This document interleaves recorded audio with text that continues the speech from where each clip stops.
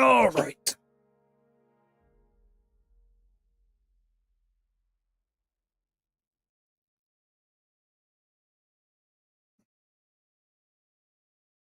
Well, we got the big patch notes. We're about to go through them. And I am excited, and sad, and full of emotions that I do not know how to describe. Spent 9 years playing this game. My God.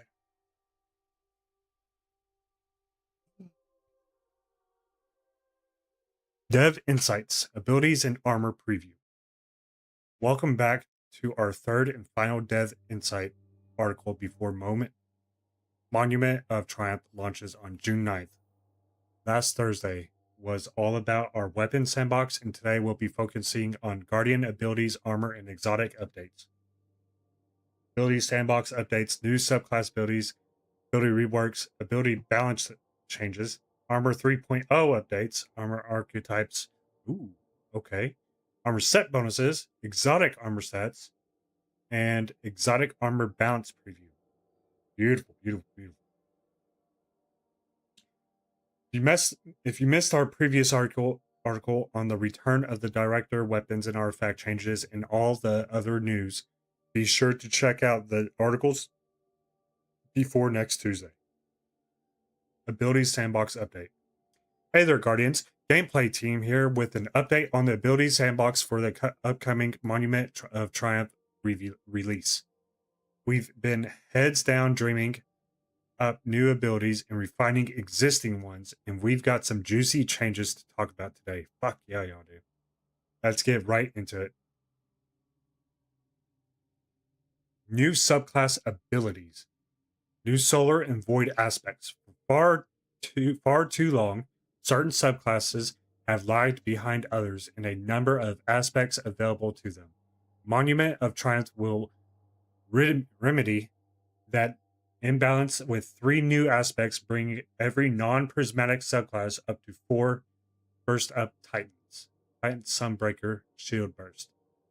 Okay, that sounds juicy. Shield Burst. A Warn Radio Detonator, whose use brought victory in pitched battle. The best defense is vaporizing your foes before they ever strike. Enhances your equipped barricade with solar capabilities. Towering barricade. Your barricade slides forward across the ground before stopping, allowing you to advance in safely. Okay, that's kind of an interesting kind of a push aspect. Rally barricade. Standing behind your barricade grants scorching rounds to you and your allies, solar and kinetic weapons. Ooh. While your barricade is deployed, activate your class ability again to remotely detonate it. Scorching combatants caught in the detonation, dealing damage increases the power of the blast. Interesting. Let's just read it right here. I don't think there's anything actually. This ability's damage increases with your class stat when your class stat is 100 or higher. Oh, that's good. Let's watch it real quick.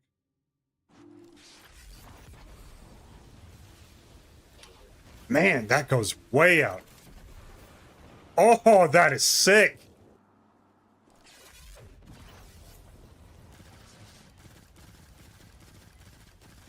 Okay, we got Scorch. There's that. Oh, fuck. I can't even remember it. What's the term for it? My brain's not braining. We'll just keep going.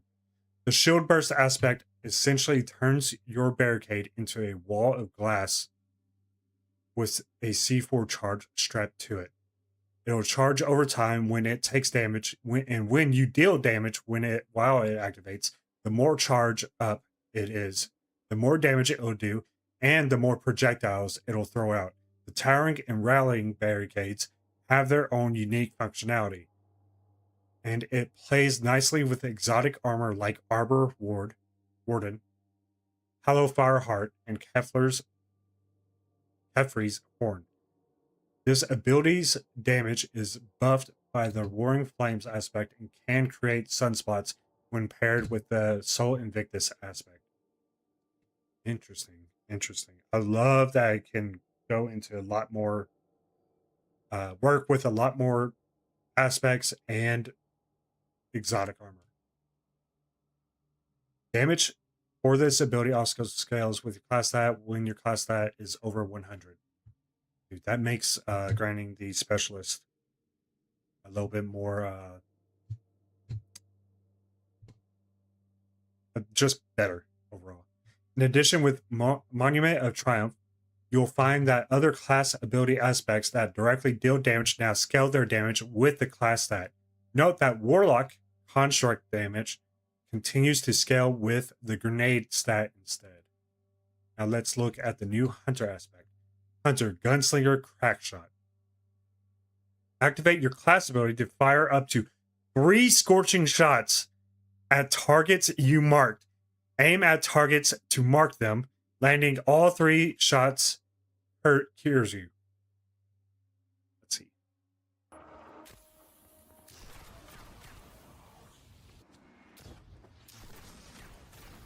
That's wild.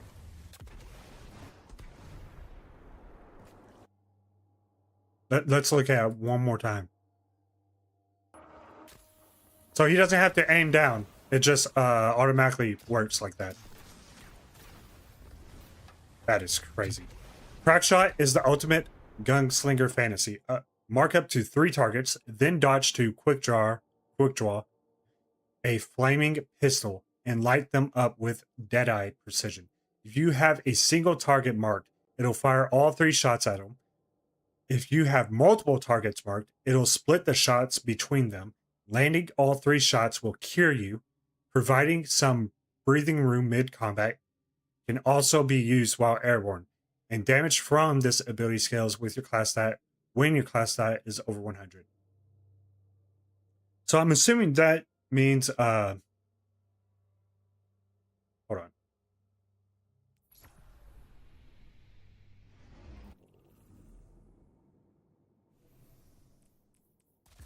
Ascension, right? That means Ascension should get the damage bonus too. If you have a higher class stat over 100.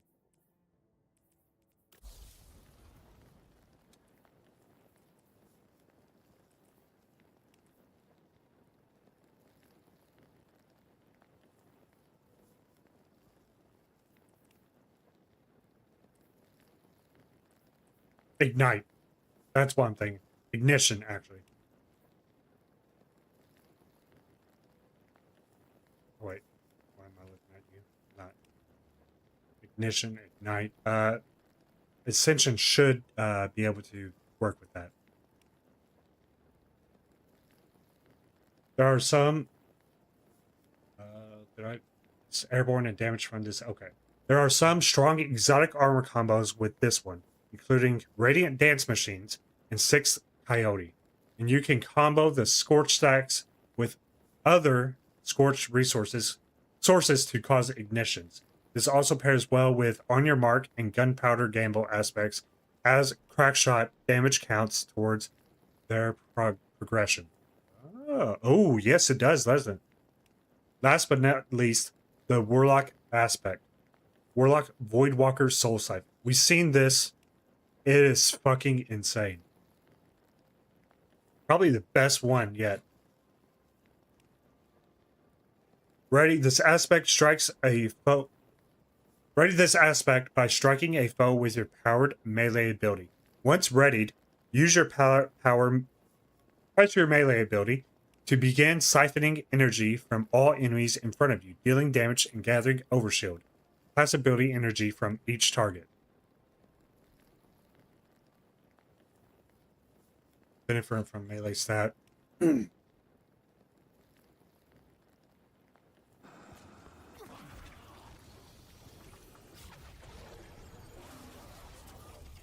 Fucking beautiful, dude.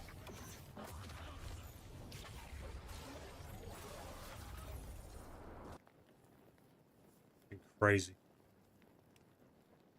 Soul Siphon turns you into the life-draining vampire mage you were always meant to be. The Void Walker's Pocket Singularity Melee has 2 charges by default, making the baseline uptime for this aspect high, but building into melee regeneration will make it pay off even more.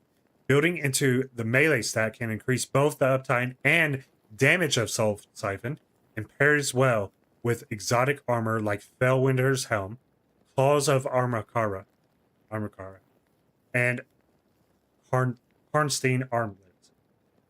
The Overshield this ability provides allows you to stay in the fight longer, and it pairs well with the Feed the Void aspect to give you higher Devour uptime. Class energy that you gain from draining enemies also pairs well with the Child of the Old Gods aspect. New Darkness Grenades. Stasis and Strand are near and dear to our hearts, and they deserve some love. We're adding 2 new grenades to the game with Monument of Triumph. Stasis Shatter Grenade. A grenade that sticks to the combatants before exploding into razor-sharp stasis shrapnel. The shrapnel ricochets off surfaces, dealing damage to all in its path. Hitting a frozen target shatters it instantly and deals bonus damage. So you gotta freeze it though. That's gonna be the hard part.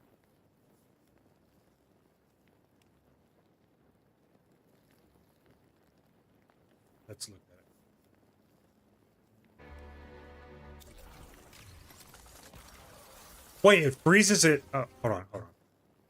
A grenade that sticks to combatants before exploding into razor sharp stasis shrapnel. The shrapnel ricochets off surfaces, dealing damage to all in its path. Hitting a frozen target shatters it instantly and deals bonus damage. Oh, so if it's alright. Oh my god, that pistol. Oh my god. That is beautiful, dude. That's gonna be crazy. The Shatter Grenade's primary function is dealing damage through direct hits will freeze combatants and slow enemy players. It's more effective in enclosed spaces where the shrapnel can bounce around multiple times to shred targets, but it's also effective against lousy grouped enemies. If you throw it at an enemy who is already frozen, it'll explode immediately and deal extra damage. Hunter Revenant enjoyers will be happy to hear that the Touch of Winter aspect also has a unique interaction with this grenade. Let's look at Touch of Winter. Oh, beautiful, dude. That's gonna be crazy.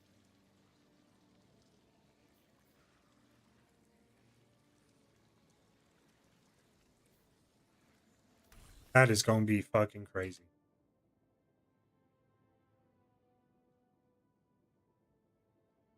On a related note, a while back, we changed Stasis Shatter damage to stun overload champions instead of unstoppable.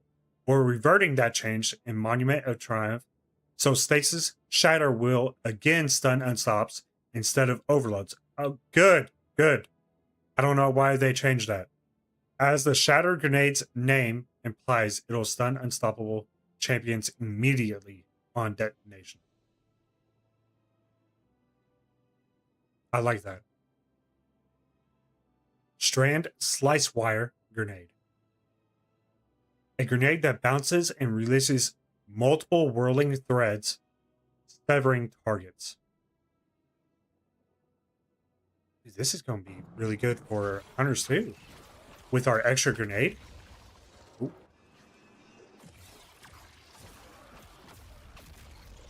Okay, did the first one, did that tank make a tangle? It did.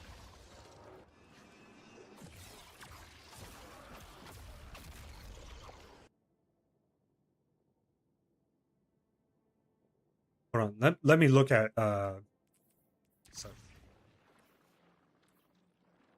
Okay, severed targets unwind into a tangle. Okay, never mind. That makes sense. The strand slice wire grenade is a damage dealer first and foremost. It also severs targets, lowering their damage output. After being thrown, the grenade bounces along the ground, unleashing coiled strands that whip around, striking enemies up to 4 times.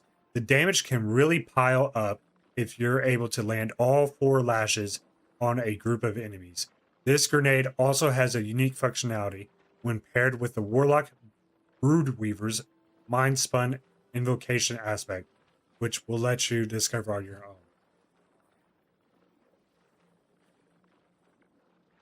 New Night Stalker melee. Through countless battles, Night Stalkers have known Smoke Bomb as their only melee option. Yes, unfortunately. Fuck. Phantom Surge. Dash forward, slashing combatants as you pass through them. Deal significantly increased damage to void debuff and targets marked by on the prowl. That's huge. Generate void overshield for each combatant hit, damaging at least one combatant, grants additional overshield, and refunds some melee ability energy. Oh, dude. We saw this one before too.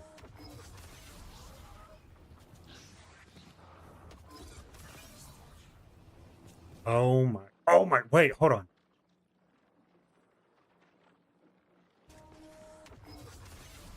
He hit 2, he's half.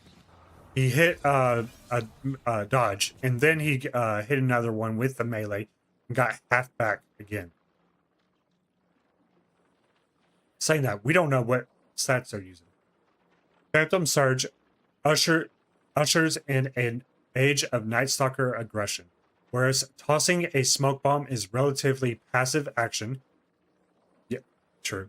Phantom Surge, as a Night Stalker, is cut straight through their enemies, emerging stronger on the other side. The overshield you gain from hitting enemies is substantial, and our brilliant engineering team created new tech for this ability that enables you to phase straight through enemy units. The damage is increased versus void debuff targets, giving it strong combo potential with other abilities and weapons. So what if...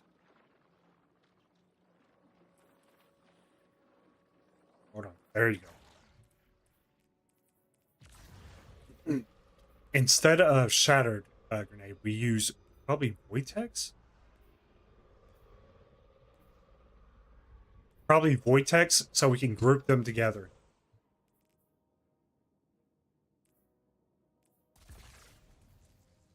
Let me look at another thing. Defeating a weakened, suppressed, or volatile target grants invisibility. Entering invisibility marks a nearby combatant as a priority target for you and your team.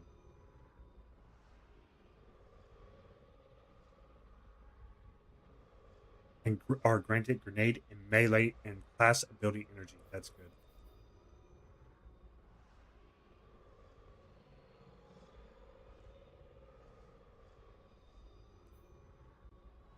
Okay.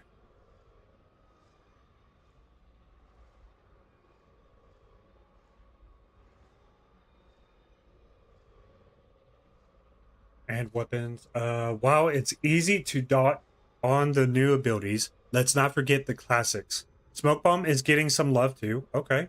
It now makes you and other allies invisible by default on deployment. No vanishing step required. Oh.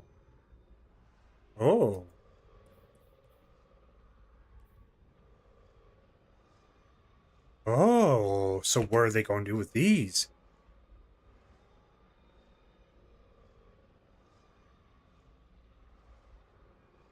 Where was we?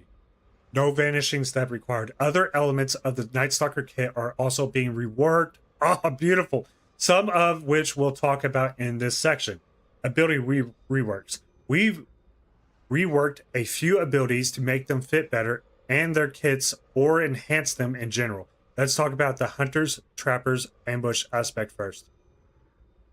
Hunter, Night Stalk, Trappers, Ambush. Activate your air move to consume your class ability energy to dive on the ground, damaging targets on impact. Damage is greatly increased if striking while you have any positive void status effects. Damaging enemies with this ability heals you, and defeating combatants with this ability grants Devour. Oh my god, dude.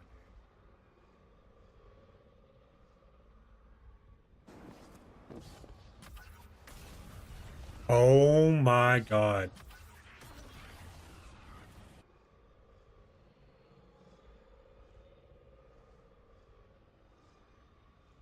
And that will most likely work with our class and give it damage over 100. Crazy. Dude, fucking, oh my god, damn! Why do you have to end it here, dude? Night Stalker previously had several ways to go invisible, but not many ways to capitalize on invisibility. Trapper's Ambush is now a substantial damage dealer, and that damage is increased if you cast it while invisible or under the effects of another void buff. Casting it while invisible will refresh your invisibility when you hit the ground, and it retains its previous smoke cloud behavior. When paired with Vanishing Step aspect, Trapper's Ambush now uses class ability energy instead of melee when paired with the Vanishing Step aspect.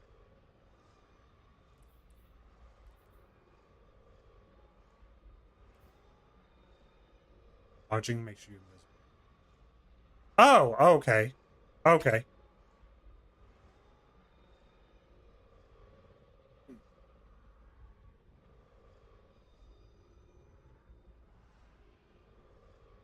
When paired with Vanishing Step aspect, Trapper's Ambush now uses class ability instead of melee, thus activating class ability perks like Marksman Dodge and Gambler's Dodge. Enables you to combo it with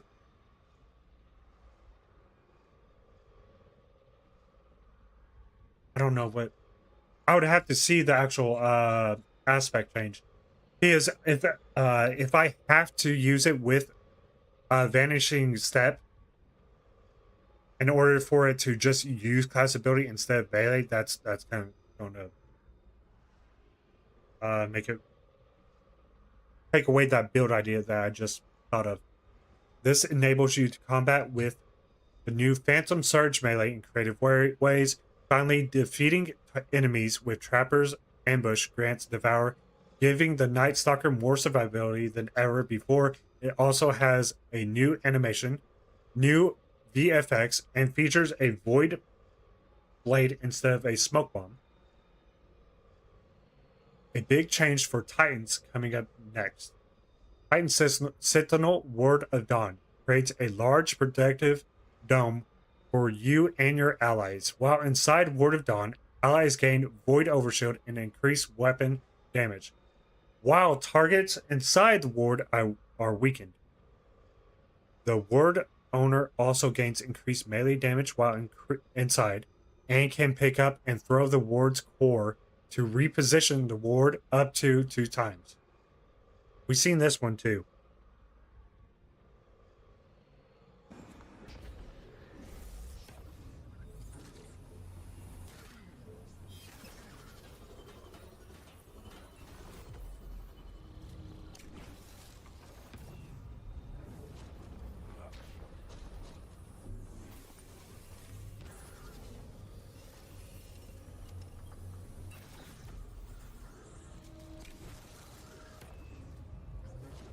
What grenade was that? That was like suppression grenade, right?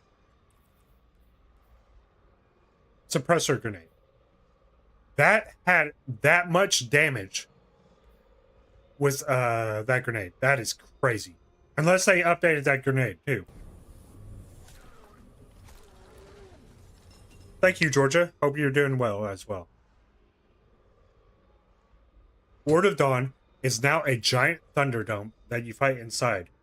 At more than twice its previous size, This new bubble is the Sentinel domain, expanding their sphere of influence on the battlefield. Excuse me. You and your allies are buffed both offensively and defensively inside, while your enemies are debuffed, giving you a huge advantage in wide range of combat scenarios. Once you've bested your enemies inside the bubble, simply pick up the core and throw it somewhere else to reposition the Thunderdome. On deployment nearby, enemies are pulled into the dome and base combatants are taunted by the players inside. The Helm of Sate 14 exotic armor has also been reworked to extend the time that the ward lives. And it allows you and your allies to take weapons of light outside the dome. In the Crucible, make sure to protect the ward's core as it serves as the ward's weak point. The new bubble holds a couple of other secrets, but we'll let you discover those on your own. Oh, it's so good. For our final highlighted ability rework, let's look at the Warlock. Broodweaver's Mind Spun Invocation Threadling Grenade. Hold the grenade input to charge your Threadling Grenade, causing it to weave a threadling nest at the impact location that repeatedly spawns threadlings. Oh my god. Warlocks and their grenades are crazy, dude.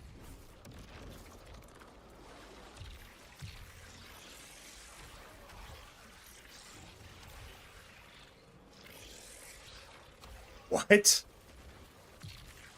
How long does it stay up? Hold on. It went right towards him. He gained 2. Oh my god. What the fuck is that?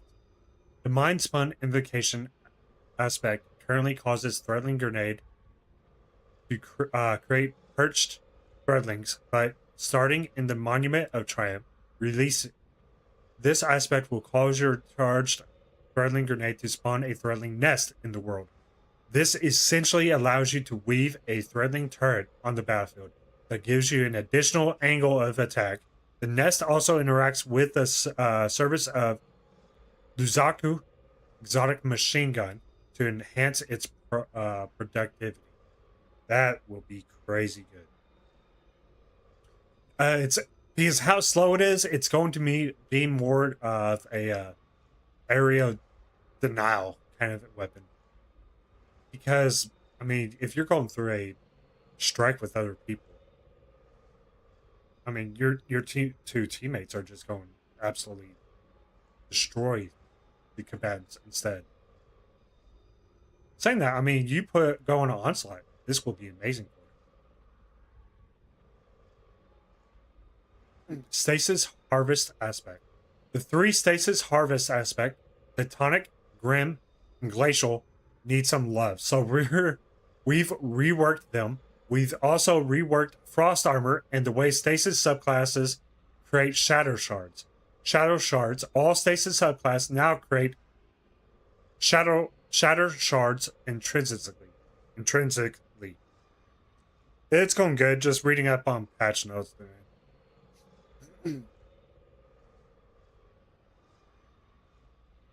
Where was I? Oh, Shadow Shards are created when a Stasis Guardian shatters a Stasis Crystal or a frozen enemy, or when they defeat a slowed or frozen enemy. Okay. Harvest aspect. Okay. Harvest aspect gives you Frost Armor when you pick up a Shatter Shard. While you have Frost Armor, defeating an ally or enemy with a Stasis or Kinetic weapon has a chance to shatter the enemy, dealing damage around the shattered enemy. Okay. I understand that. Yeah, okay. While you have Frost Armor, taking damage now grants ability energy. Titan, melee, Warlock, grenade, Hunter class. Why? It's the only subclass we have us hunters have something with grenades, but they give it to Warlocks. Frost armor. Frost armor stacks now melt off one at a time instead of all at once. Each stack now gives slightly more damage resistance. The damage resistance at 5 stacks is increased by 31% to 35%. When using a stasis subclass, you can now create shatter shards without equipping the harvest aspect. The harvest aspects will continue to give frost armor when you pick up stasis shard and grant a powerful benefit while you have frost armor. Meanwhile, frost armor stacks now fall off one at a time. One stack falls off every 5 seconds by default, or every 6 seconds with Whisper of Ruin, allowing for much higher frost armor uptime. Delete balance.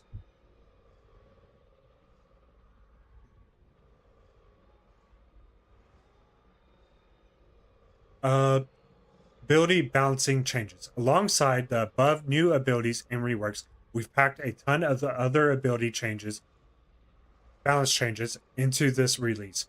If we talked in depth about them all, we'd be here all day. Not to mention, we have a twit coming after this, so we'll just list them below. We're going to omit some of the more minor changes to avoid bogging down the blog. Instead, listing only substantial changes. It's mostly buffs, but there are some nerfs sprinkled in as well to keep things balanced.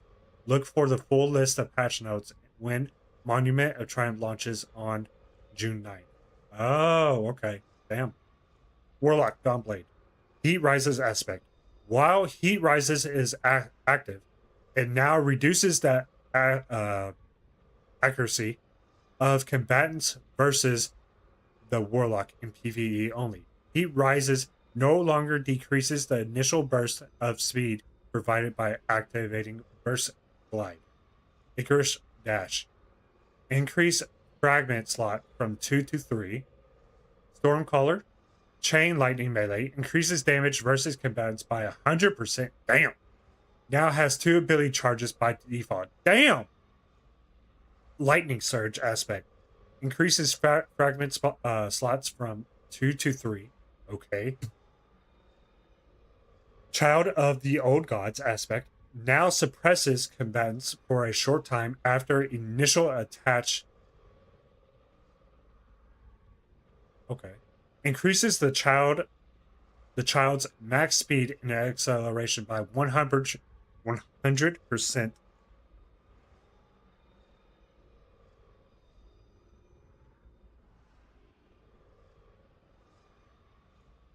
Increases fragment slots by 2 from 2 to 3.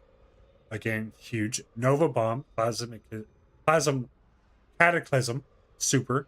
Allies projectiles now pass through the Nova Bomb projectile instead of colliding with it. Okay, that's good. Shade Binder. Frost Pulse. Now grants 5 stacks of frost armor if this ability freezes a target. Increases fragment slots from 2 to 3. Brood Weaver. The Wanderer aspect. Threadling's final blows now reduce your tangle cooldown by 1 second. Dude. Titan Sentinel. Defensive Bulwark aspect. While the player has a Void Overshield, final blows now grant melee energy. Unbreakable aspect. Final blows with the Unbreakable's blast now grant Devour. Slightly increase the size of Unbreakable's blast. That's pretty cool. Final blows with Unbreakable blast now grants the Devour. Insane. Bastion aspect. Increased fragment slots from 2 to 3. Shield Bash melee. Increase damage versus combatants by 100%. Striker. Thruster class ability can now be activated while airborne. Good. Good. Knockout aspect no longer grants a lunge range increase versus enemy players. No, this change should reduce some awkward rubber banding in Crucible melee battles. Touch of Thunder aspect. Lightning Grenade now grants 5 stacks of bolt charge per hit. That's huge. That's a lot of bolt charge. Per hit? Oh my god. What? That is wild. Flash Bang Grenade now explodes on initial bounce in addition to existing detonation. Storm Grenade. Increased storm duration by 0.5 seconds. Increased maximum tracking speed versus combatants by 38%. Increased time to reach max tracking speed by 25%. Seismic Strike. Increased damage versus combatants by 100%. Sunbreaker Hammer Strike. Increased damage versus combatants by 100%. Behemoth Diamond Lance reduces size of the freeze detonation from thrown Diamond Lance versus players. Pyroclasm. Sliding while you have frost armor now launches a stasis wave that shatters stasis crystals and frozen enemies in front of you. Glacial Quake. Heavy attacks now deal additional damage in an area in front of the Titan. Berserker. Drainer's Lash. Defeating elementally debuff targets now grants class ability energy. Increased fragment slots from 2 to 3. The suspending waves impact damage now scales with your class stat, of course.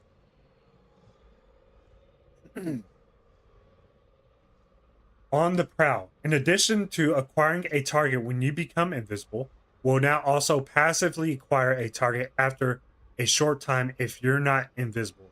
Good. Huge. This passive acquisition does not occur against enemy guardians. Makes sense. Reduce maximum Mobius Quiver buff to crossbow weapons by 50%. I didn't really feel the buff, to be honest. Gunslinger. Acrobatics Dodge. Passability. Can now be activated while airborne. Proximity. We don't get another 2 to 3. That's crazy. Acrobatics dodge can be activated while airborne. Proximity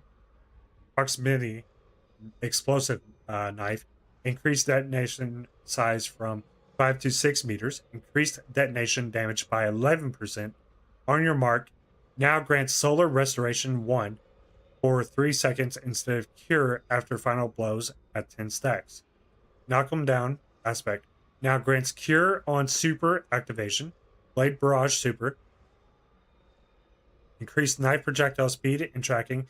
Increased knife detonation size from 3 to 4.5 meters.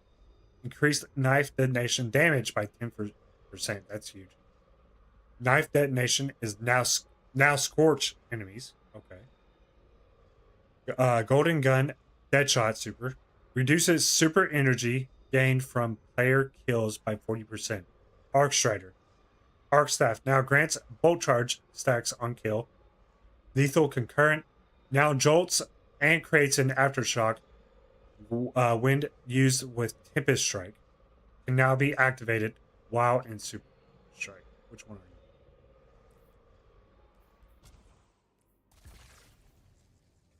Oh, that is huge! I've been wanting that for a while, dude.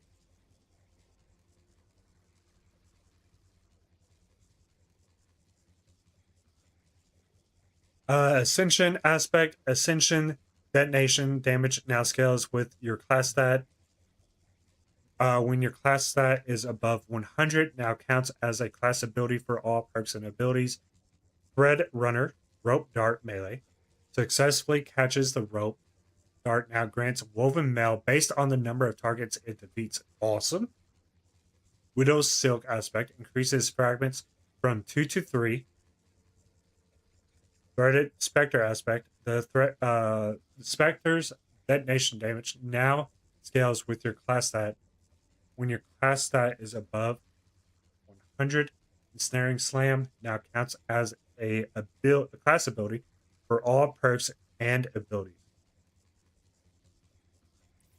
Which one is that?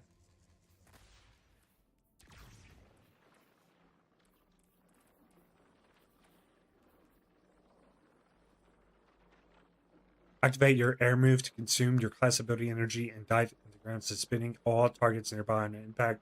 Suspending enemies with this ability grants woven mail. Okay.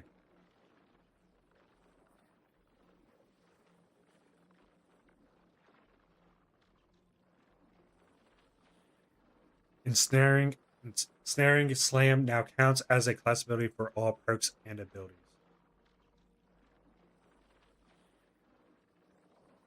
Revenant Shatter Dive aspect increase fragment slots from 2 to 3. Winter Shroud aspect increases fragment slots from 2 to 3. Oh, okay, interesting. General abilities: grenades, lightning grenade, increase detonation damage by 25%. Scatter grenades reduce chase distance versus players by 50%. Reduces the amount of grenade energy this ability gains from perks by 12.5%. That's a big nerf. Grapple. Against boss combatants, reduce max grapple melee damage bonus granted by grenade stat by 50%. Against boss combatants, damage bonus granted by grenade stat and melee stat is now additive instead of multiplicative. Okay, that's good. That is a smart change. Multi-charge abilities in PvP only. When the match begins, multi-charge abilities now start with one charge instead of all charges. Stasis. Whisper of Rim Fragment. Max Frost armor stacks reduces from 8 to 7. Damage resistance has been rescaled to provide the same max benefit. Okay. Spark of Shock Fragment. When Jolt is applied via an Arc Cell or an Ionic Sentry, there is now a 4-second internal cooldown for applying Jolt again via these constructs. Void Invisibility. Made Void Invisibility more visible in the Crucible. Good. Volatile Rounds. Now increases weapon damage versus champions by 10%. Good. Huge. Weapon damage with volatile rounds no longer stuns barrier champions. What? Your weapon archetypes now govern weapon-based champion stuns. See last week's Dev Insight article for more information. Okay. Well, damn. Well, are they going to do the same with Unraveling or Radiant? What about Ignition or Jolt or Suppression?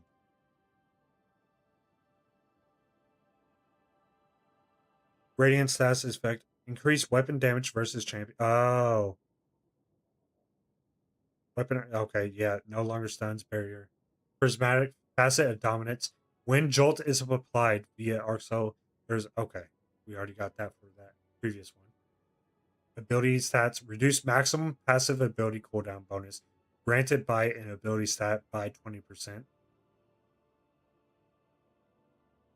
Reduce maximum active ability cooldown bonus granted by the ability stat from 190% to 125%. Ooh, damn. That is a nerf. Regarding this change to ability stats, we feel Destiny combat has leaned slightly too far in favor of using abilities to resolve encounters, and we'd like to shift it further in favor of using weapons. This reduction in ability uptime is paired with a general increase to primary and special weapon damage that we detailed in last week's article about weapon changes. The floor for ability uptime remains where it is in a live game, but the ceiling has brought down to avoid highly optimized builds from trivializing combat. Abilities remain incredibly potent and powerful, especially with the new and adjusted abilities detailed above. Another change we want to provide some context for is this. Supers. Reduce super energy generated from dealing damage to bosses by 60%. Yeah. With the changes to super generation and the super stat in the Edge of Fate, the boss damage meta shifted hard into super spam. It became possible to cast more than 6 supers in a single boss damage phase, which isn't the place we want supers to live. We worked with our internal raid and dungeon test group to refine super regeneration to a healthier place. Supers remain incredibly effective for boss damage, but Guardians will now need to think more about their weapons and other abilities to make the most of a damage phase. Good, good, good. Both these are good. Huge nerfs, but both are really good. That represents most of the ability changes coming to this release. There are some minor tuning adjustments and bug fixes that we omit for the sake of brevity, but you'll find those in the patch notes when Monument of Triumph launches. Armor 3.0 updates. Ever since the release of Armor 3.0 system rework, we've seen increased variety in how players make their builds and leverage stats. However, were always a couple of things that felt missing from the full picture. It's about time we fit those missing places in with Monument of Triumph. Armor archetypes. Our general goal for armor archetypes are as follows. Armor archetypes should help you understand and communicate your build crafting options with stats. Each of the 6 stats should be equally represented. Armor archetypes should support as many builds as possible. There should be as few armor archetypes as possible. I don't know about that. Adding too many bloats to the amount of armor you may want to keep in your vault and the size of the random row pool on top, making it harder to lean and understand and communicate the stats for a build.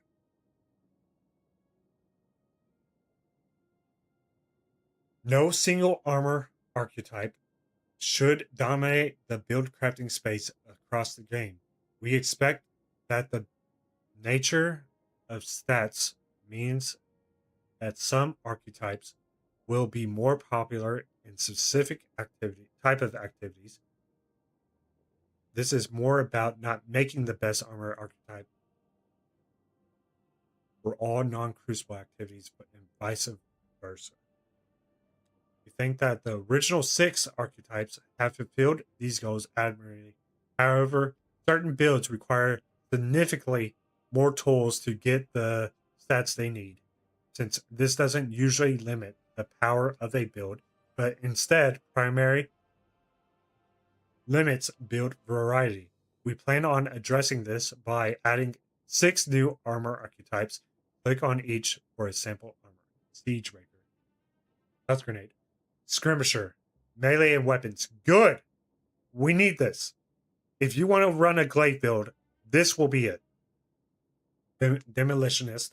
Grenade and class. Colossus. Super and health. Reaver. Class and melee. Kind of good. Kind of good. I mean, this will grant a 150 natural, because it will be 30 on each. And then this will be, what, 125 for each, if you have 5.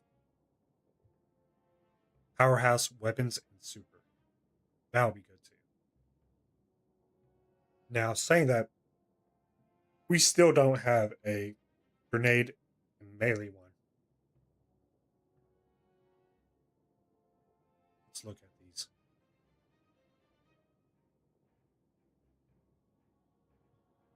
Ooh. Siege Breaker. Health.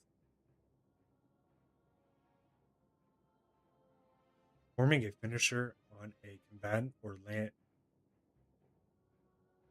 something successive powered melee final blows generates an elemental pickup based on your light subclass. Performing a finisher power blow heals you and generates loyal void moths. That's gonna be crazy, dude. On your light subclass. That's gonna be crazy. That's gonna be wild. Look at skirmisher. We're getting a shot of these things kind of early. Melee and weapons. Finally. I don't even have to grind that much on for these armors anymore. Damn. After being out of combat for a blank, your next final blows grant additional ammo progression and creates an orb of power. After being out of combat for a blank, slowly gain frost armor until you something.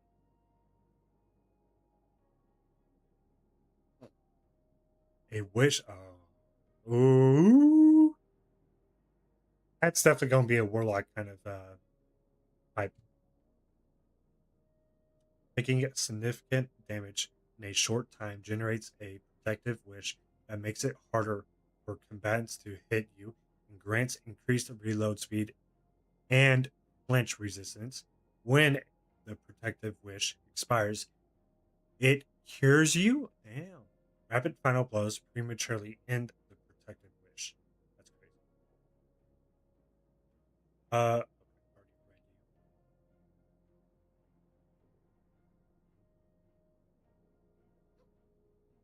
Okay,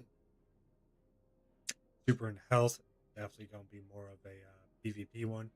Activating your grenade or the blank missiles origin trait. Oh, okay. That's going to be for the weapon origin traits of Neo Muna. Provide stacking resistance to incoming damage at point blank range. Lethal Weave. Defeating an unraveled combatant blank ability energy. If you have max grenade, special ammo meter progression instead. Reaver. Zodius downplate. When your shields become broken, collect all nearby orbs of power and ammo bricks. What? Whenever you gain, lose, or spend an armor charge, heal and gain damage reduction for blank. This effect scales with the amount of armor charge gained or lost or spent. Huge.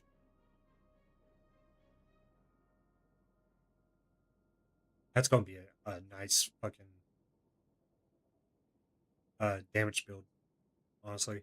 Especially for Nighthawks, Celestial Nighthawks, stuff like that. Defeating targets with unique elemental damage grants a stacking bonus of transcendent energy. Energy gains while transcendence is inactive.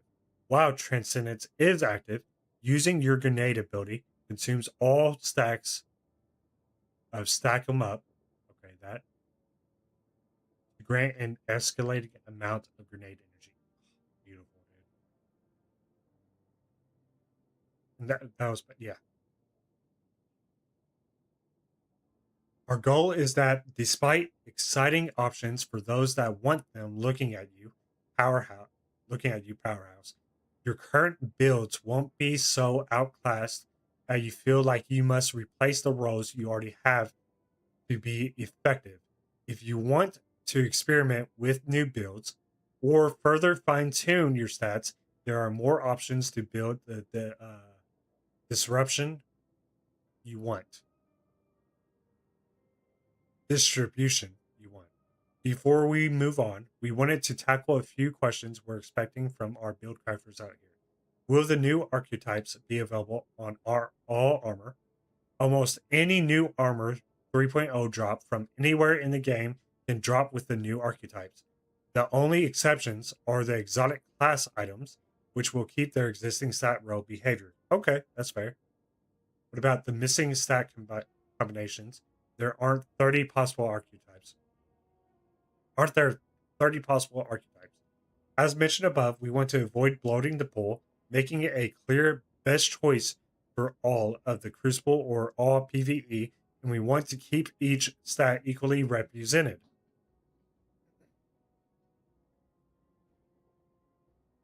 We believe this is the right number of combination of archetypes to introduce to fit those goals, especially when combined with armor mods and subclass bonuses. Not counting mirrors, there will be only 3 armor stat pairs that are not available. What? Mirrors. That's interesting. Is it going to be harder to grind armor now? No, with the combination of 6 new archetypes, and the sheer number of armor set bonuses available, it made sense to give armorer mods on your ghost a boost. Each one would now improve the odds of your chosen archetype dropping to 1 and 2 into previously 1 and 3, in combination with a larger number of ways to get the stat combinations you want. We believe this will make it slightly easier to get the stats you need for your build. Now let's talk exotic armor stats. Awesome. When we originally released Armor 3.0, we had longer term plans to give exotic armor a way to access higher tier behavior. Originally, we planned to give them a deterministic route for upgrading. Okay. However, we've ultimately realized that it was healthier for the game to take the most straightforward approach.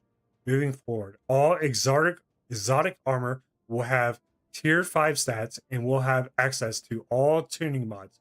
Good! This applies retroactively to all Armor 3.0 exotics other than collection rows. So if you don't want to trade your armor out for one of the new archetypes, you won't have to acquire them again.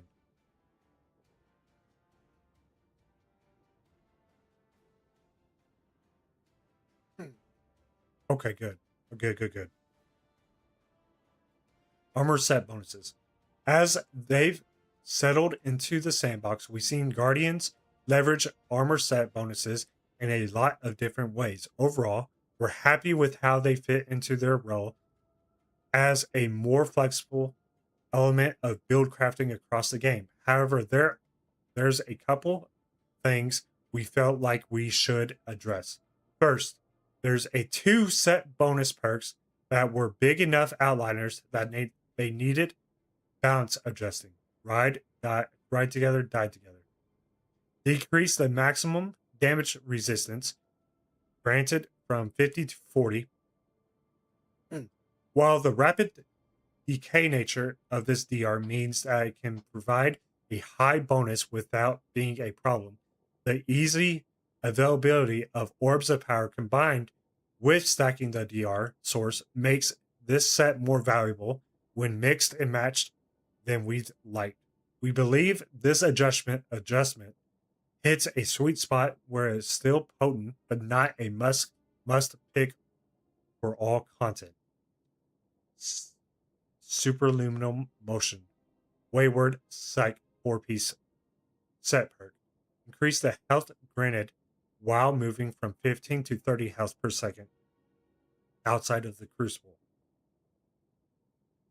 The power of the Wayward Psych set bonus fell short of our goals for what a rapid raid armor set bonus should feel like, especially Epic Desert Perpetual. So we've doubled its effective healing. Yeah, what? Perk behavior is unchanged in PvP. So that got a buff. That got a big buff. The second issue is simultaneously more straightforward and harder to solve. The current available list set bonuses, while often fun for build crafter, can sometimes feel like they provide very few options. Many builds, even for Guardians seeking something outside the standard setups, end up not having enough options to pick from, instead defaulting to a small number of two-piece set bonuses combinations. The solution is simple. As we previously noted, we're refreshing the massive amount of gear across the game. That includes more set bonuses than we've previously made compressed into a single release. We don't expect these to fully replace the existing options, which will still be available to earn. Oh, good. But you can so you can earn the swordsman, all the current armor you can still earn. But you can look forward to a wide array of options, from elemental effects, ability synergies, and survivability to explosions. Movement and echoes of armor mods past.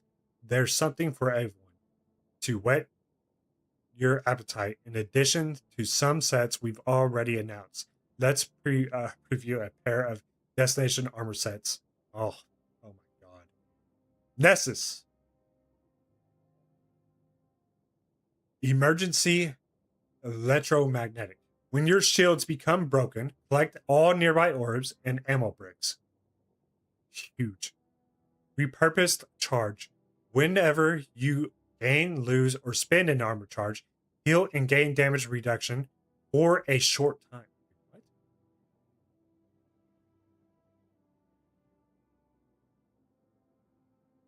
That is huge, dude.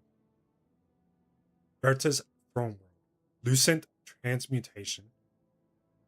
Form a finisher on a combatant or landing a successful powered melee final blow.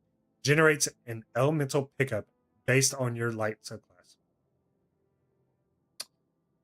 Oh, God, that's going to be huge. That is going to work with Strand, Stasis, I mean, all of them. But I'm thinking of Titan, or not Titan, Hunters. That is going to work for Strand, Hunter for a melee build. Void if we for the idea that I am thinking. Most likely, I don't know what the pickup is for Solar. Is it the Fire Spirit? I think it is. Lucid Hives. Performing a finisher on powerful combatants, kill you and generate a loyal Void Moth. I want to see what the Void Moth does. Is it going to be like the grenade? No, not the grenade. Yeah, the grenade arms for Hunter. That's going to be just insane synergy. Before we move on, we have seen one question coming up since our Monument of Triumph reveal that we'd like to address. Will the Armor 3.0 versions of Raid Armor still have access to Raid mods? No, Raid mods are a feature exclusive to Armor 2.0 due to technical limitations. That's okay with me. I don't care for raid mods. However, since we know certain raid mods can sometimes be more valuable than a set bonus in a specific situation, Armor 2.0 for all available raids will be focusable at Hawthorne for 10 spoils of conquest each. Okay, interesting. We hope that new set bonuses tied to each raid activity provides meaningful benefits that give you a fun choice in picking between combinations of 2.0 and 3.0. Exotic Armor Balance Preview. Alongside the above ability and armor changes, we took some time to update a handful of exotics from each class. Spanning multiple years of Destiny 2 releases, some have straightforward changes that lean into the fantasy, while others are being reworked. Let's dive in. Hunter Exotics. Worm Husk Crown. Oh shit. Grenadier Jake. Is this going? I know he uses that a lot.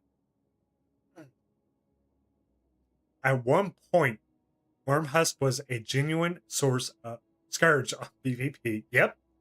But within the modern sandbox, it has fallen by the wayside.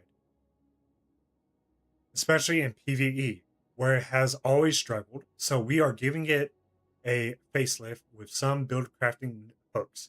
This also comes with an update. Okay, good. Spirit of Worm Husk to match these changes. Good. Reworked effect. Solar multi kills grant burning souls. While active, solar ability damage is increased and dodging greatly cures the player and nearby allies. That is huge. Shards of Galanor. We looked at all classes' capabilities, and when it comes to super damage output with the exotics, since Hunter has fewer options than any other class, we figured it was worth adding another. It's no celestial knife hawk, but we figured embedding large solar bombs in your foes is a close second. What? Landing 5 out of 7 knives in a volley during super causes a delayed solar explosion, then releases solar shrapnel. This can happen with each volley of super knives. Landing both explosions is approximately comparable to a Cure's Thunder Crash. That is crazy. Calbane's hand. Calbane's has provided a strong option for the prismatic class item, but has largely fallen behind the base exotic. To help, we are leaning further into what it does best, letting you chain proximity knives with ignitions. Increase the melee recharge bonus by 25%, huge. Dealing damage with Scorch now refunds a small amount of melee energy, huge. Ignition final blows fully refund knife energy and can overflow into an additional charge. Huge, huge, huge.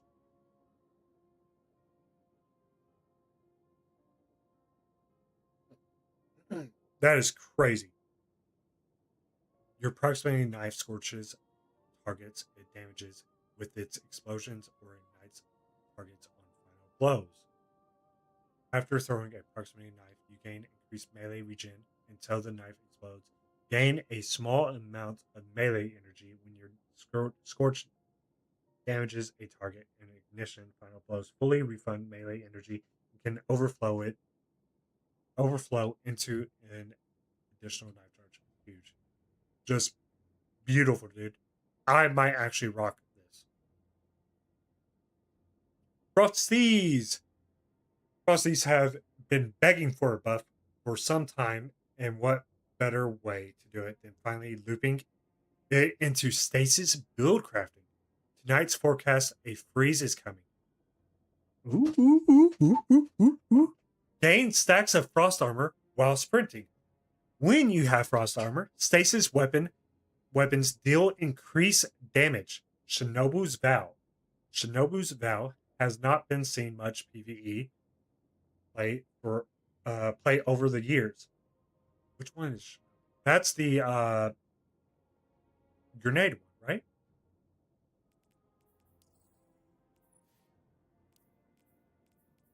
Skip grenade.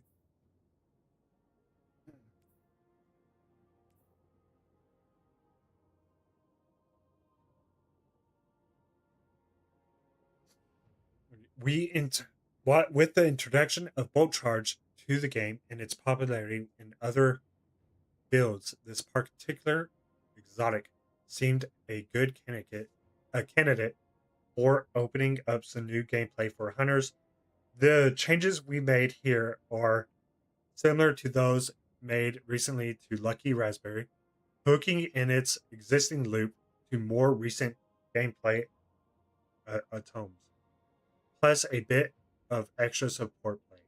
Now gains skip grenade energy whenever you gain stacks of bolt charge. Skip grenade damage now grants bolt charge. When you gain full bolt charge, heal yourself and nearby allies to enable an enhanced skip grenade. Enhanced skip grenades bounce 2 additional times before detonating, releasing bonus skip seekers per bounce. They almost made it into more of a support thing on some of the new hunter ship. Radiant Flux. Roaming supers have long felt a bit rough to use in champion heavy content. These changes to Radiant Flex allows you to use it as a potent anti-overload options and reward opting into the combo finisher. Arc Staff hits now jolt targets.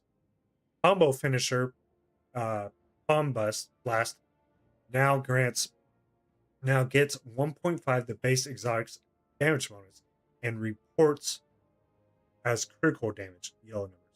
Mothkeeper's Wraps. In order to encourage my more diverse build crafting with Mothkeepers, we opted to turn it in a conditional grenade override.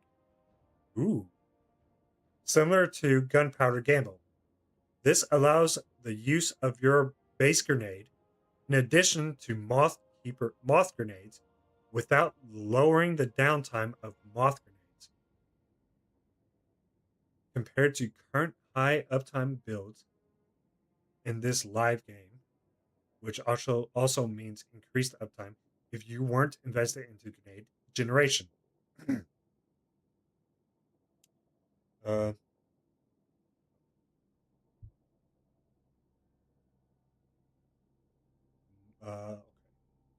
Mothkeeper's Wraps now provides moth grenades as a conditional override instead of a complete override. Getting kills from any source increments a counter. The amount added to the counter per kill depends on the rank of the enemy killed. Once the counter reaches 6, you gain 2 moth grenade charges until they are used. All current functionality and synergies with moth grenades remain the same. For example, arc moths still blind. Having your grenade stat over 100 is still increases their damage and still synergizes with subclass fragments. Increased the movement speed of arc moths by roughly 30%, 34%, 43%, and void moths by 25%. Both moths from the same grenade will now attempt to target separate enemy/allies if possible. Okay. That that will be interesting to play with. Lucky Pants. Okay. Lucky Pants. Oh, Lucky Pants, you've always been pretty good. But with so many powerful hand cannons, it's become hard to justify the incredible magnitude of the damage bonus versus bosses. We are making some targeted adjustments to hand cannons that we had considered outliers, as well as pushing Lucky Pants to a more non-bossing combat role for to live sustainably and perpetually. This is a fancy way of saying we don't want to live in a Lucky Pants meta forever. Increase Ariana's Val's maximum damage to 4.5. Increased Uncivil Discourses maximum damage to 2.5. Reduced Lucky Pants bonus damage versus bosses by 33%. Uncivil Discourse. Is that the other hand cannon?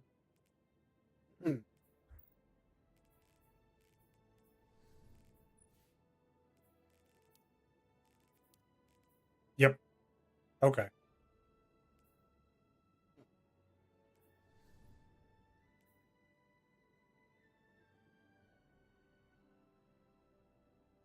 Oh, decrease the maximum damage, but increase for Ariana's Vow. Interesting. Ariana's Vow might be good. Might be something to try with. Hellfire Heart. Hellfire has been a very simple exotic for a long time, offering clear-cut benefits.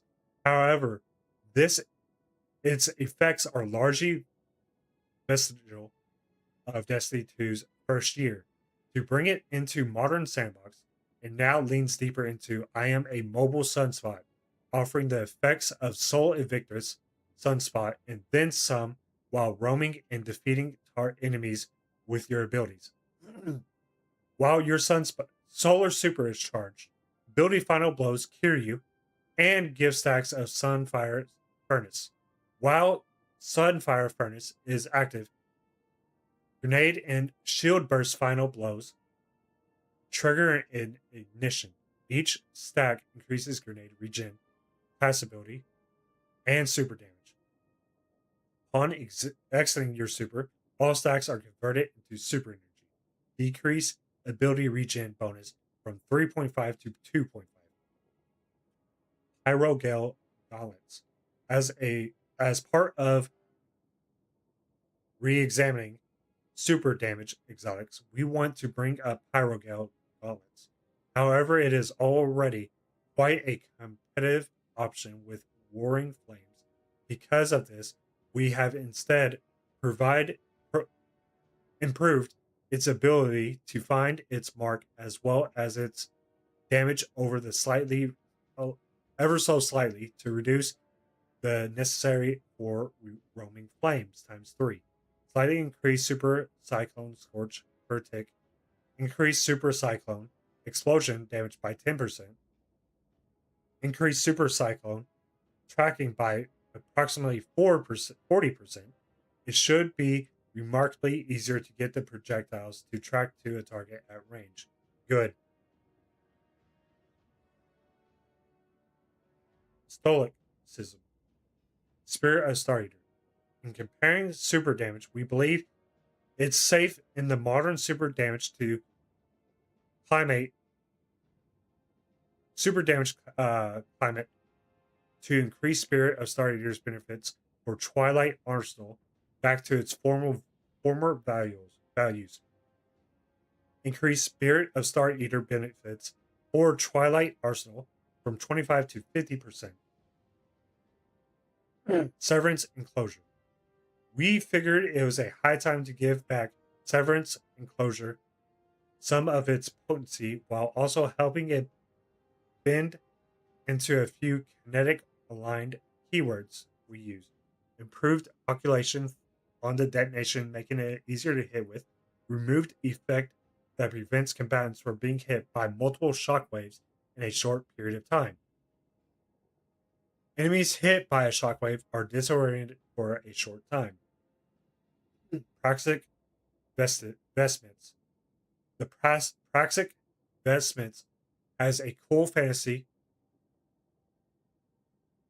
but its tuning at Renegade's launch prevented it from being the exciting new option that we wanted it to be. In this release, we've given it a significant tune by improving its value, uptime, and usability.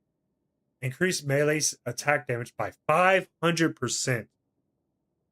Oh my god, Titans. Big slam. Yeah, no kidding. Increased jetpack fuel gained per weapon kill in PvE from 10 to 20%. Huge.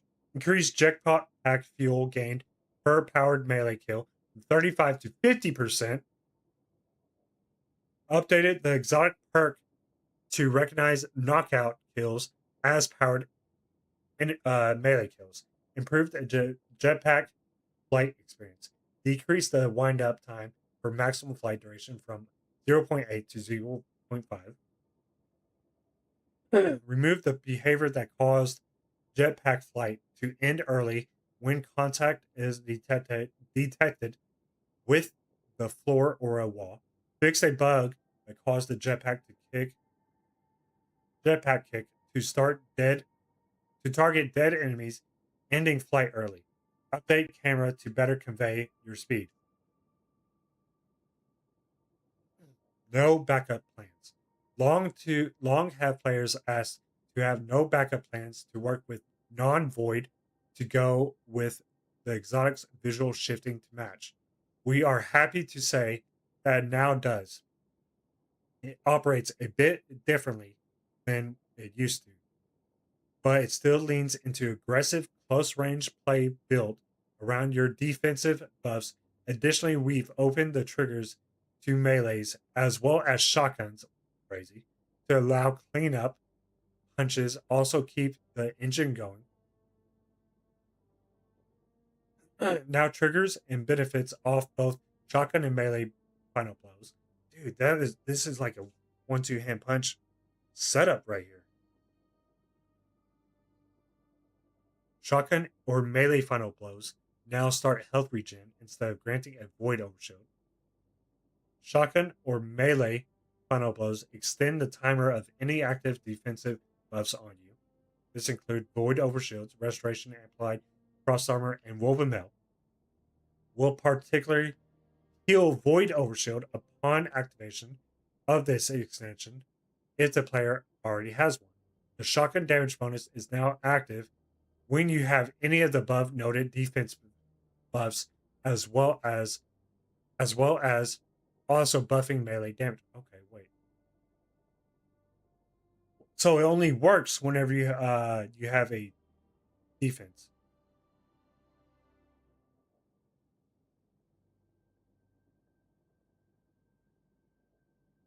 Interesting. Cadmus Ridge Line Cap. Lance Cap. Oh, Lance Cap.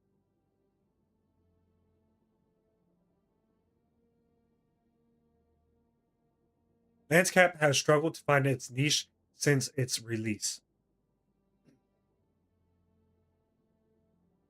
We've made some adjustments to it that open up its trigger conditions a bit and add more value into leaning into other stasis build elements.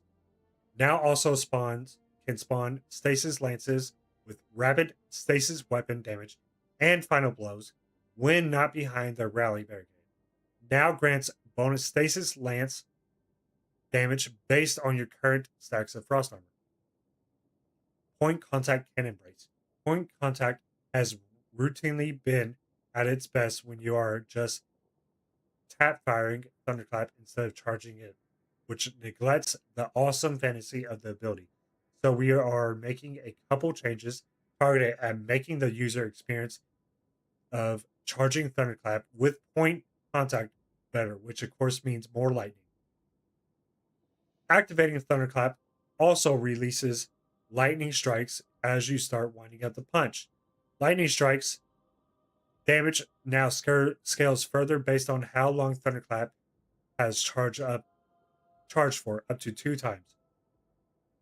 This stack with the bonus damage from casting while amplified. Reworked melee regen from lightning strike kills to compensate for the new wave of bolts on charge up. No longer target tiered. Flat amount has been increased to compensate. Should see larger returns on average. Helm of Satan 14. The current output of Helm of Satan 14 Disorient and PvE is completely overshadowed by Weapons of Light. Alongside the rework to Ward of Dawn, we also found that the Disorient posed concerns in PvP. We took the opportunity to give this exotic a complete facelift that integrates it with the ward changes, provides more appropriate replacement of the Disorient, and bolsters the fantasy of being State 14 inspired by his infinite bubbles from old story missions. Unchanged Weapon of Light continues to persist for the wearer and for allies upon leaving your Ward of Dawn. Added new VFX to Ward of Dawn to indicate if it will provide Weapons of Light upon leaving. Removed no longer disorientates enemies within your Ward of Dawn or upon blocking with Sentinel Shield. New functionality. While Weapons of Light is active, kills or sustained damage from any source grants stacks of the Saint. Under the same circumstances, Void and Kinetic damage sources will also suppress in a radius around the victim. Picking up the Ward of Dawn consumes all occurred stacks of the Saint and then extends your ward's duration based on how many stacks were consumed. Helm of Saint 14's synergy with a specific exotic weapon has also been adjusted.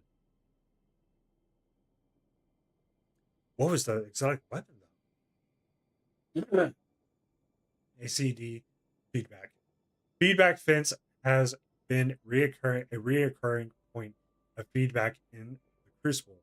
Even when not charged up, this should help no longer provide any melee damage resist versus players. Blast Wave Strides. When many changes coming to a base stasis kit, we looked back on how to dedicate stasis exotics were performing and saw a spot to help improve the performance, consistency, to potency of Blast Wave Strides, all in one fell swoop. This should help shift it from a highly situational tool to an on-demand stasis explosion for aggressive behemoth playstyles. Adjust the projectiles to mirror that of the Renegade's Behemoth Walker stasis detonation. Decreased defeats to charge meter. Increased tracking strength of stasis shrapnel on detonation should it more effectively track frozen targets. Replace sliding with on Shiver Strike hits as an activator. Fixed an issue where multiple kills on the same frame wouldn't instrument the perk buildup. Warlocks. Nezaric's Sin. For a lot of players, Nezaric's Sin has been a solid workhorse exotic when all else fails to suffice. We didn't want to modify this use case, but we see an opportunity to tie it into the new Voidwalker aspect, tied away to the final god of pain. It's your turn to devour your enemies' fear. Who knows? Maybe he's still listening. New effect. Targets damaged by Soul Siphon are suppressed. Defeating suppressed targets with your Soul Siphon grants an additional 1.5 seconds of Abyssal Extractors. Matadoxia. In our super damage exotic audit, we found a couple issues and how Matadoxia was dealing its bonus damage, which was leading to lower values than expected. Increase suspending burst damage from super combined by 22%. This makes it equal to Akira's Thunder Crash. Have at it. Goal of Dire Armakara. This Armakara Bone Helm is a classic exotic. That's no reason to let it ossify. Returning energy on a super final blow is so 2017. Last year, Voidwalker got a second melee charge and a second grenade charge with Chaos Accelerant. Why not a second cast of a Nova Bomb? Jesus Christ, Warlocks are eating good. Better yet, how about we bring back Nova Bomb Lance? Why stop there? Maybe you could detonate your Cataclysm Nova Bomb with Nova Lance for massive boss damage if you time it right, but you're special and you can time it right every time. Can't you? Zero player of mine. Oh, player. Is that zero or O? New effect. After casting Nova Bomb, you get a short period during which you can cast a Nova Bomb Lance. Destroying a Cataclysm Nova Bomb with a Nova Lance creates a Nova Vortex alongside the Cataclysm Nova Bomb Seekers. Unchanged. Super energy on Nova Bomb Final Blows and Weapon Final Blows while you have Devour. The additional damage resistance while casting Nova Bomb has been removed from the perk text but remains as hidden functionality to help the player pattern sing. Crown of Tempest. Crown of Tempest puts an exotic that is decently powerful but rather demanding to maintain and unexciting to use compared to other options. In today's sandbox, plus Crown of Tempest on Stormcaller Warlock deserves a bit more thunder, don't you think? Increase the duration of conduction times in the PvE from 7 to 10 seconds. New effect. While you have at least one stack of condition times, Ionic Sentry creates a storm grenade when it is deployed. That is fucking crazy. Mantle of Battle Harmony. Battle Harmony has been left a bit in the dust over the years. The changes are here allowed to function even when fighting bosses, as well as give it a nice bonus for actually choosing to use your super instead of holding onto it for the damage bonus. Now it can trigger its super energy gain or weapon damage bonuses on sustained weapon damage in addition to final blows. After casting your super, now gain surges for all elements and weapons matching your super damage type. Cause detonation when hitting targets for a moderate duration. Astrocyte bursts. Because of the natural limitations of blink in the small area of effect of the volatile burst that this exotic grants, it has struggled to see much use. To address these issues, we've added a new air move ability, which should help add some flexibility to link both in and out of combat and expand its ability to apply volatile new effects. While both this helmet and Blake are equipped, you can now use your air move input to perform a dark blink horizontally in any direction. This ability has a longer cooldown than Crucible. Blinking or dark blinking now grants volatile rounds in addition to the volatile explosion. Dawn Course. Dawn Course various benefits didn't quite come together into a strong build, which limited its viability. To address this, we've expanded its Scorch benefits to also affect ignitions, which should synergize well with Insert Snap and further improve its interaction with Daybreak. Now it causes your Scorch to build to an even more intense ignition. Can't speak right now. Now grants melee energy for dealing ignition damage in addition to Scorch damage. Remove the internal cooldown on energy gains from Scorch damage and return gains to return slightly more energy overall. Now causes Daybreak projectiles to always immediately trigger an ignition. Nothing manacles. Scattered grenades and nothing manacles got a bit too much love in Renegade, so we're toning them back a bit. Extra Seekers can no longer chain off themselves, just the initial grenade. Reduce Extra Seekers generated from 4 to 3. Reduce range and lifetime of Extra Seekers. The controversial hold. While it was nice seeing handheld Supernova back in the spotlight again, the values for the effort of using it with controversy was a bit too free. Reduce energy returns when used with magnetic grenade handheld Supernova by 15%. This is an addition to fixing the health chunking bug. Demo Fusion.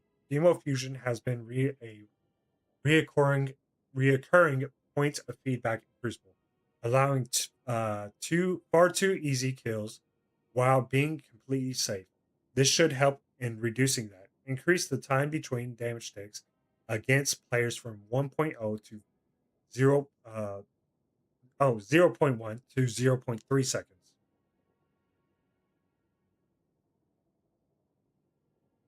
That's all from us for now. Thank you for your continued support and feedback over the years. We hope you enjoy playing in this new sandbox as much as we initially, and we're excited to get all of this in your hands on June 9th. Fucking amazing, dude. I'd say Titans get a lot of fucking reworks. I don't think there was a one, two.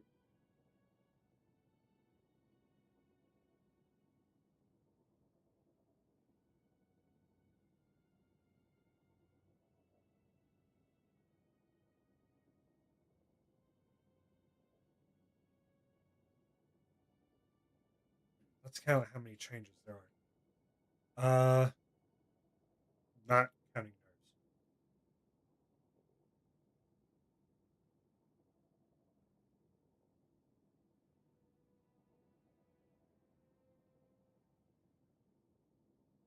1, 2, 3, 4,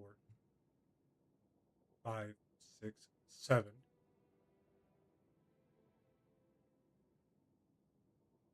1, 2, 3, 4, 5, 6, 7, 8, 9, 10. Guess we can't. This is an overall nerf. Uh, this is a big change, kind of a nerf. But we'll count it. 1, 2, 3, 4, 5, 6, 7. Damn. So, Titans did get one more rework of a exotic armor. Saying that, Skirmisher, I will definitely be looking to acquire you. Weaver class and melee. Is there a melee class one?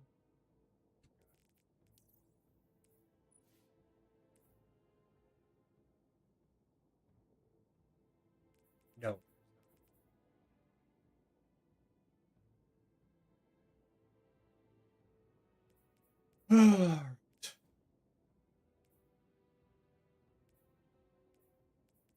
I'm so glad they changed. They added a few archetypes to it. Also, are there supposed to be more notes today?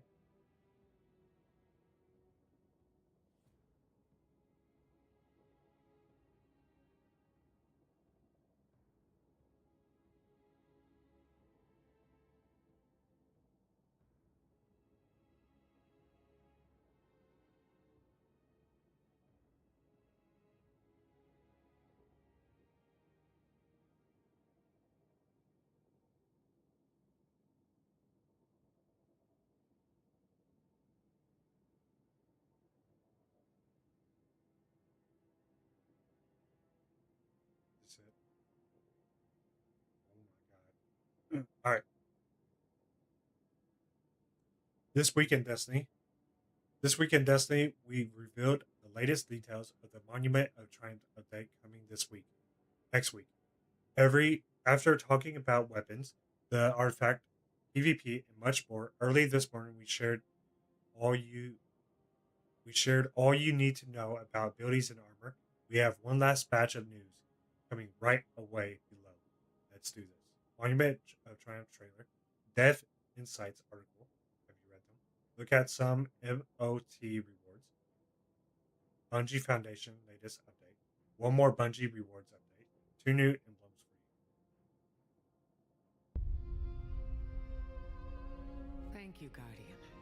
Because of you, what was unraveling is suddenly stabilizing. Earth may yet heal, and that's something worth celebrating. May this time be a moment of reflection, remembering what came before, reassessing our present, and readying ourselves for the future. The Traveler has nestled above the last city once again.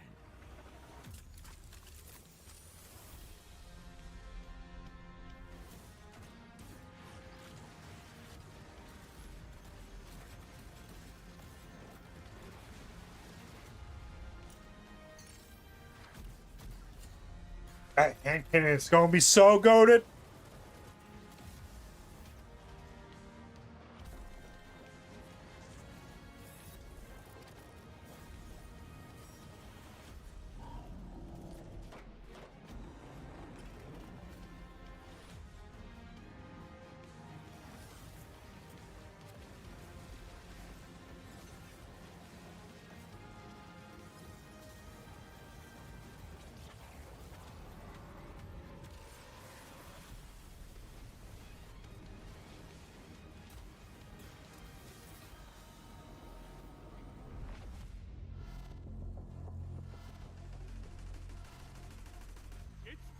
Guardian, crush them.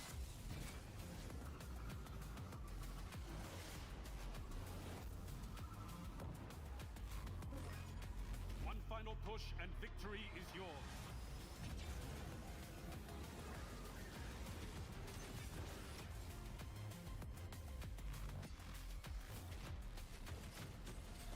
that you decide what your future holds.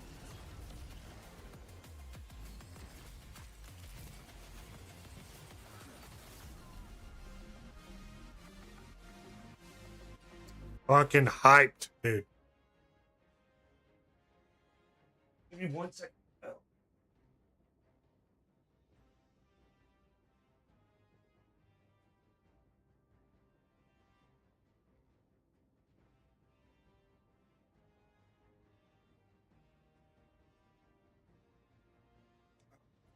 Earlier, you read that.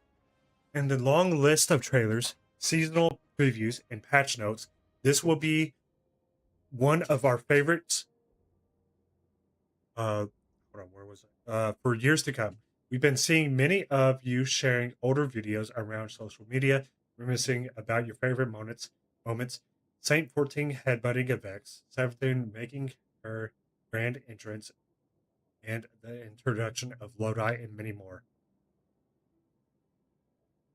Damn, there's Mara. Zavala.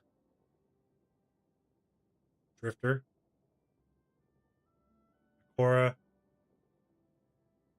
Stranger. I'm not seeing Eris Morn. Oh, Robo Doggo. Oh, never mind. There she is. Eris Morn. Shax. Can't really see these guys. Feel free to tag us out there with your favorite trailer moments. We'd love to hear from you in our final weekend before Monument of Triumph launches. Read our latest dev sites and articles. We already did all these. Monument of Triumph rewards. Monument of Triumph is jam-packed with rewards. Some new, some old, but unreleased. Some old but unreleased. Really. And some released but until now unattainable. As the final live service update for Destiny 2, we want to hold nothing back. Here's some highlights of what you can expect. Return of the previously limited time Chatter White, Super Black, Griffin, and All-Star Vector Skimmer. 12 armor ornament sets per class. This is beyond the armor updates of to other vendors around the tower.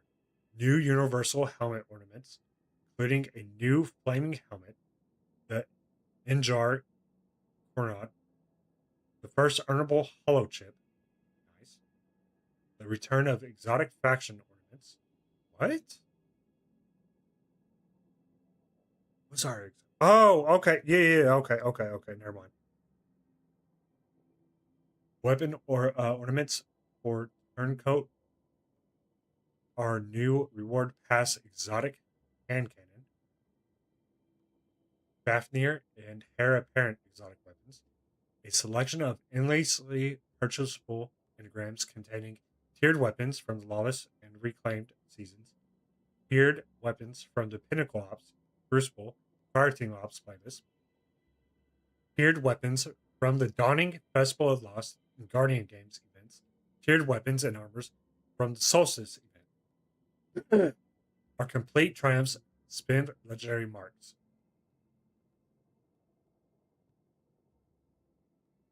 I will have to grind.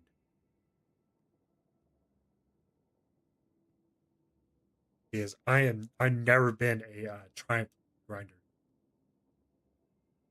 Nestled in the tower courtyard behind the newly erected monument are 4 plaques celebrating the Guardian tenets. Interacting with these plaques opens different vendors where you may purchase rewards in exchange for a new currency, legendary marks. After inspecting the courtyard monument, make your first purchase on the Tenet of Bravery to unlock all other Tenet vendors. Legendary marks are earned upon completing any triumph from Monument of Triumph. These can be conventionally located by interacting with the View Triumphs button and on these vendors' screens. These vendors can also be accessed through the Journey tab. There's even a new View featured shortcut to quickly open directly into the Moment of Triumph category from the Triumphs button on the journey screen. Finding the rewards you want. There's so much to earn. Here's a breakdown of where you can find different types of rewards. All vendors. A selection of armor ornament sets, ghost ship and sparrow accessories. Tenet of Brave, new skimmer, new universal. Ooh. Ooh. Skimmer universal helmet ornament, Fafnir, hair apparent, exotic weapons, all enneagrams, general emblems, Tenet of Devotion, a selection of SRL cosmetics, the Griffin. Griffin? Is that the oh, okay, it's that. It's a sparrow. What was the big sparrow that could actually shoot? Forgot about that. An all-star vector skimmer. Dang, 190. General emotes. Tenet as sacrifice. New universal helmet ornament. Where are you? Not here, apparently. Super black shader. Earnable hollow chip. General finishers, ghost shells, and ships. Tenet of death. Oh. Well, here's the helmet. Universal helmet ornament. Okay. Some random exotic ornaments. Maybe you'll recognize them.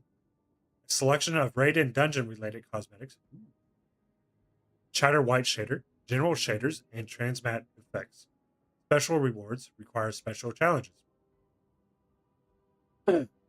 Ooh. While the majority of rewards can be purchased as soon as your required number of legendary marks are earned, some rewards will ask you to complete specific triumphs or sets of triumphs to be able to purchase them for legendary marks. Example, Chatterwhite, complete a weekly deep side quest, which is offered from Hawthorne in the Tower Bazaar for the Vault of Glass raid. In Jar, Corinth, complete 8 triumphs in the Teamwork Raid Challenges category. Immortal Legend Armor Ornament set. Obtained the Immortal title. Cool. Bungie Foundation now and forever. Guardians, over the years, you've helped turn compassion into action and show what's possible when your community comes together for those in need.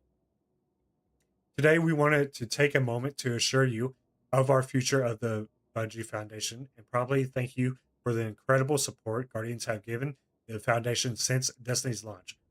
Our team remains committed to our mission to provide joy and relief to kids and communities who need them, who need it most. From Bungie's very first fundraising campaign, in addition to Hurricane Katrina during the days of Halo, through all the incredible years in Destiny, and now what comes next, our success and ability to change the world has been because of the compassion and generosity of you, our community. Since our very first activation in Destiny 2, in Destiny 1, with the Pride of Nephil emblem 11 years ago, you helped us raise more than $32 million to support Our Little Lights program. Inclusion, diversity, and equality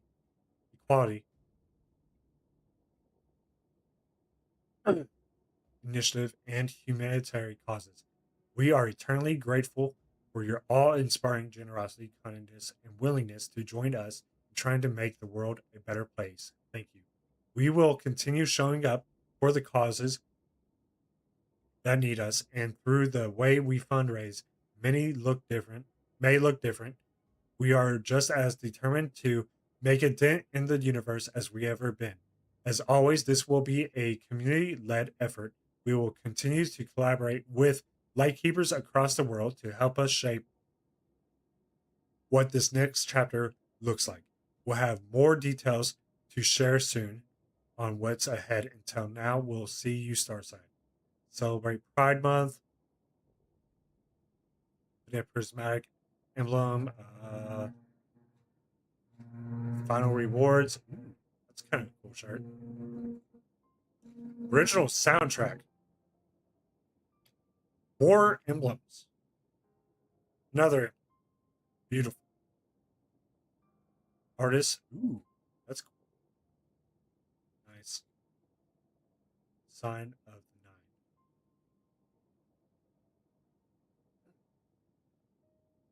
And the TWID before Monument of Triumph launches is now complete. Just a few more days before you all can start experiencing everything this update has to offer. Take your time to experiment and try new things. Don't hesitate to just make weird mixes here and there of weapons and armor you have never used. Who knows? Could be the next meta. Publishing 3 dev insights articles along with their accommodating twids was a tough ask. We need more than 29,000 words to properly show you all why this update was a really big deal and how much work went into updating so many parts of Destiny 2. After checking all the love and excitement you poured all over social media and video platforms in the last 2 weeks, it seems we have achieved our goals.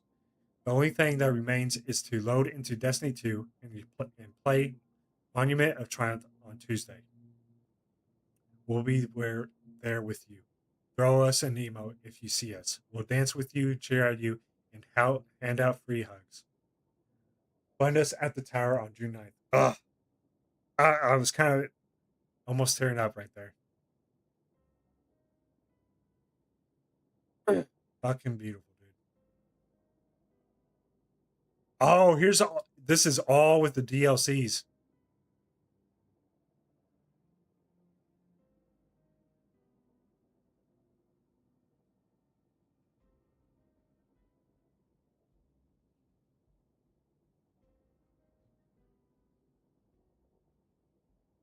Yep.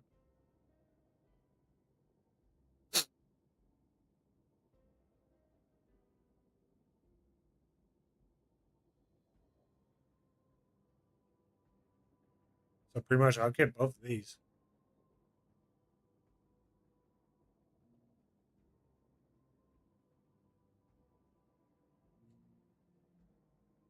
I kind of like the armor set. Ooh. Is that weapon though? What the fuck?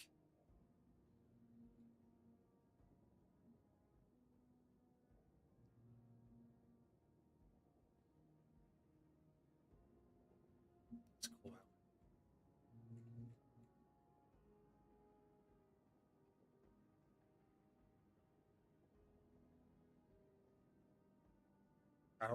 Houseless? I like that.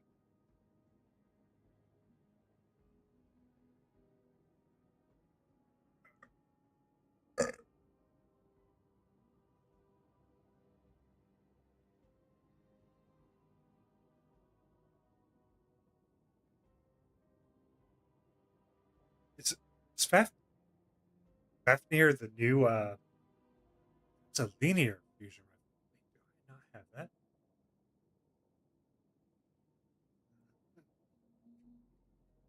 Alright. I think that's pretty much all that was there.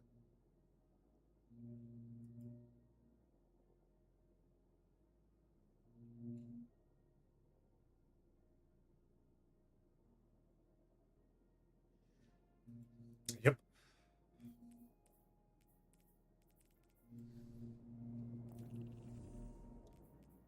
A lot. The targets achieve a grade B or higher. Legendary exotics, yada yada yada.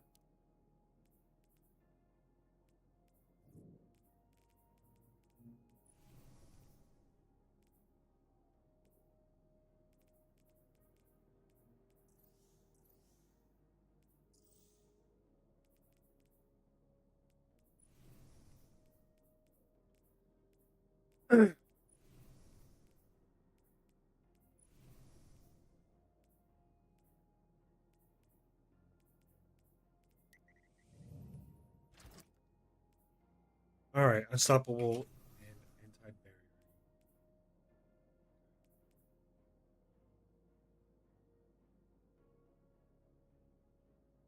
anti-barrier. Could blind, but I don't think I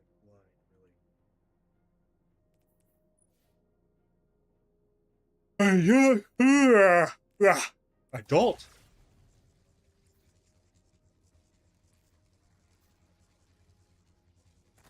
So they're making chill for unstops, but they are taking away the ignition and volatile, not unraveling. Oh wait, no, it's volatile and radiant, right?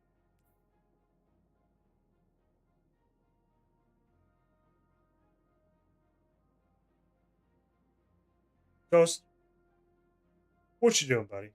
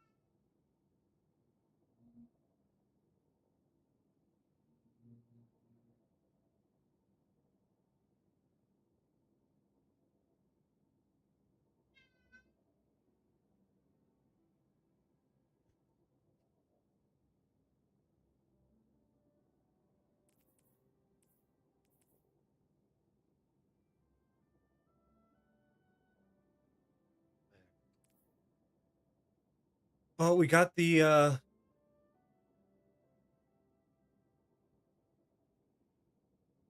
battle pass done, or seasonal pass.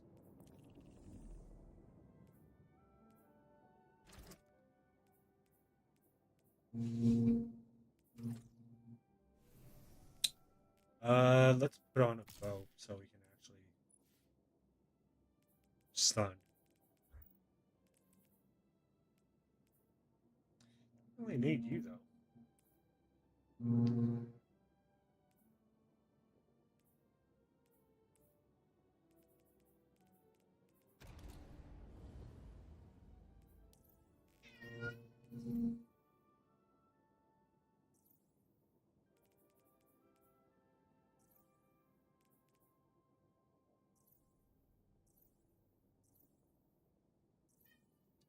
Come here, buddy. Come on, hop up. Hierarchy, monarch. Another bow right there.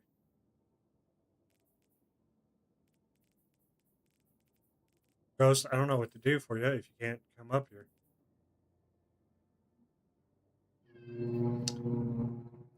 Huh. I thought there was an arc bow. Ghost, if you want. Oh, there it is.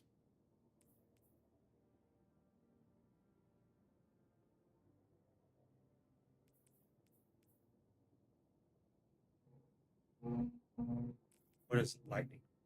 Precision kills. Grant the next shot chain lightning. Oh, okay. So pretty much jolt without calling it jolt for whatever reason. Damn, takes 100 off the draw time. Still, that's high.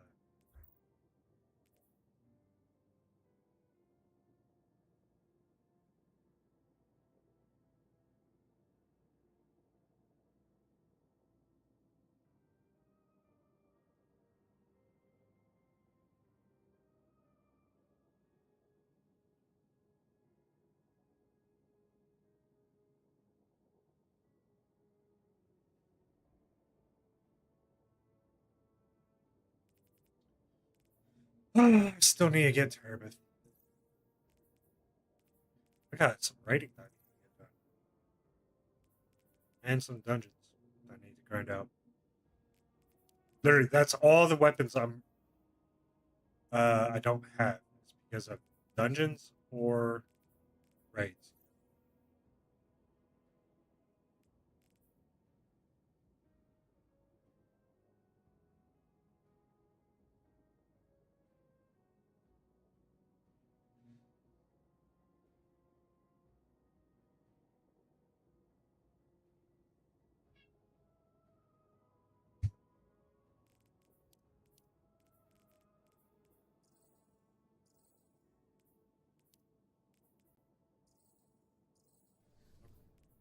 All right. The you void hand cannon.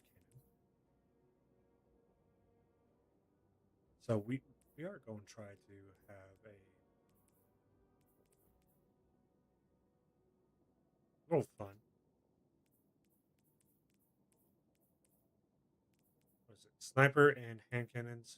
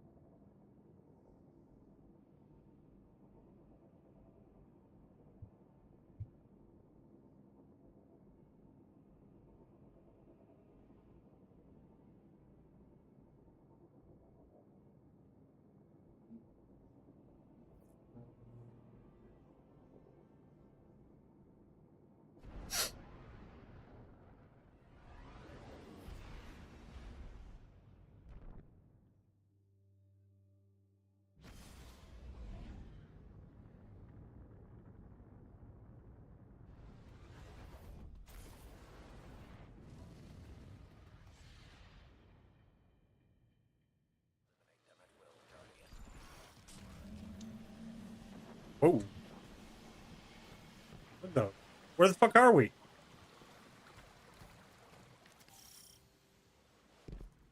Okay.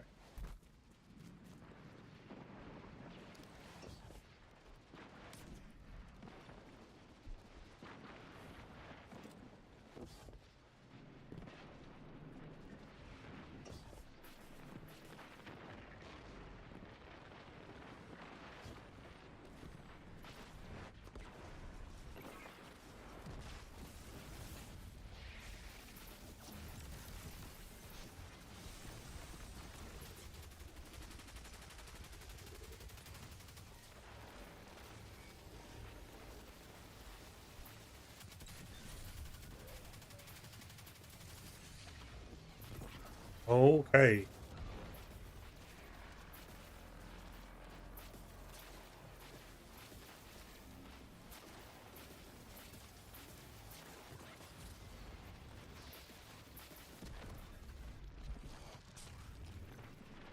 All right.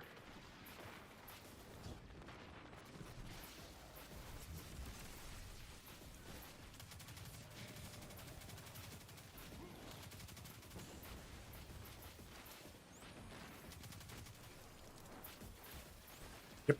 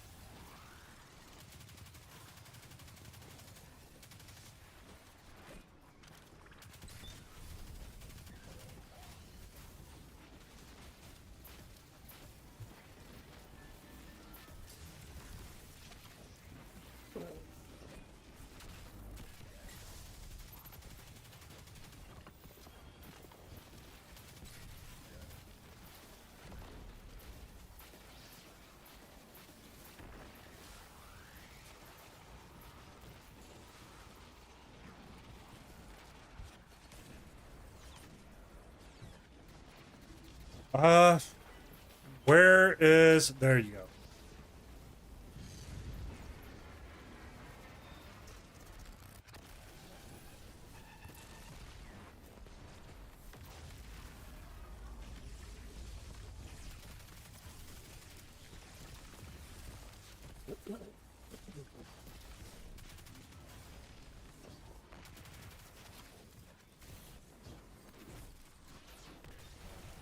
Damn, that has a big AOE. I have not. I need to play Arc.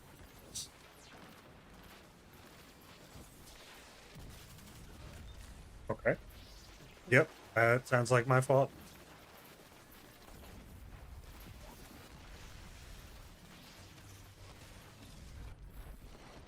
Ghost, if you want pets, hop on the desk, dude. There's a spot for you.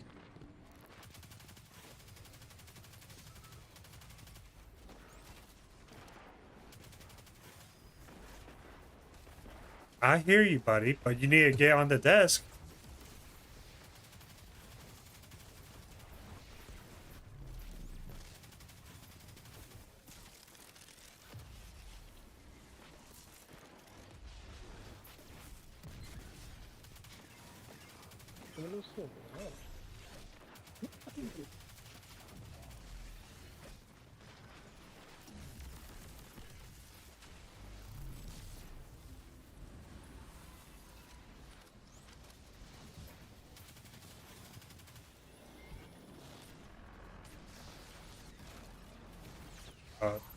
Oh, okay. Wait, hold on.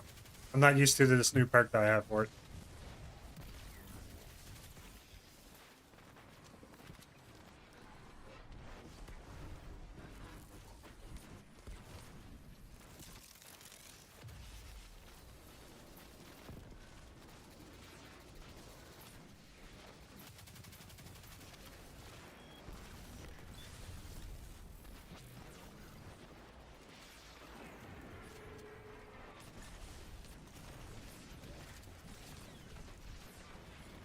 When does it not do a full...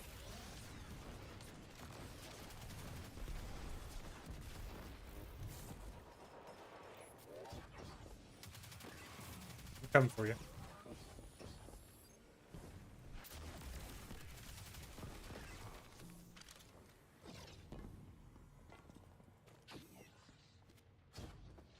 Okay. Oh, yeah. You forgive me.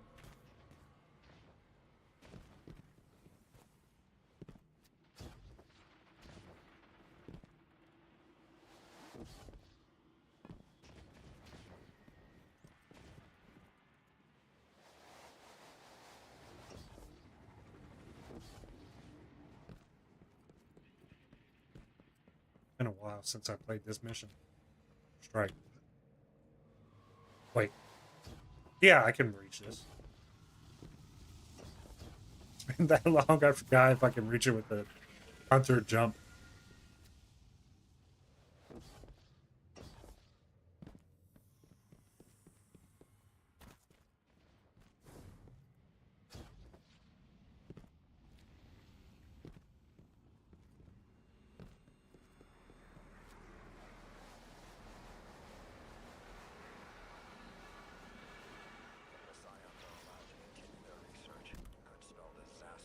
Yeah, too much clairvoyance and I'll it let might you turn cover out like Osiris. Not sure how much of that we can take. Challenge their command. Bring this operation to a halt.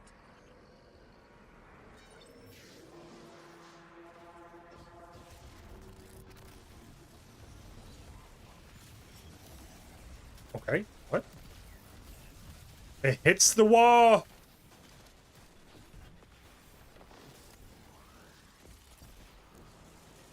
Okay.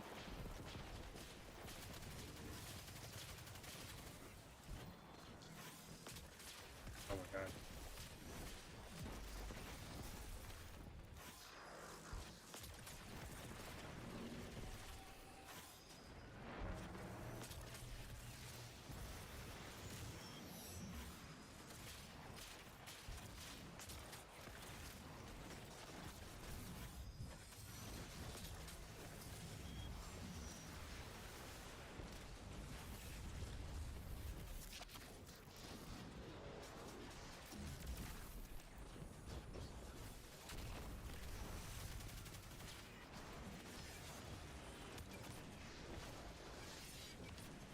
Shit.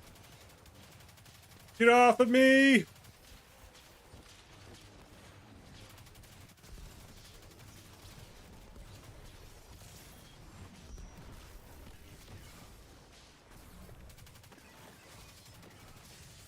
Oh god.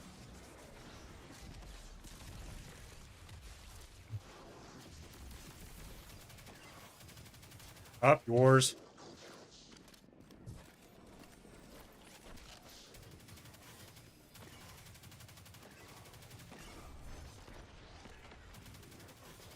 Alright, let's do the red. Oh, never mind.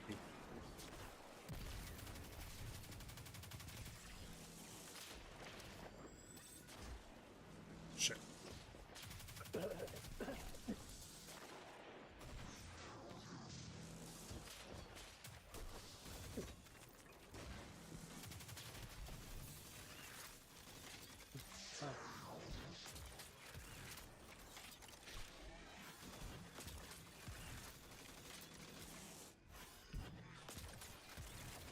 Okay, might not hit. Oh, I'm hitting him in the shoulder and shit.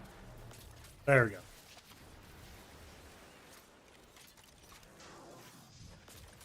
There we go. That's better.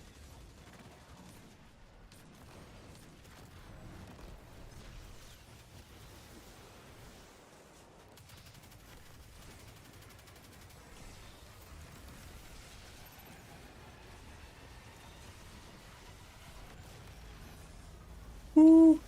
Oh.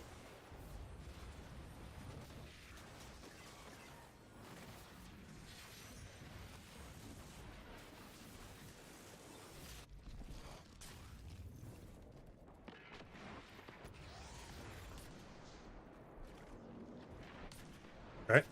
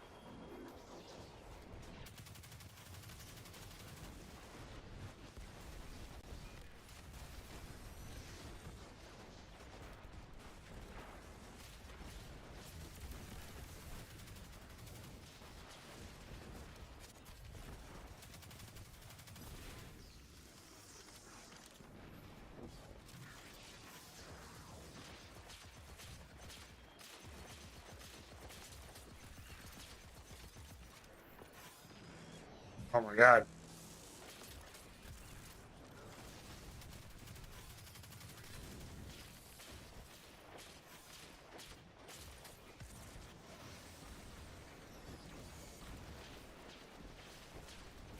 I think I fucked up that.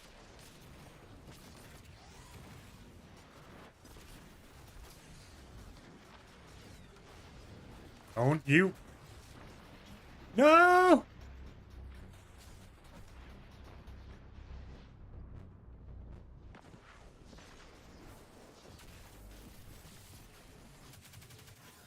Cool.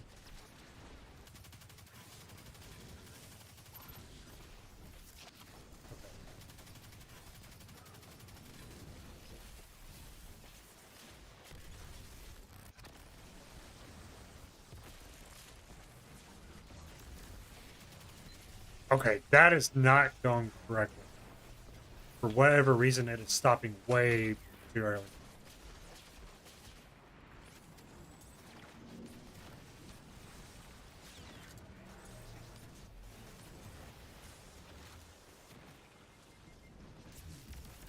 Are you serious? What luck is that? Oh shit.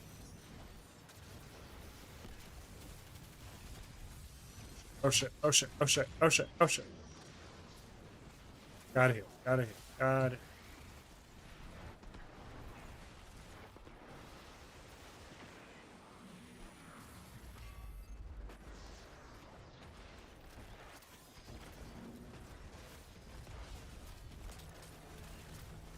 Oh my god, I missed that.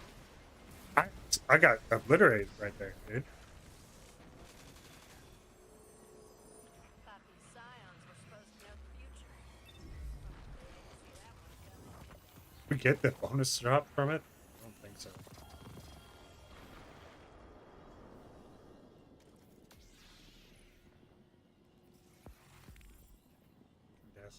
Oh, got range.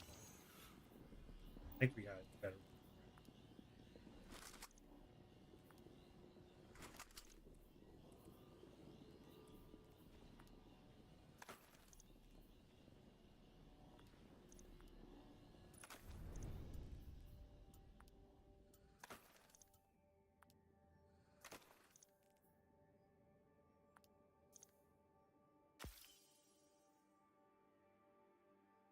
put you up.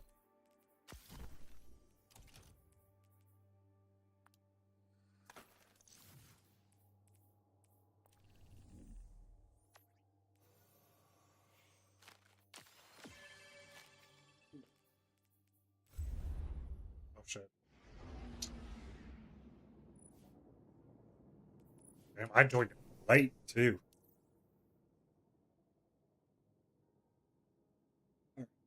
Let's see.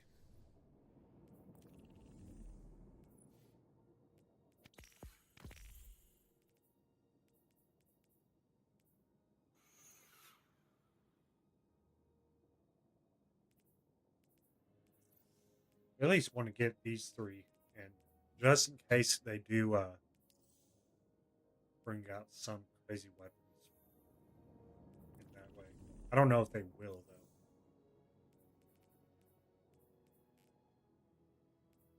Was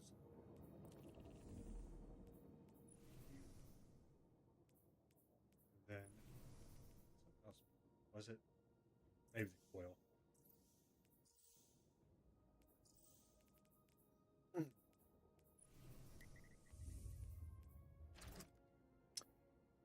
Barrier.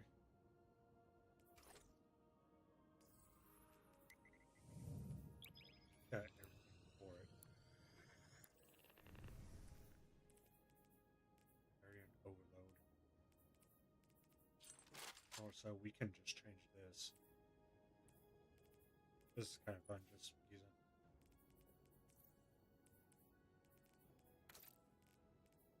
Ooh, greedy.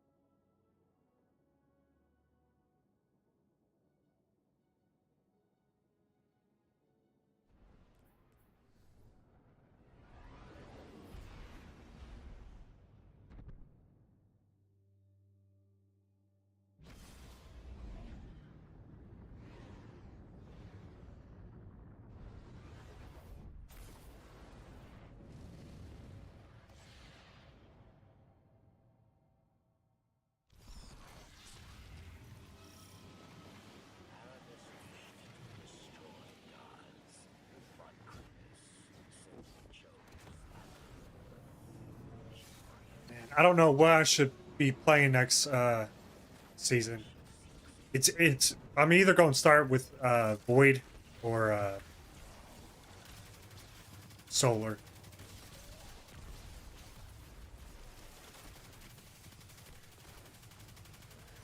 Tracking is terrible with me. Either Void or Solar. It's Void, new melee. Solar, new aspect.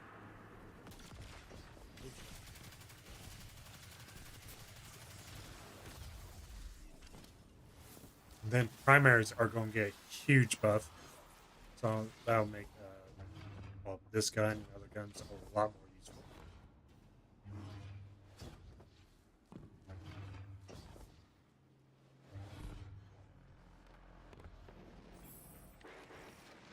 Saying that, I just don't know if the weapon stat was the best idea they could have went with.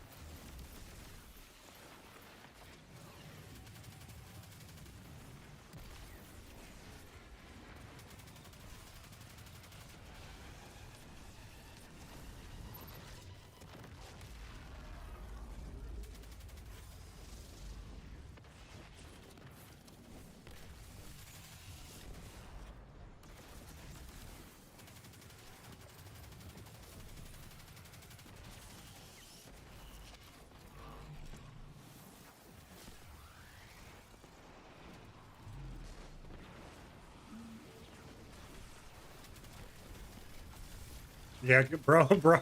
This guy might be mad after the nerfs. He's zipping around everywhere.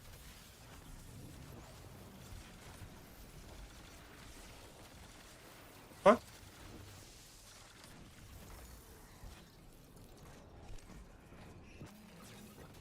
There he is.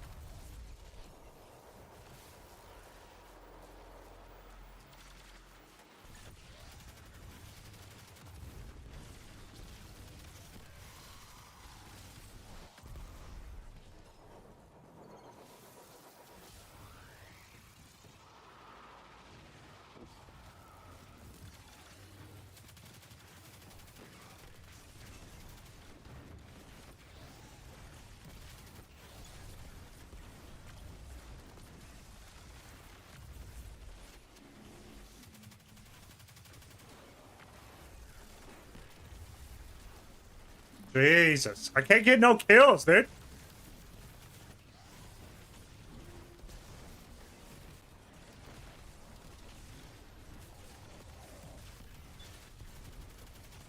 Everybody's like, it's going to get nerfed. Might as well spam the fuck out.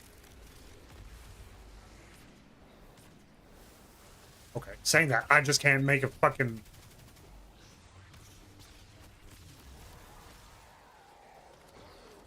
Can't get a fucking kill. Aim is garbage right now.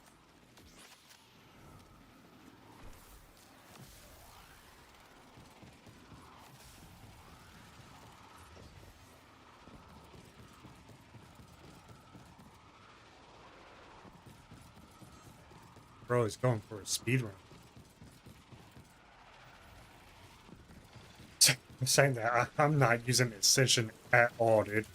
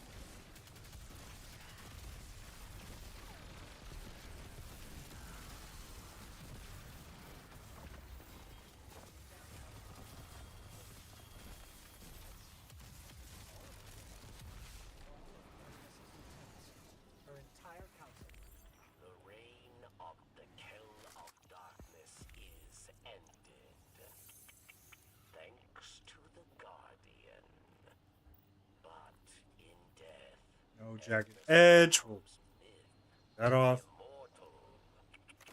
Her legacy will go on. New champions will rise in her name. We must stay always vigilant. Here soon, we're just going to have to look over all our vault and decide what we want to keep and we want to destroy. Yeah. Of course, getaway artist. The most broken and used rock. Be the void. Helion. First. This is. That's new. Is that a prismatic? What? No way.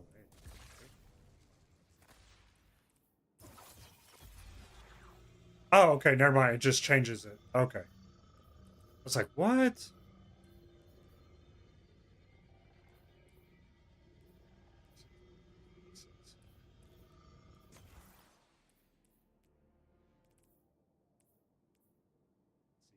We are looking for Paragon with melee stat, but we have been so fucking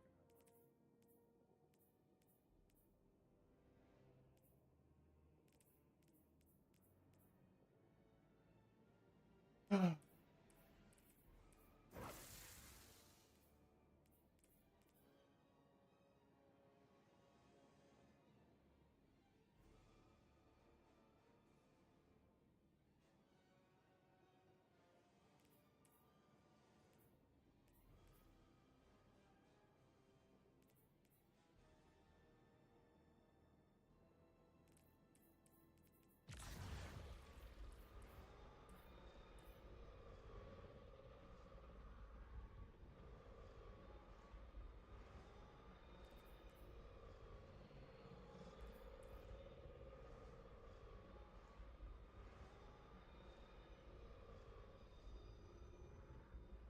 Huh?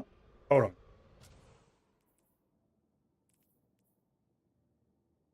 Let's we do you, which we will have to get another one because that class upgrade is not what we want. Where is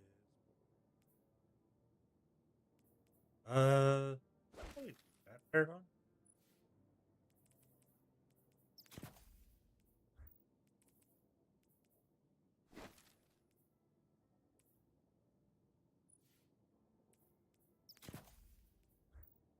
I like having the high super.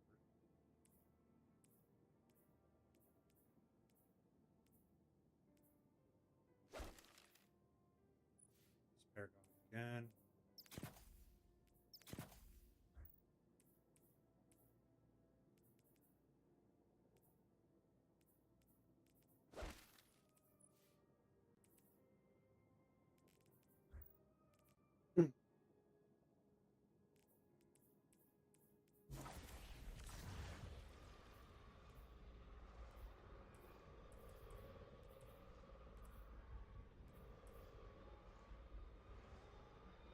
Damn.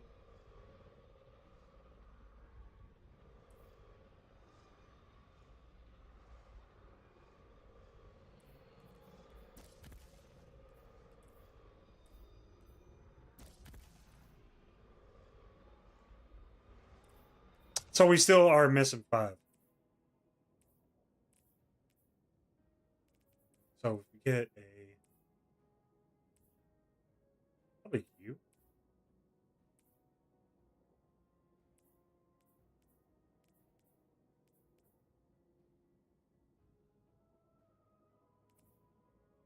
Well, actually, these will be any, so never mind. Never mind. But so this can be go up to 5,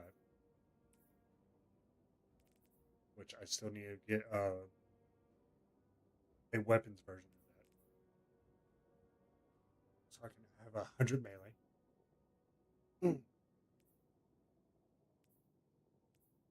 I will still need to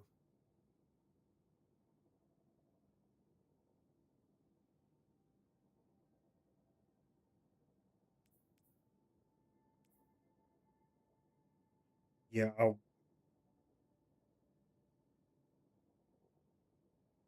thinking. Hold on.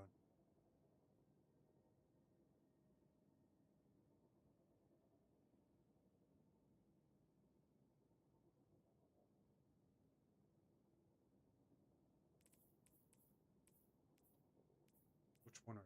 You're Paragon with class. Or one a Paragon with a super.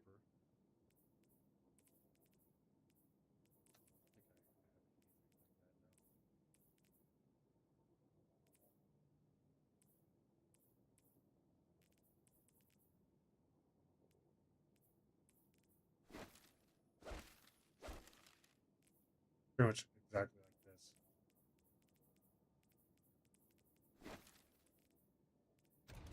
Saying that, let's look at the others.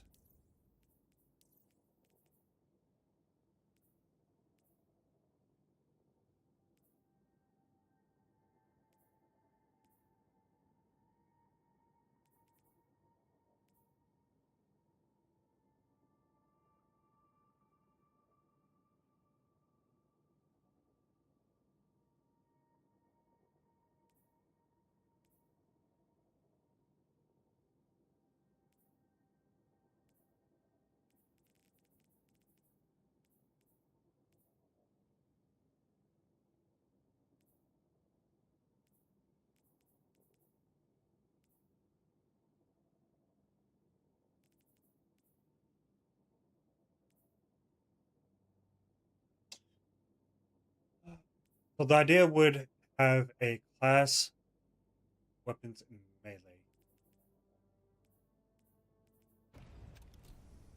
or a better glaive build. No, not a better glaive, a better melee. This will be a better glaive build than anything,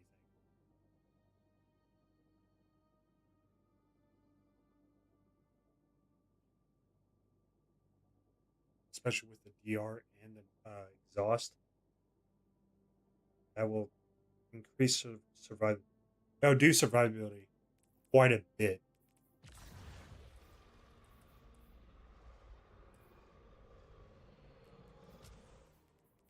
As long as we do a block.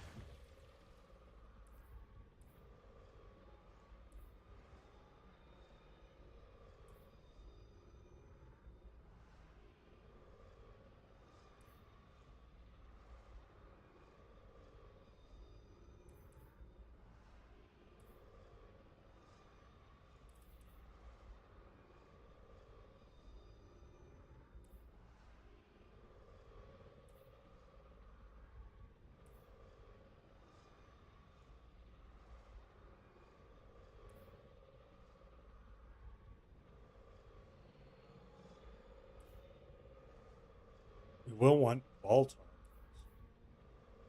So, I mean, we could take this off. We could take the super off.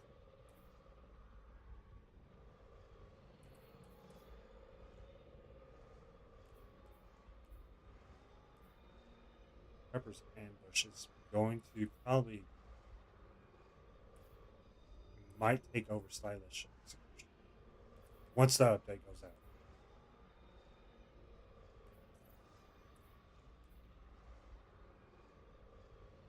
Because it will give us devour.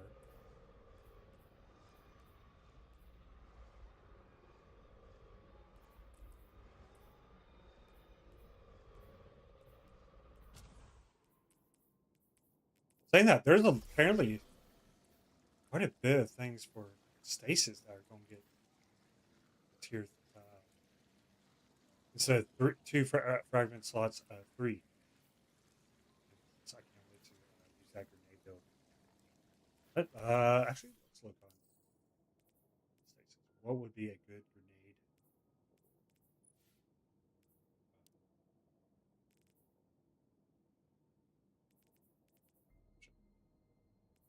Not this one, because we would want the new grenade.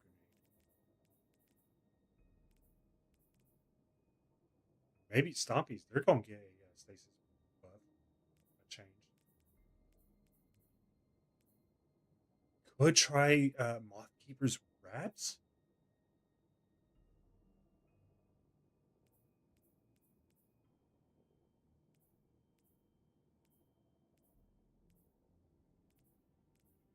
Oh wait, not Stompies, but Frosties.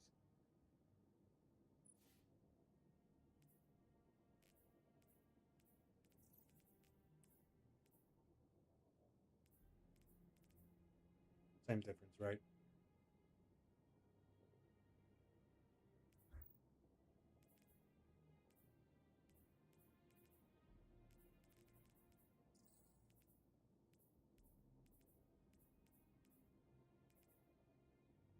Bow Tracer could be good too, especially because it'll just be a weapons and melee, or grenade and melee, or no, grenade and weapons build.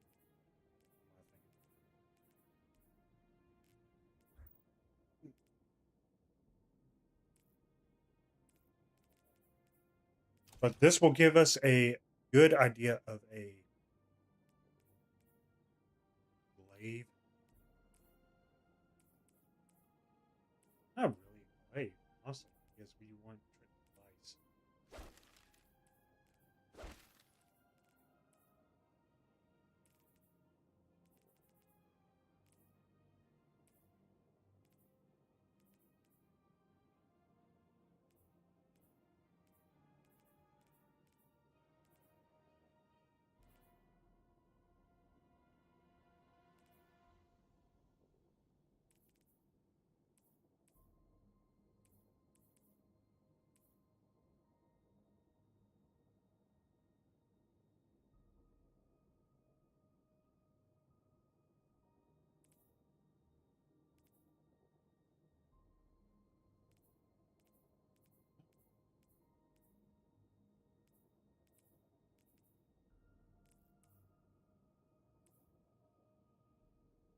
So we would want a different vest.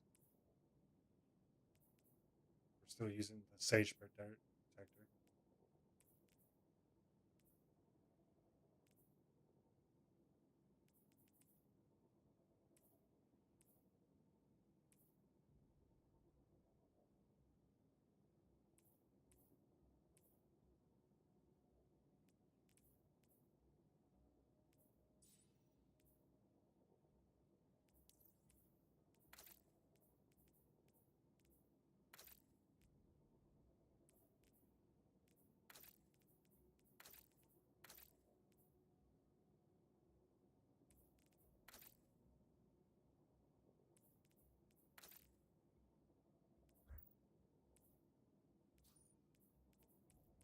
Saying that has 2 melee bonuses.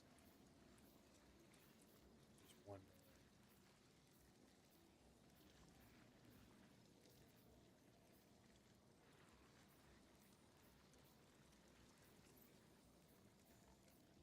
Yeah. So that'll be an 85, a 90 after the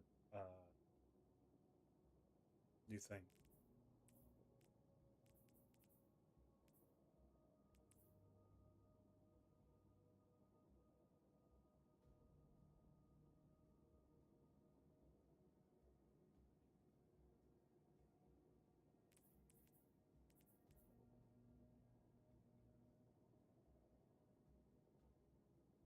This will be a decent kind of roll. What kind of part?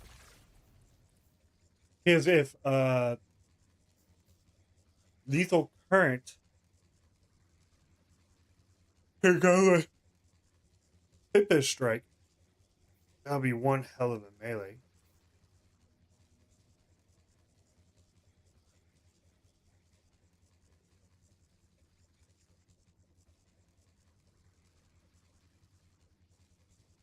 What was the new?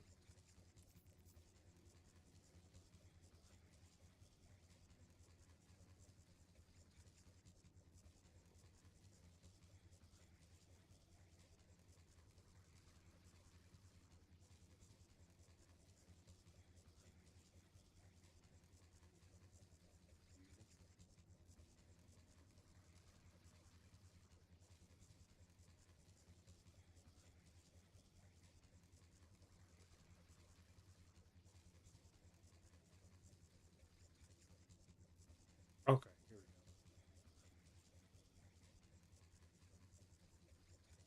Maybe Reaver? Furniture would be perfect for a glade build. Reaver would be a good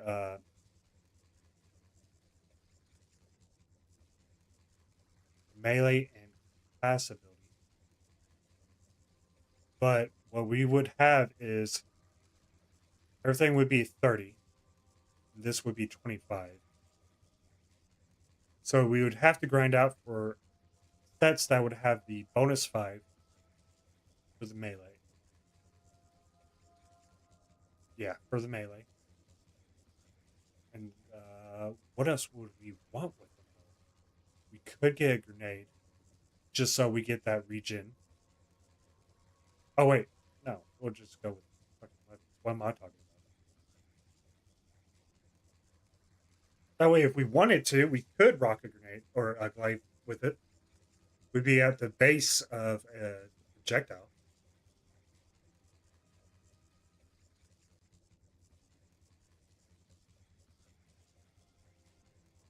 But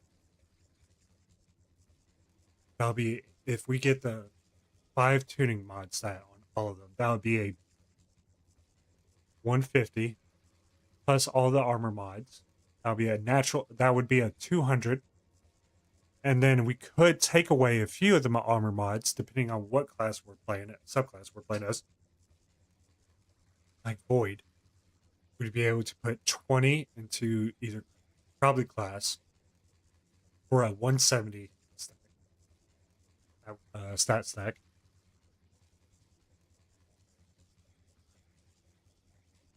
That would be pretty good. Powerhouse we might fiddle with. We probably actually will. That would be a good Nighthawk, Mobius Quiver. What's the other ones? They said were like damage the falling star. I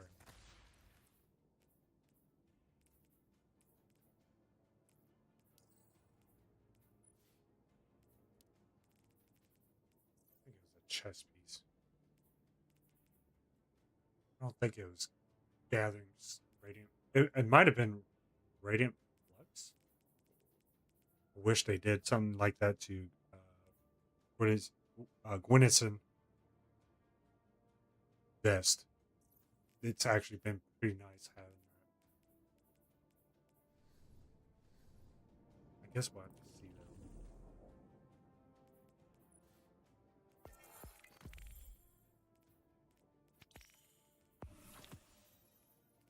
Okay.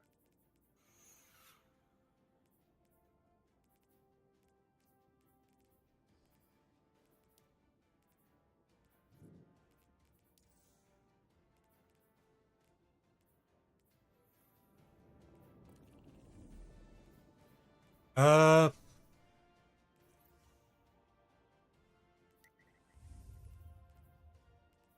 on the cell, arms dealer. We'll see what we can get people to play with. Because we are trying to boost these to 3.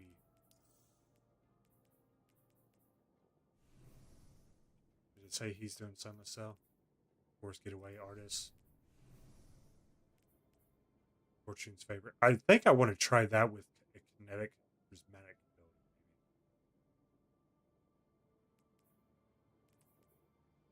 We'll have to see though.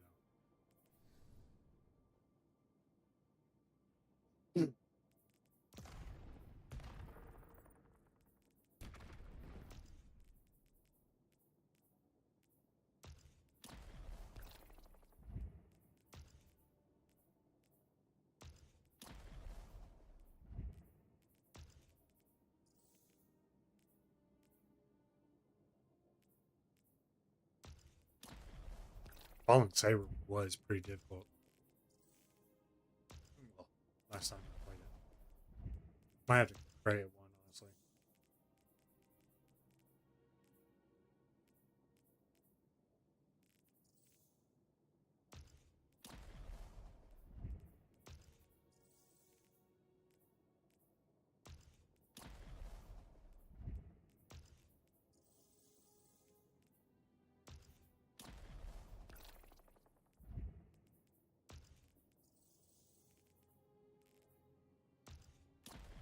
Yeah, yeah. Let's just fucking create one. Or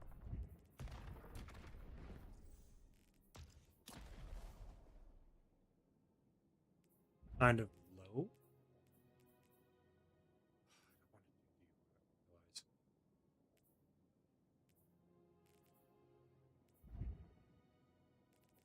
Okay, we'll just create one. Not pinnacle. What am I doing?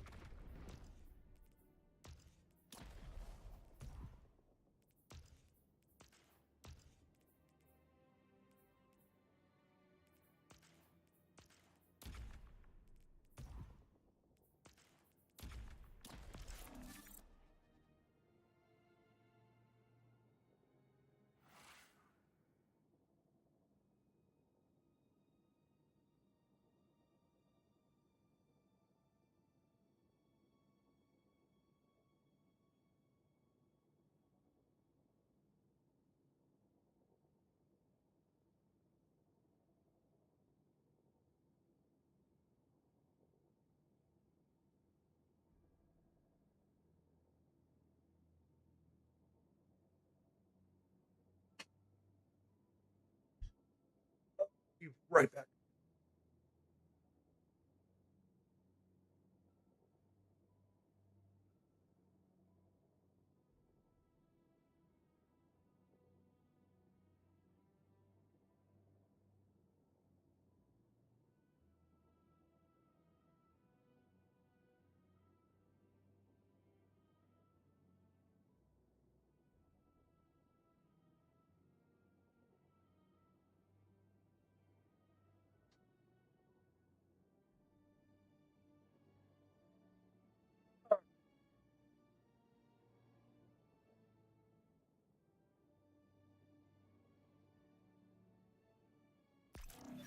Why am I at 149? Oh, it's because I'm using the entirely wrong shit.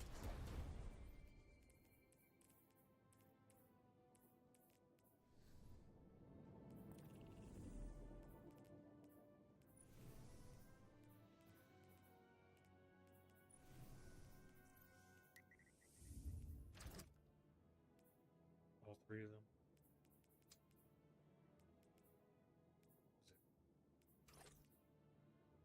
Five. What's that part?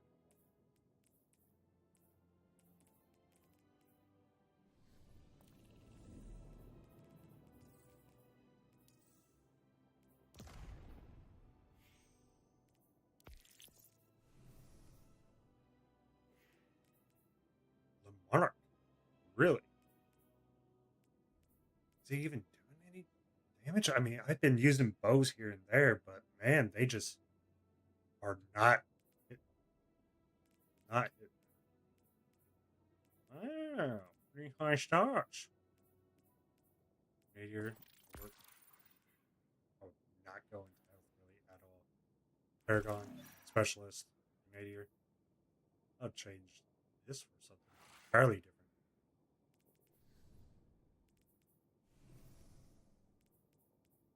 Warden's Law. 3 times the charm.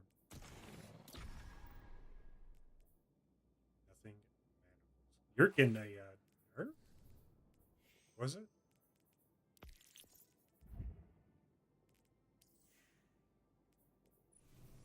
Wait.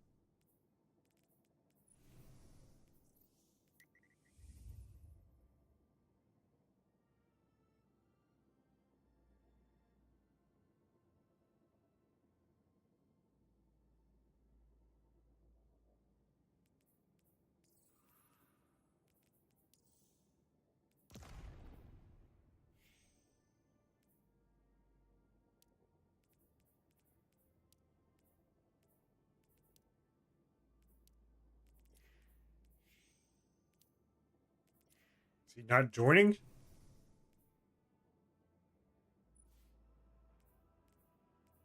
Interesting. What? I have not grinded for any of that shit.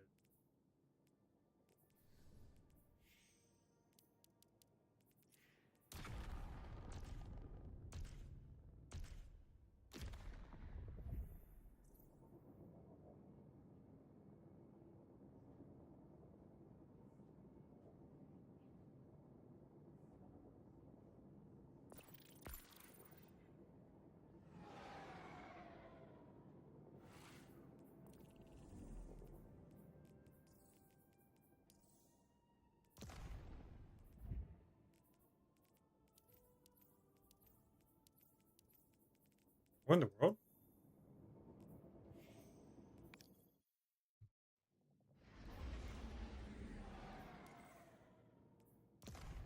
But it did. Why? I'm just gonna get this about it. I'm trying to get this on.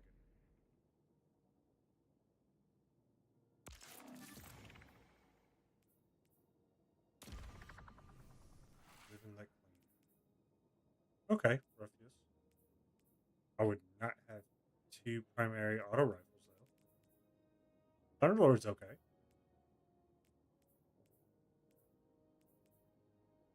Smoke jumper. That's sick. Old school exotic. Okay.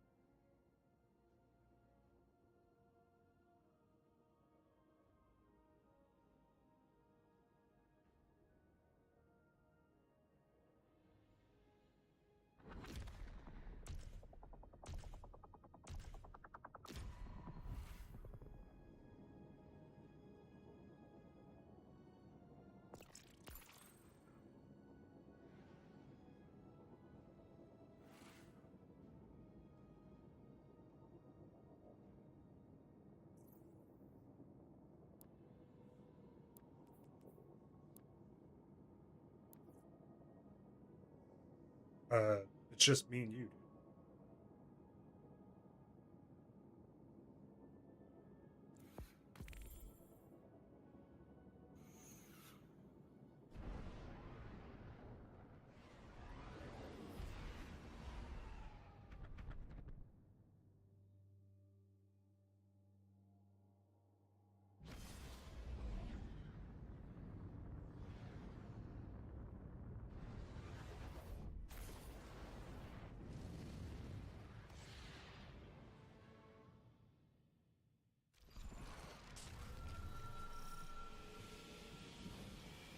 Guardian, we've received intel that Marcus Zahn is supplying weapons to the Shadow Legion.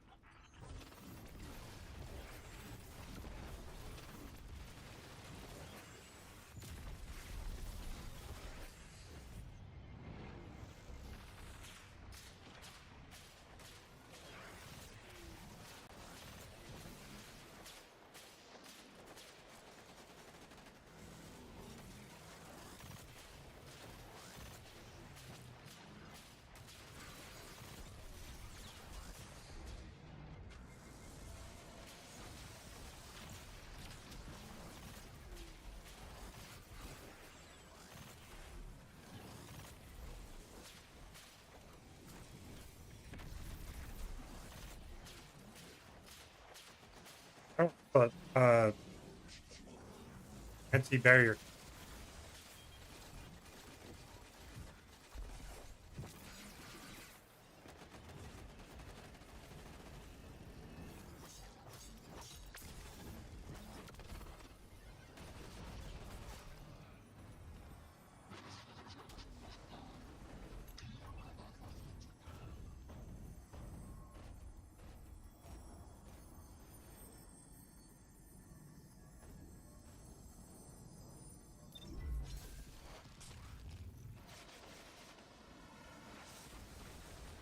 Did he leave? Yes. I don't know why you'd pull us into this.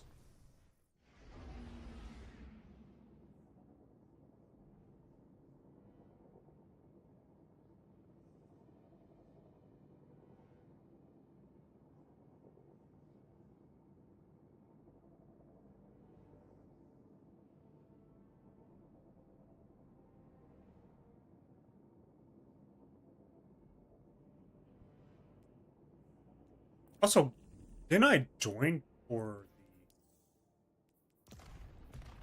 the? Sorry, didn't I join for Contest of Elders? Or am I crazy?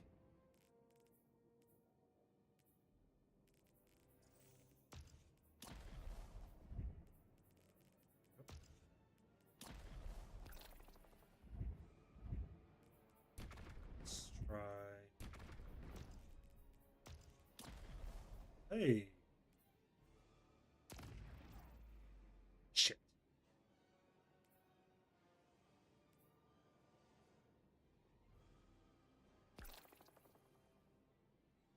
Easy for me, new gear only, but you won't put it on the ultimate most likely.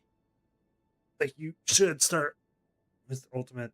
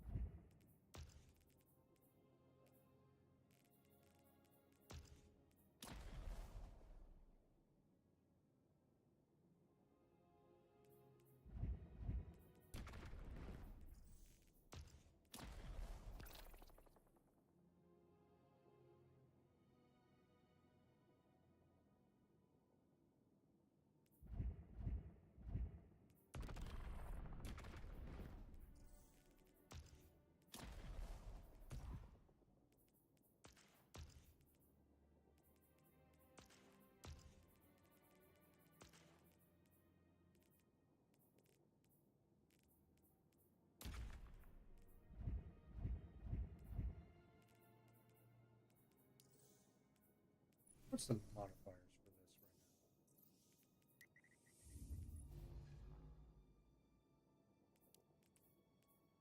right now? Okay, you do like stasis. Uh,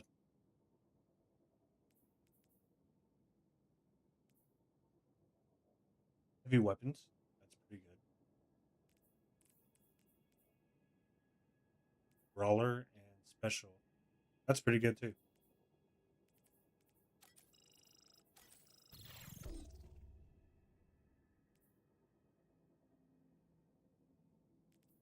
Really? You can only have. Oh, okay.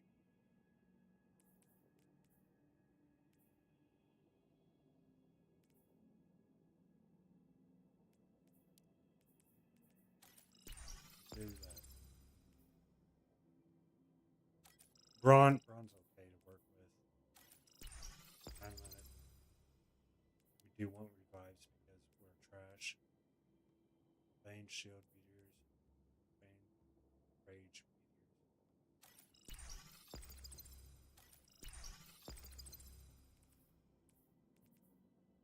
Shield touch.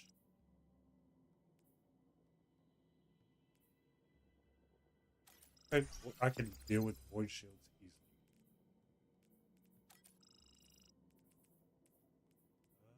Could do that. Could do.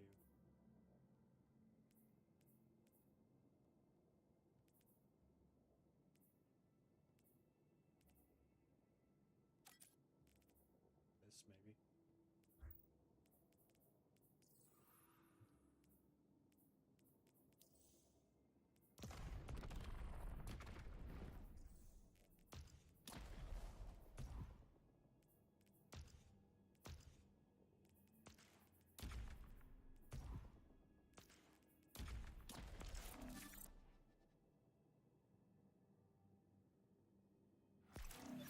We have.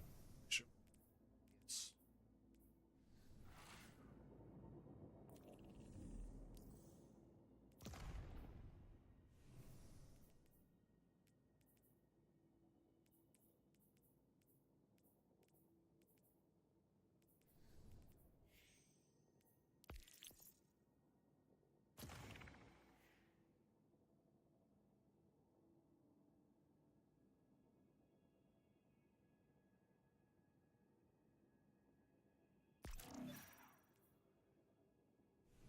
Posty. Driving survivor.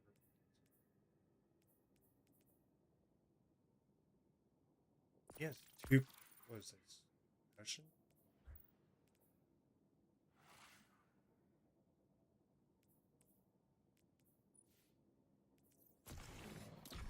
What? Bro, you're not.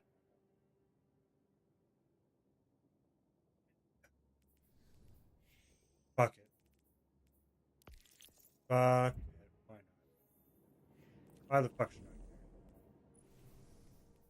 I? Long if it as it gets completed. Why should I care? You know?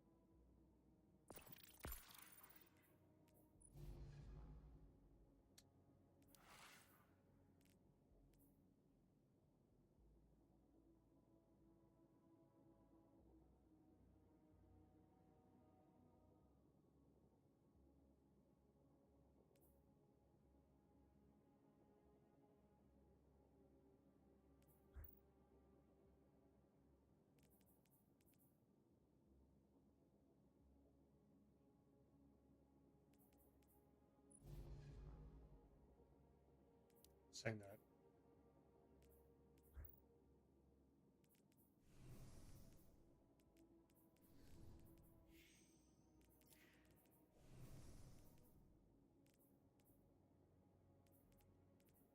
Okay. Well, fuck it.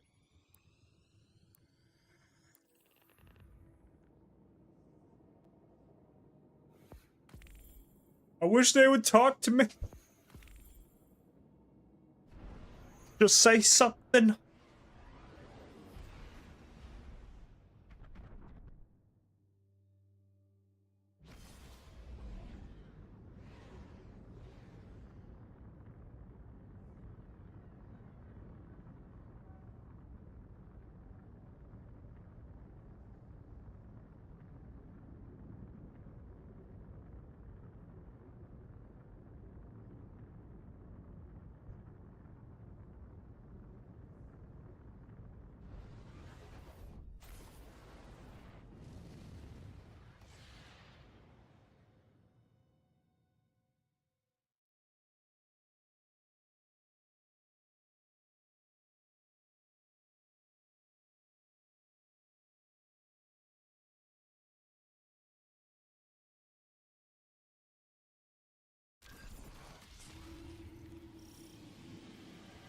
I can practically smell that place through the Guardian's data stream.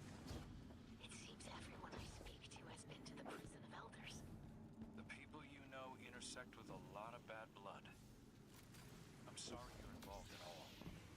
I wish we could demolish it. What good does it serve? Or represent?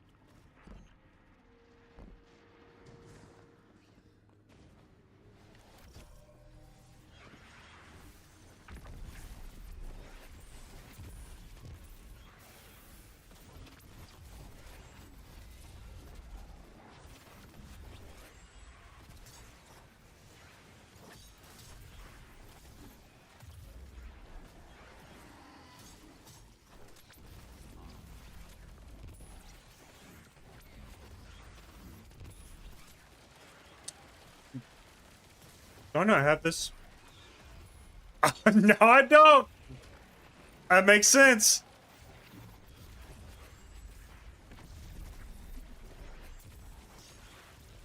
Oopsies.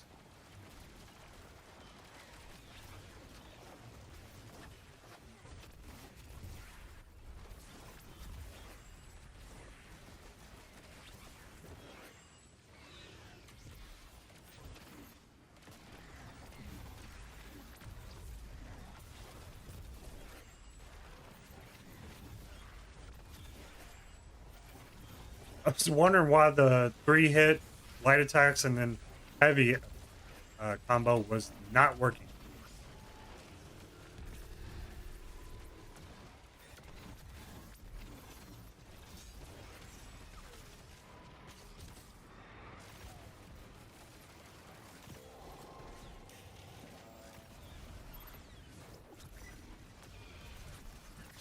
Oh my god, do I not have the right? Okay, I got the right gear. Okay.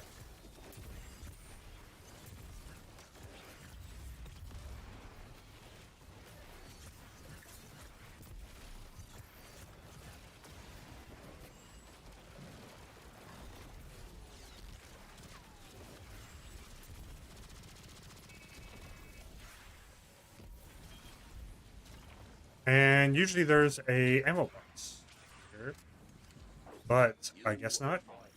Question mark? Why? Varix thinks that is unfair.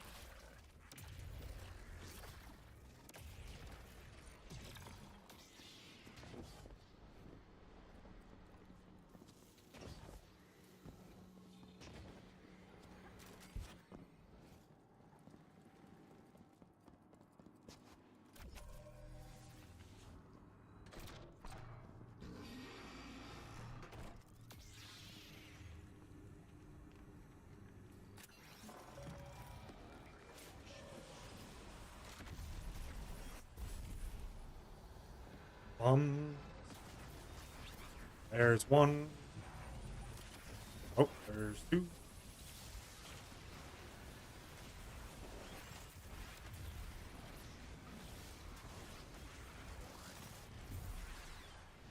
Three. Okay.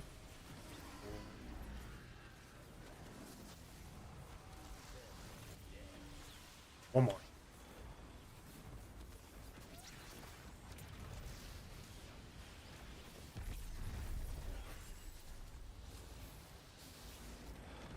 Okay, I found it.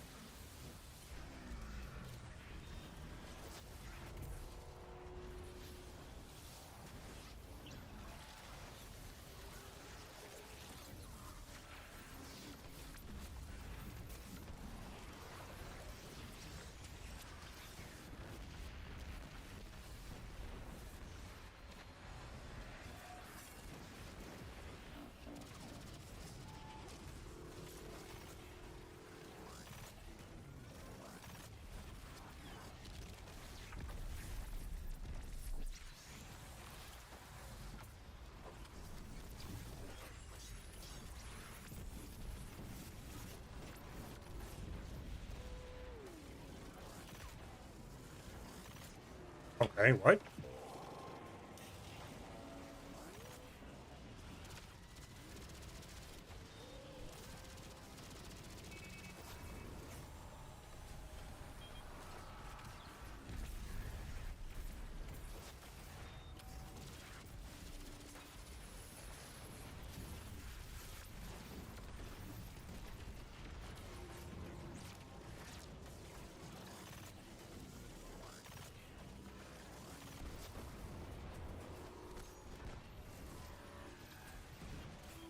My regen slower though? I feel like I should have had my super regen like insanely quick. I usually do.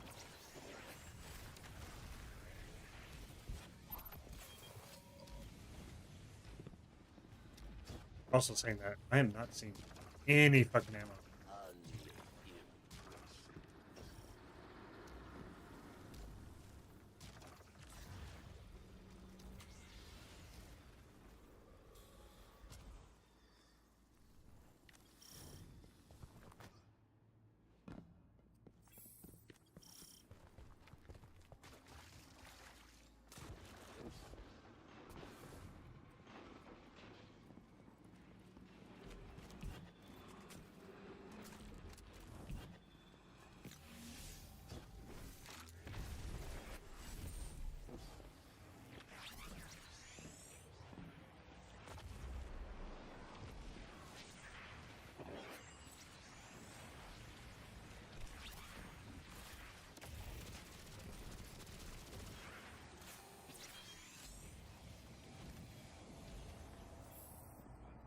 Wait, what does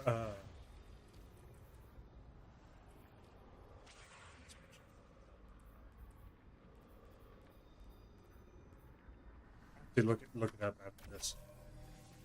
The elemental pickup what for void, what is it? The breach. But what does what stat does it give? It's either class or it's melee? Be nice if it was melee, but I don't. I'm not gonna talk about that. It was a misclick.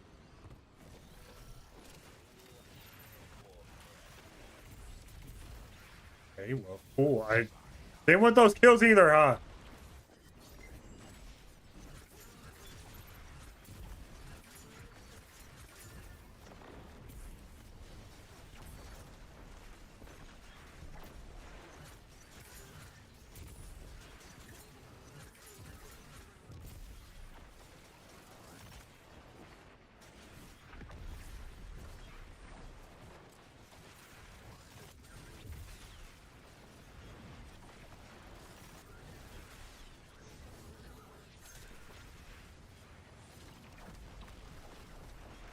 Why is it all the way up there, dude?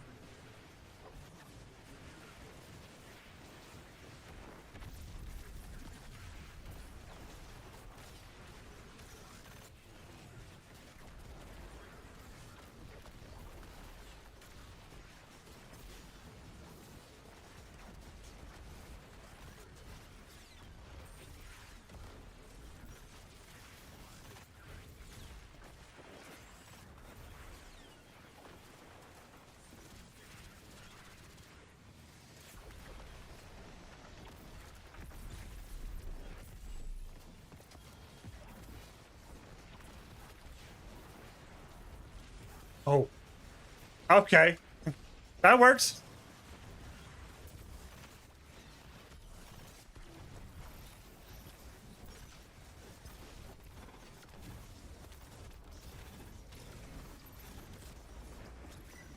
Shit.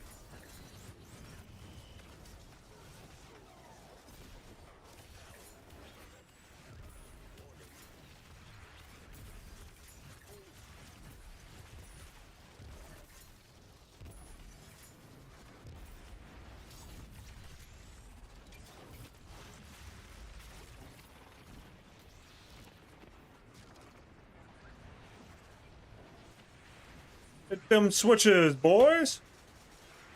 Please.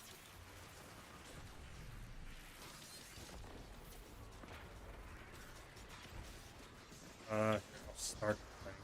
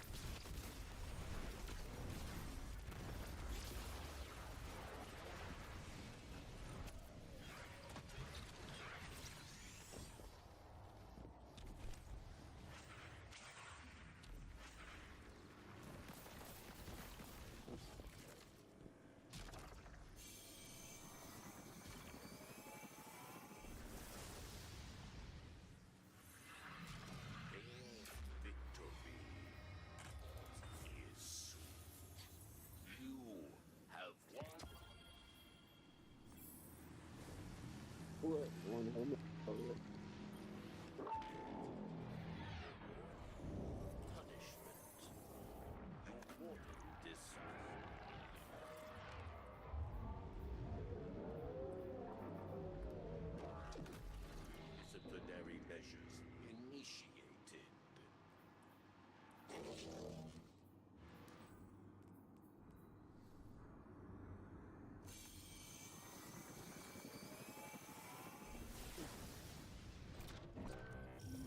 Oh.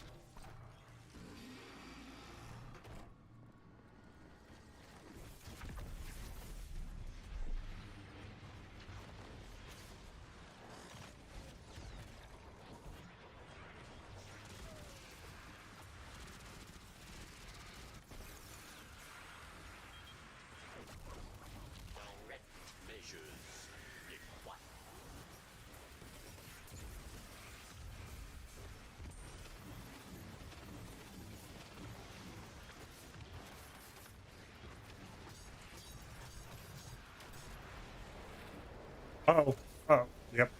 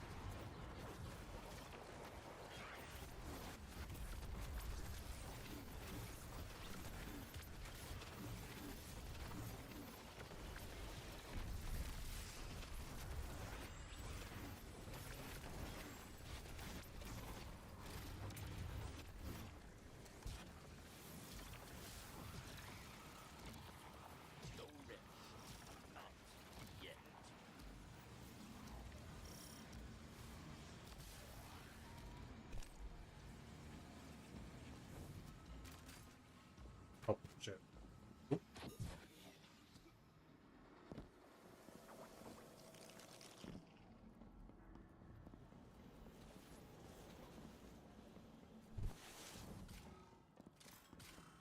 What are y'all doing?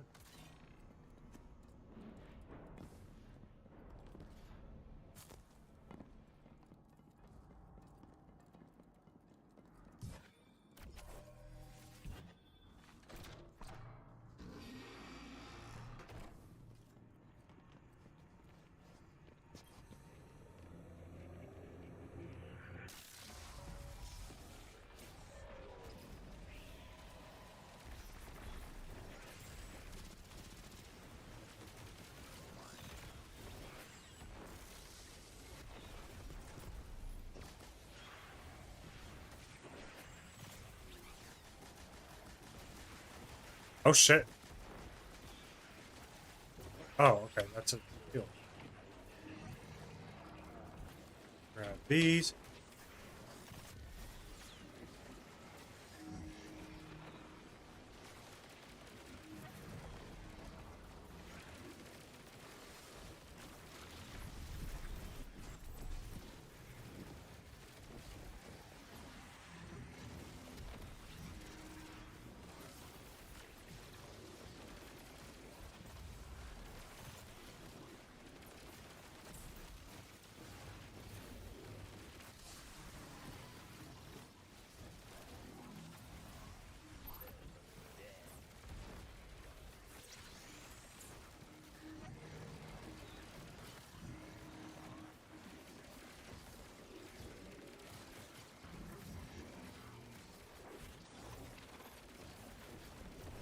So I can't wait till the new melee comes out because you don't really have much of a way to gain weight shield.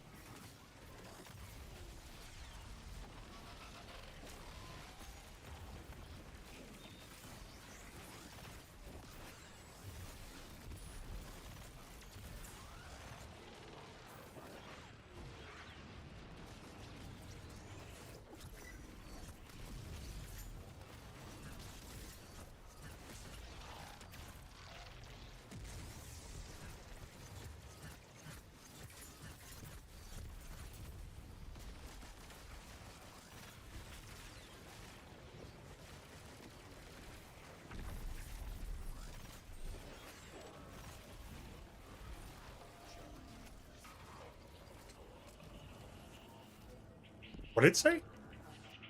Tormentor?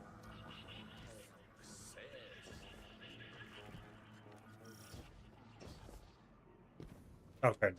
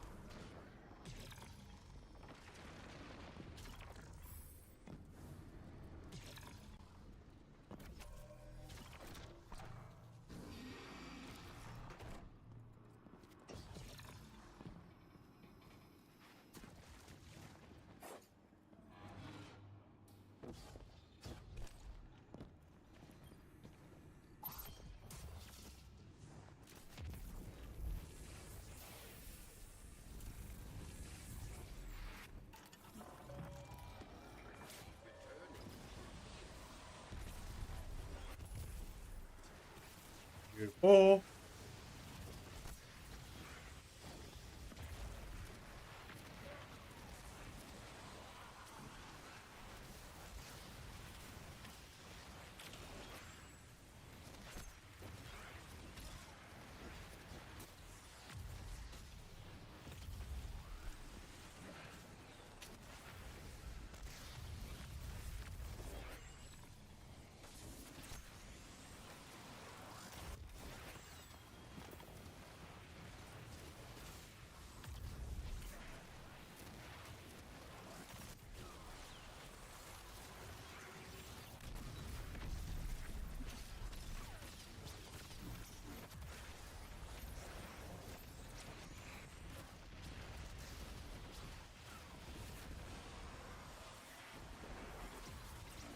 Where's the thing for you? Oh, here. Right? Or am I crazy?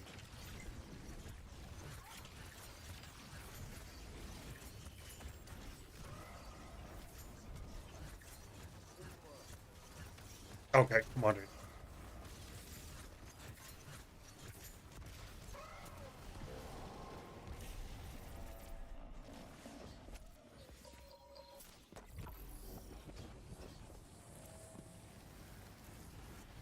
So really the biggest thing about this super is it is hard to keep a stable DPS because you just go everywhere.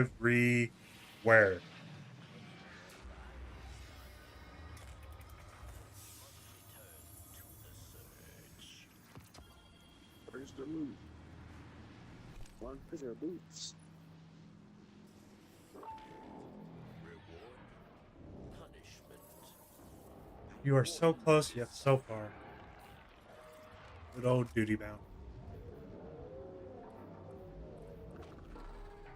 And ye find serenity.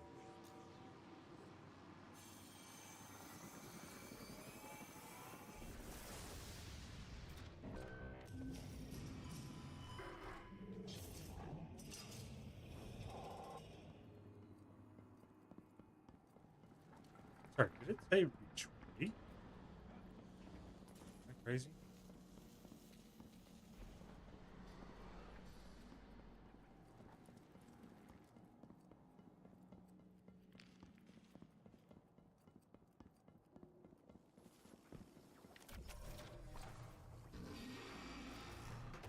Okay.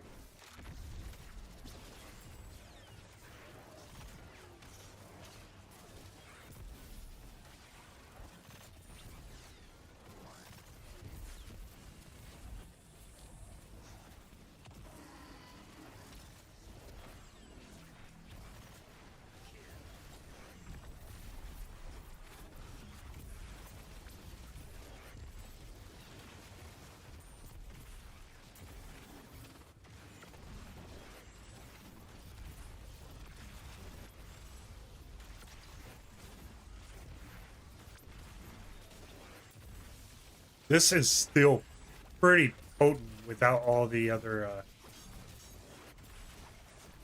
shit artifact mods.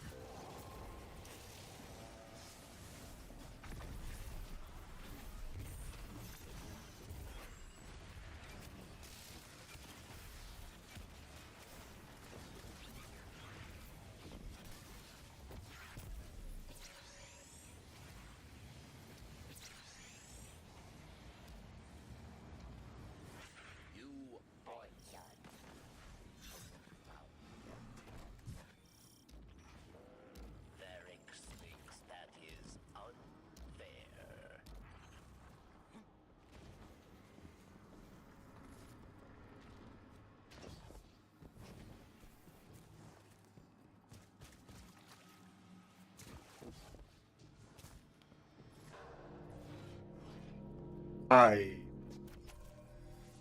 Hippity doo dah. Hippity doo dah.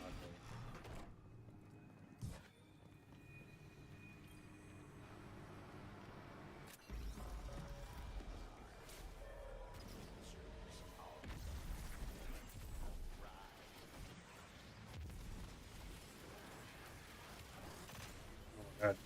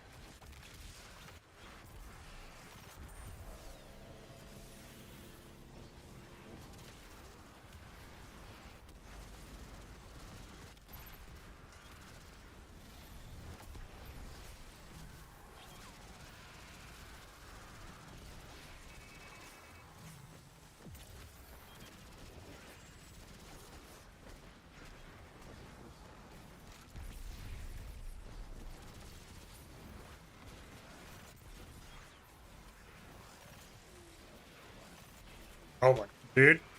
Yeah, shoot this thing.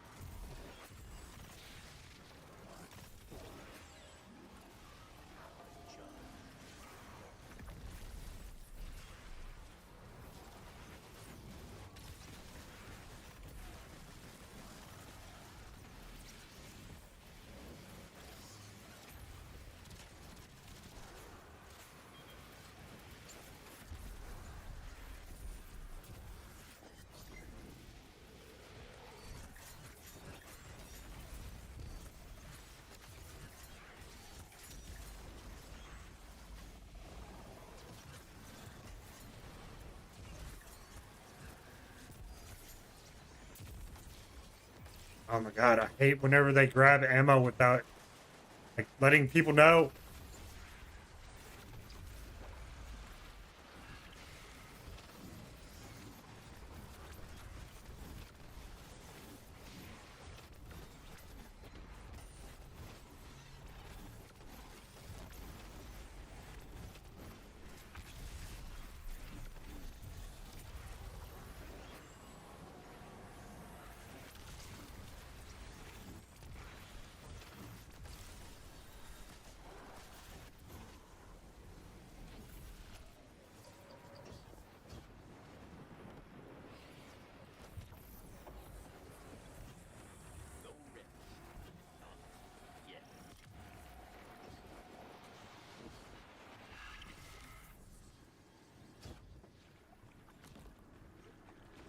Okay.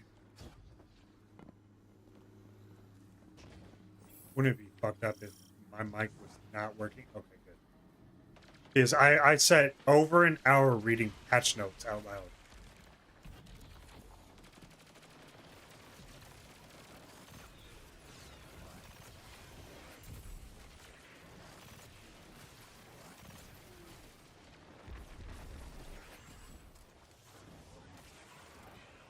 Oh,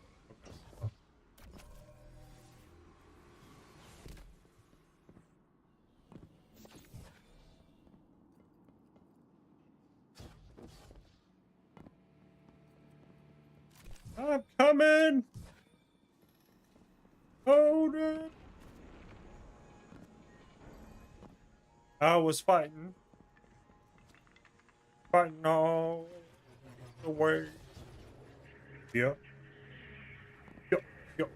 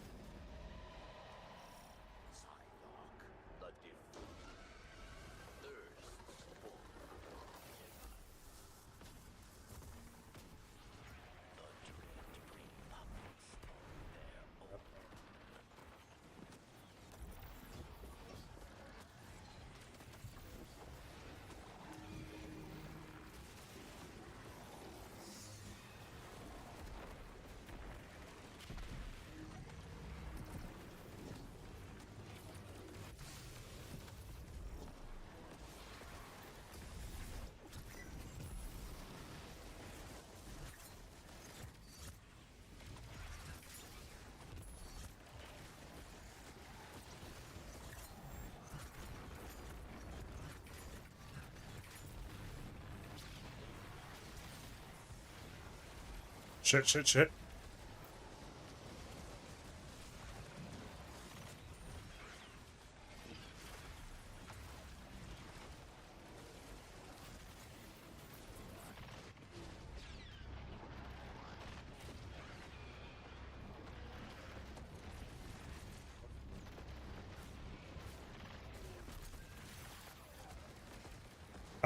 Okay. Well, that was unfortunate.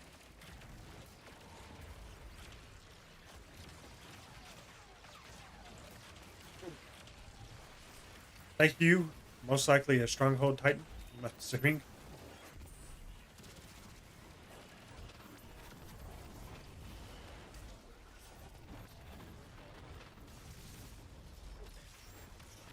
Dude, I hate how long it takes for these swords to guard.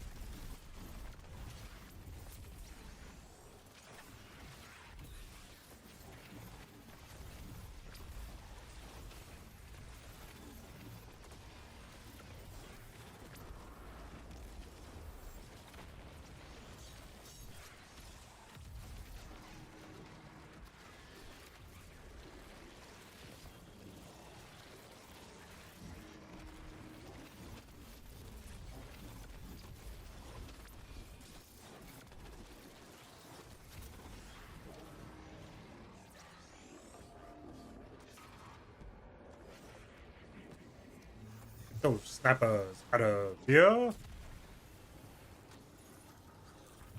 Which one's a grenade? Nope, neither.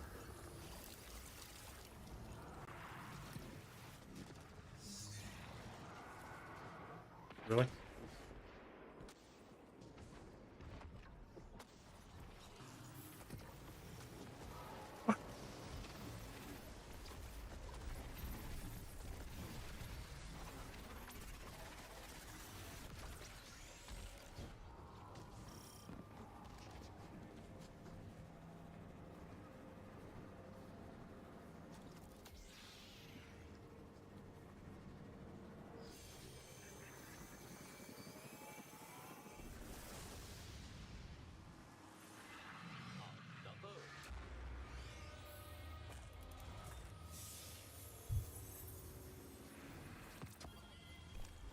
Got some gauntlets. Let's looky.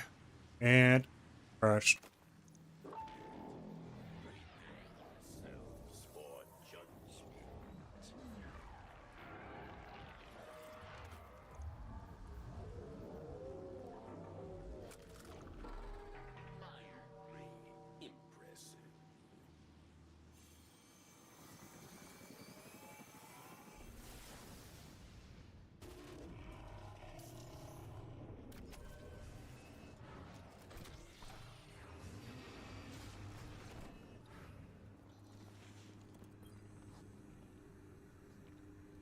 All right, here comes the twins.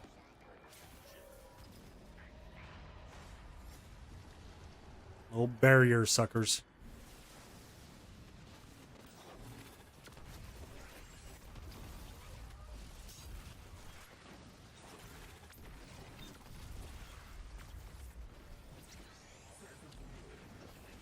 Oh god. Okay.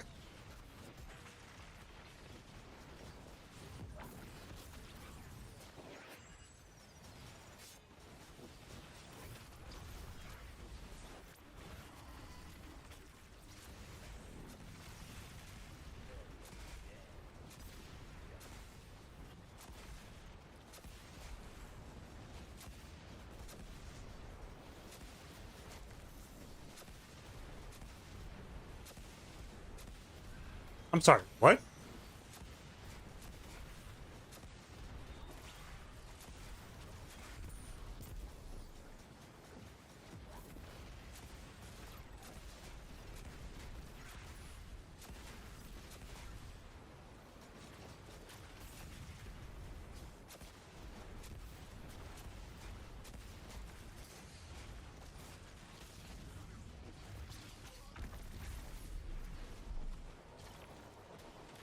We're not gonna get it. Only me doing it.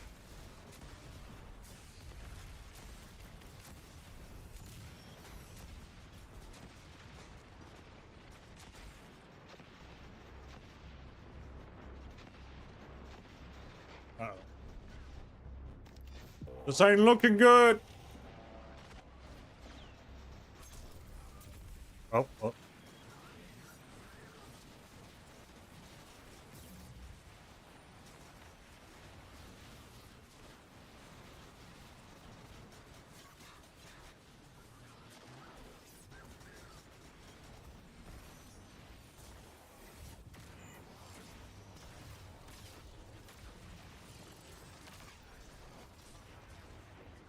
Oh.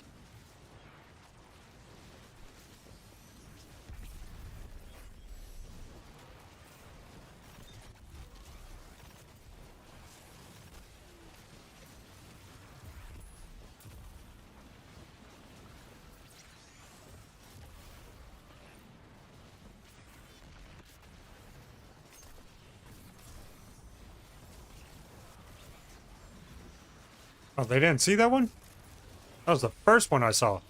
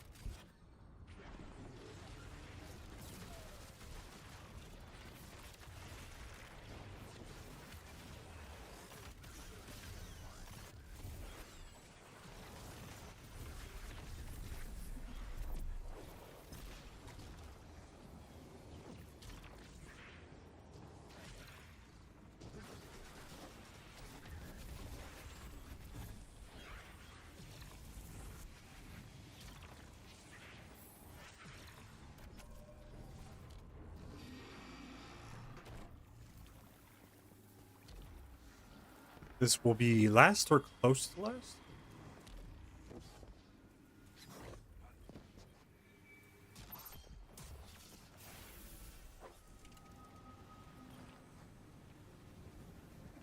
Here's the triplets.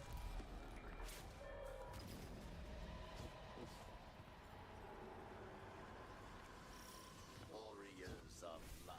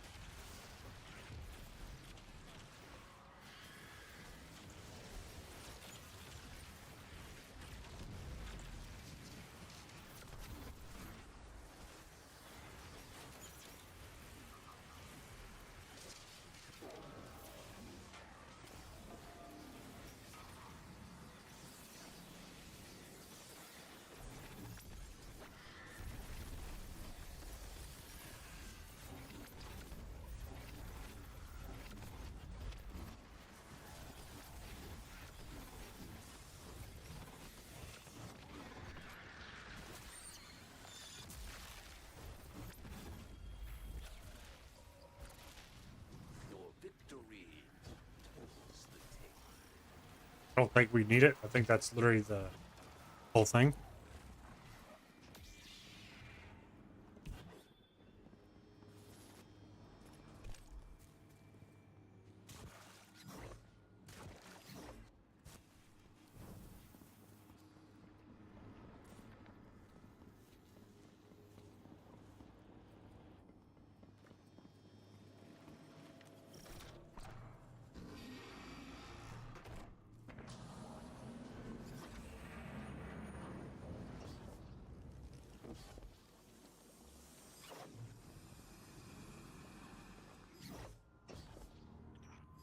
Reigning champion, Slayer Bear. Got the emo on him. Finds you. Oh. It will seek to challenge you. Another strange admirer of yours. The Guardian is very impressive. You stress because your build does not make sense. You're not using a void. Let me make sure. Yeah. He's not using a void fucking super, but he has a void. Exotic fun. Oh my god. Ooh, 390. Just doesn't make sense at all. But you know what? He stayed in there. I've seen worse. Okay. Calibane's hand. Getting a buff here soon. Oh yeah. Let me close lobby.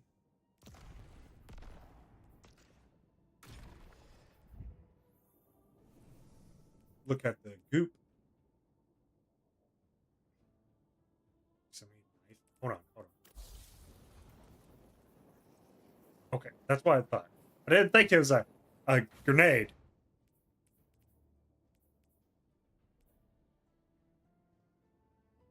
Grenadier with a fucking disgusting. They're on with ooh. Actually, Mikey. God, I'm going to have to go through everything and figure out what I need to destroy.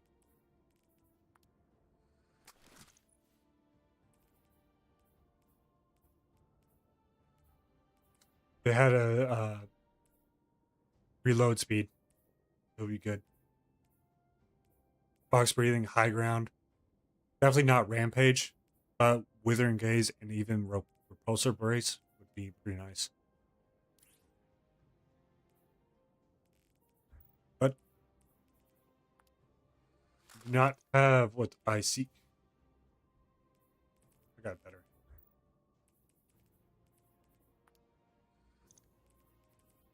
What?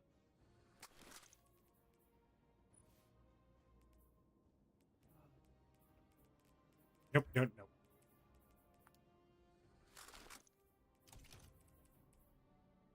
Okay. I need this.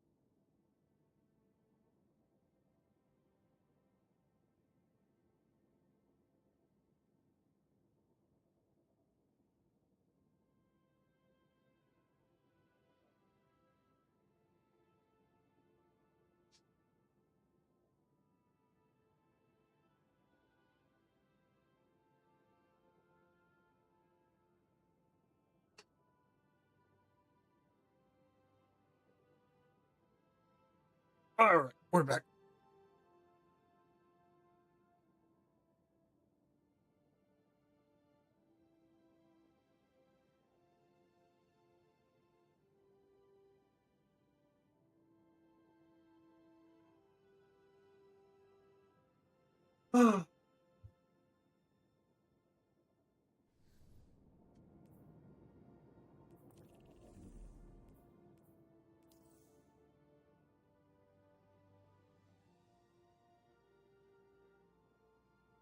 What have I not picked up yet that is saying that? Oh, okay, armor.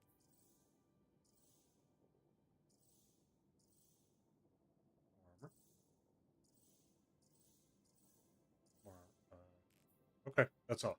It's just literally the armor pieces, which we will see.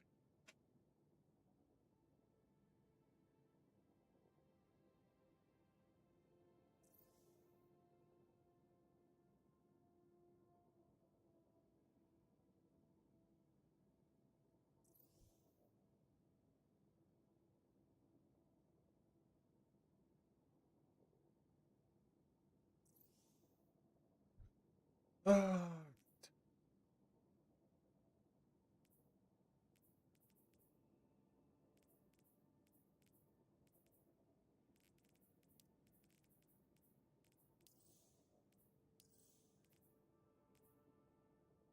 Flame prophecy.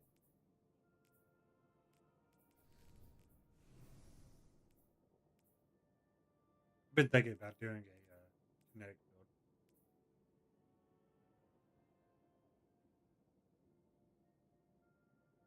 Say with these new armor sets coming out, kinetic might most likely will be a kinetic set that'll be really fucking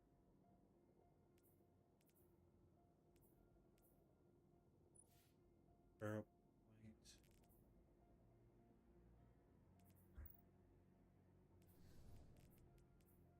What's the I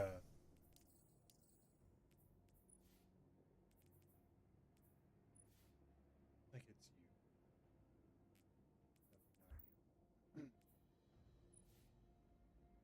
You deal slightly increased kinetic damage to combat shields, overshields, vehicles, and constructs. Probably honestly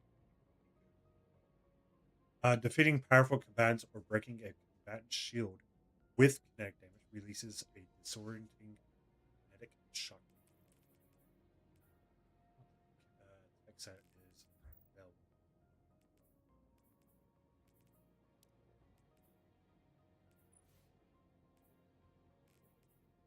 Bow, shotgun, sword.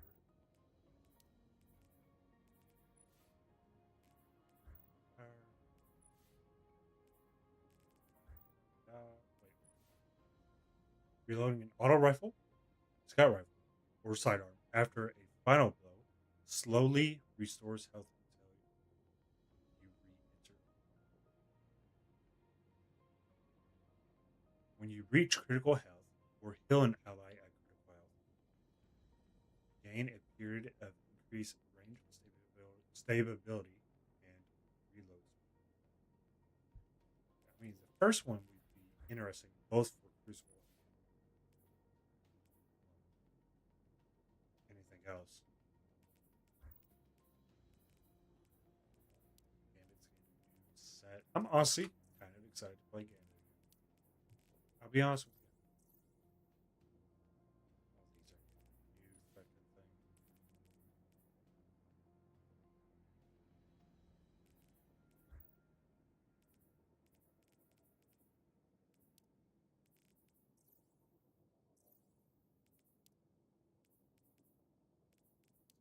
Solar one.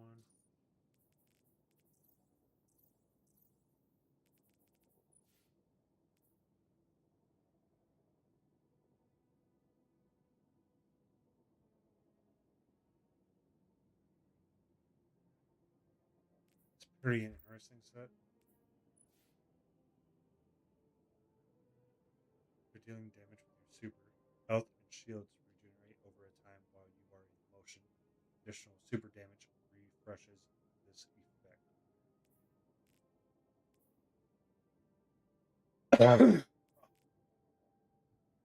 I'll say this is actually a pretty decent set. Pretty fucking good. This set is insane.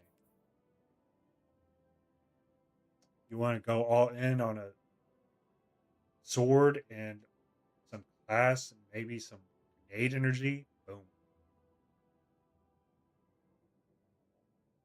Increases sword damage and lunge distance for a moderate duration.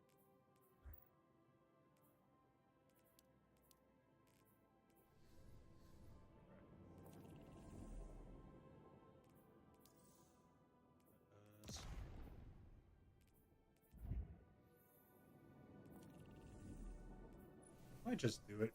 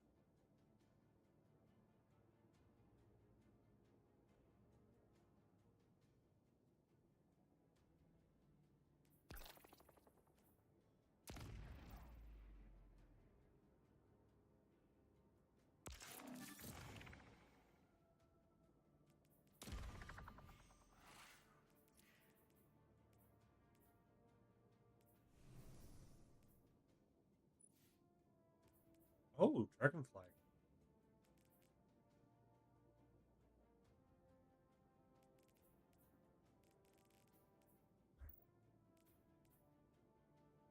Right, rake. Angle. Angle. I don't remember if I got this one. Aggressive. Can't remember. Really, anarchy.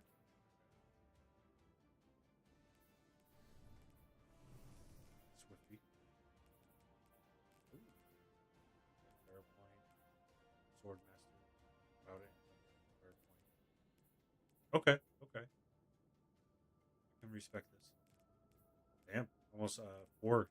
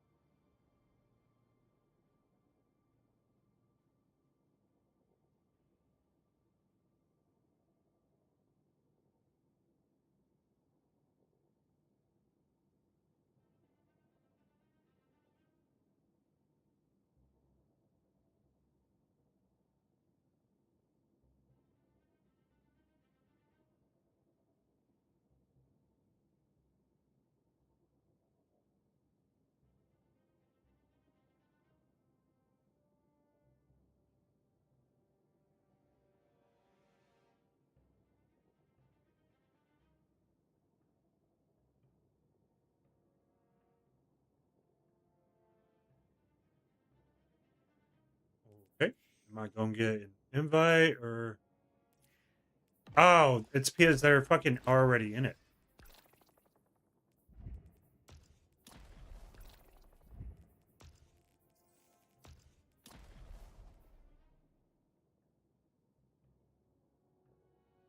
So wait, do we have two exotics coming?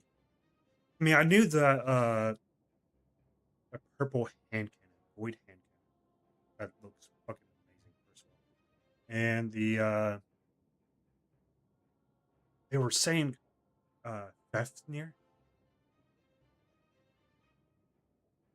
one of the Titans, is holding a Immortal Legend picture. It's fucking awesome.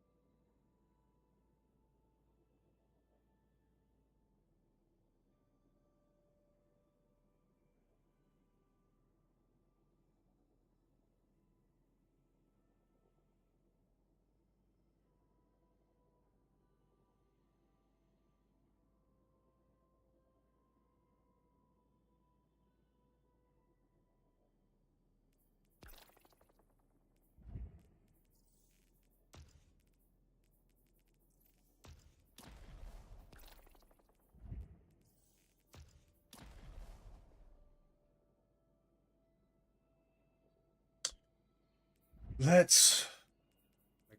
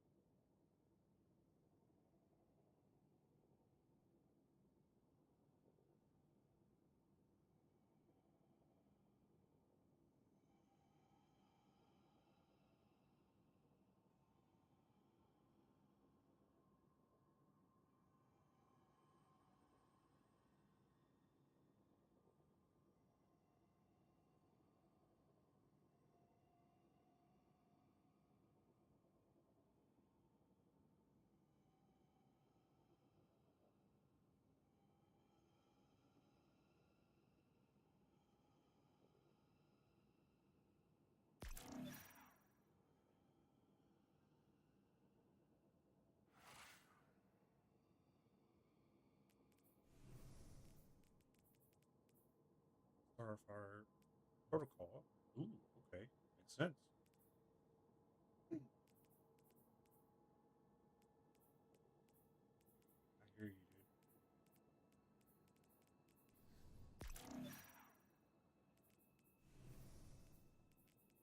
And Uwinial, something like that. Let's do it.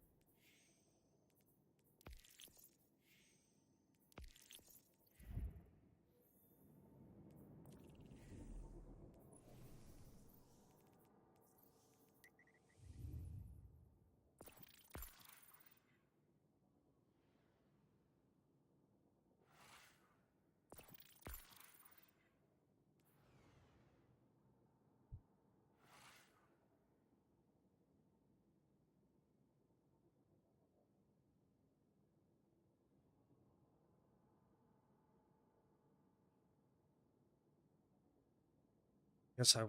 Okay, we got one.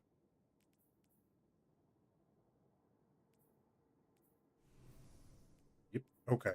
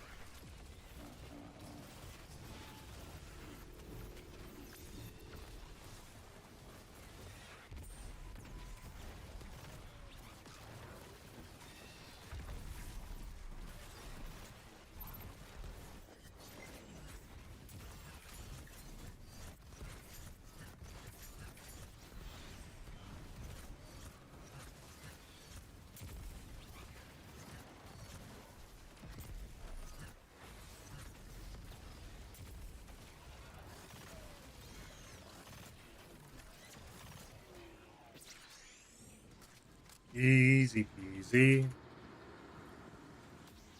Your victory tells the tale.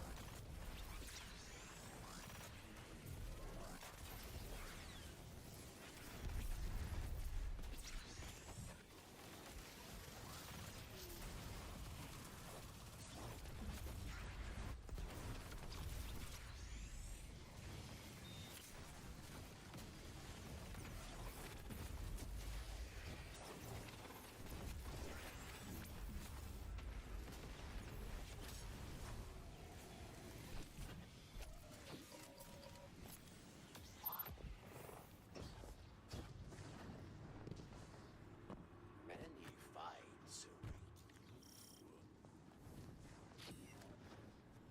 Okay, there we go.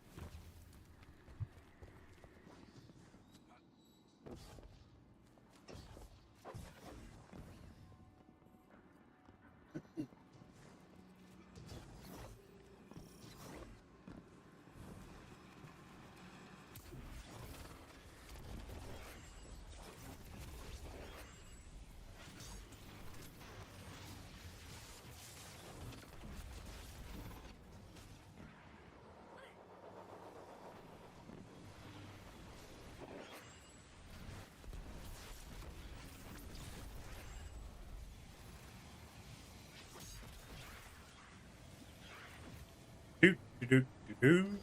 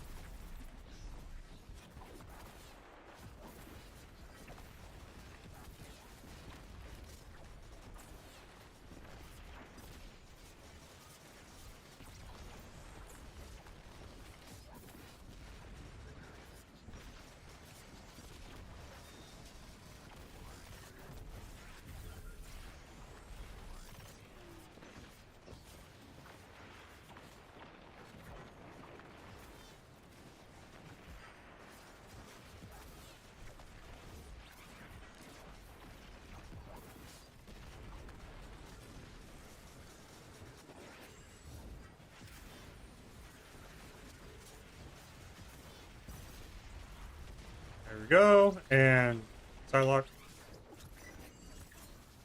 Scion. I don't know why I was thinking of the Marvel character.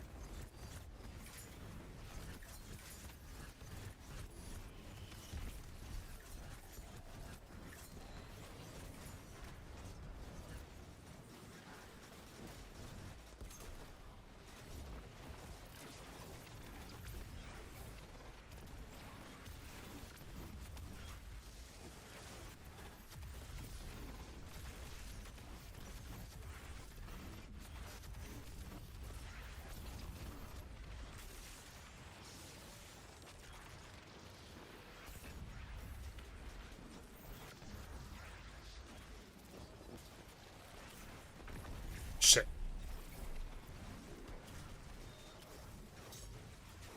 You know what?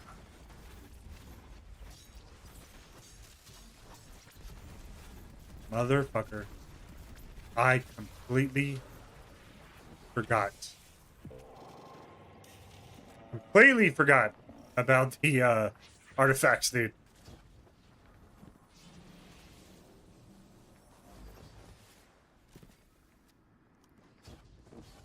Saying that this fusion rifle is kind of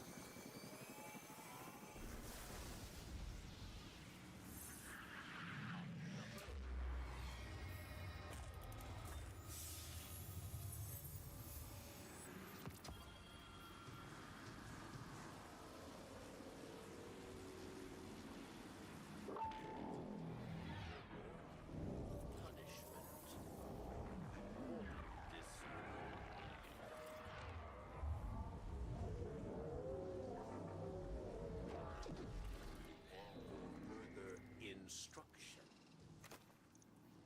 Instruction deployed.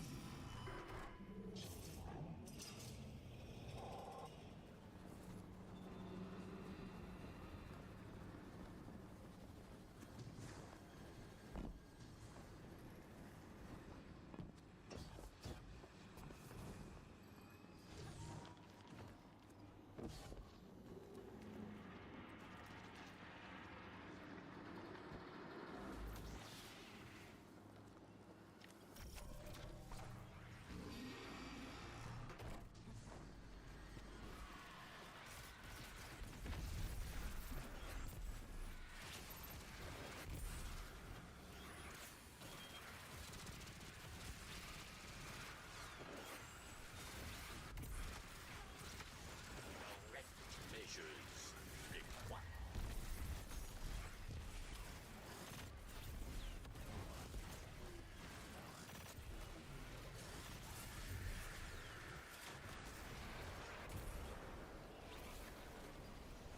I'm safe.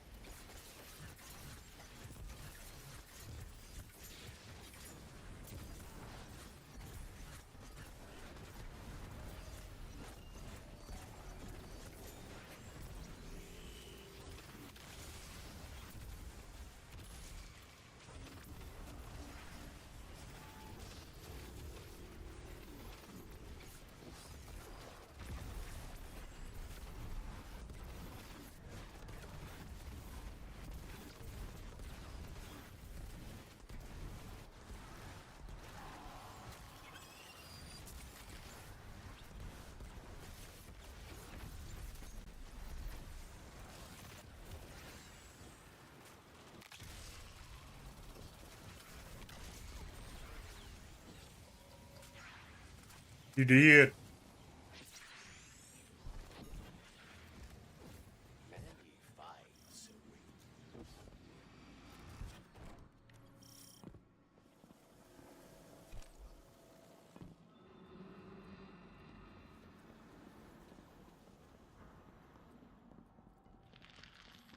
Oh wait, hold on. What am I doing?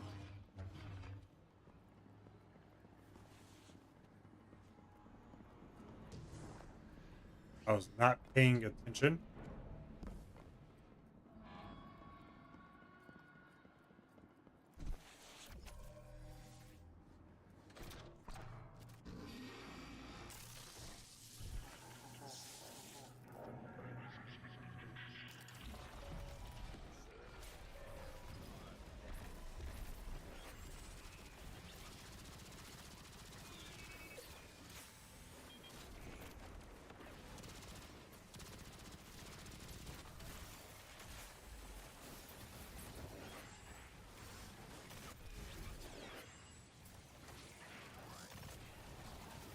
I don't know if just charging a shot should take you out of invis. I mean, oops.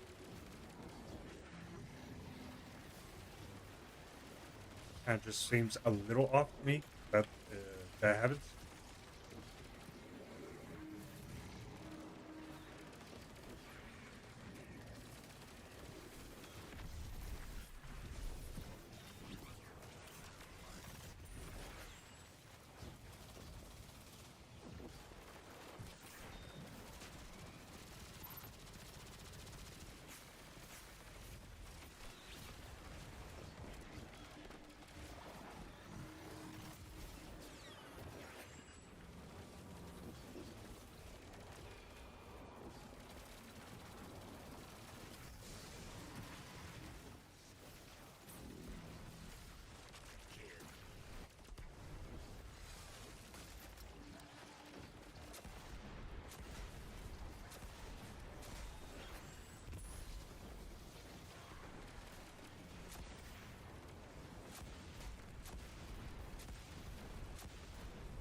Why are you? Okay, okay, okay, okay, okay.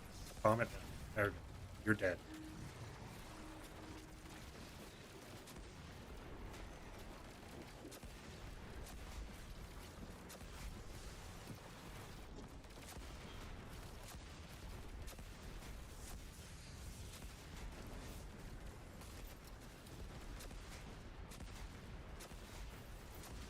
Oh my god.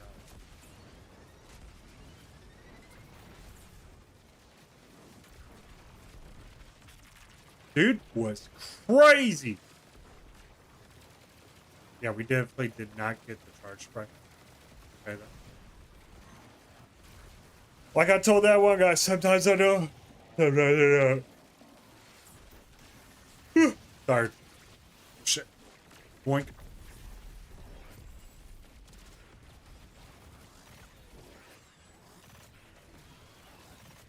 Getting a lot of those banes.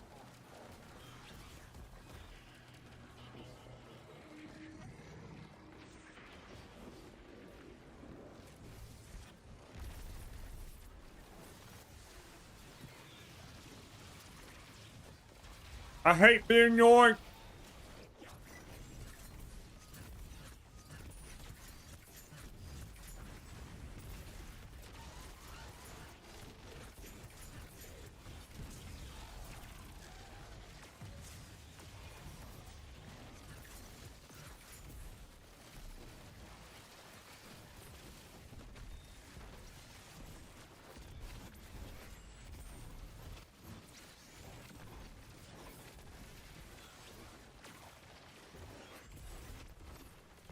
Right?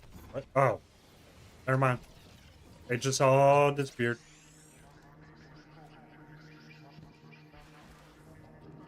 You poison and foul.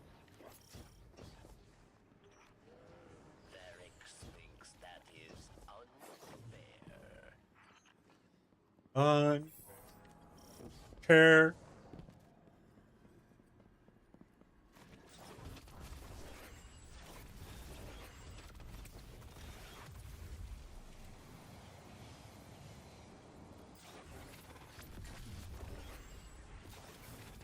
Oh, oh. I thought I had enough. I got greedy. I call it. Oh, yeah.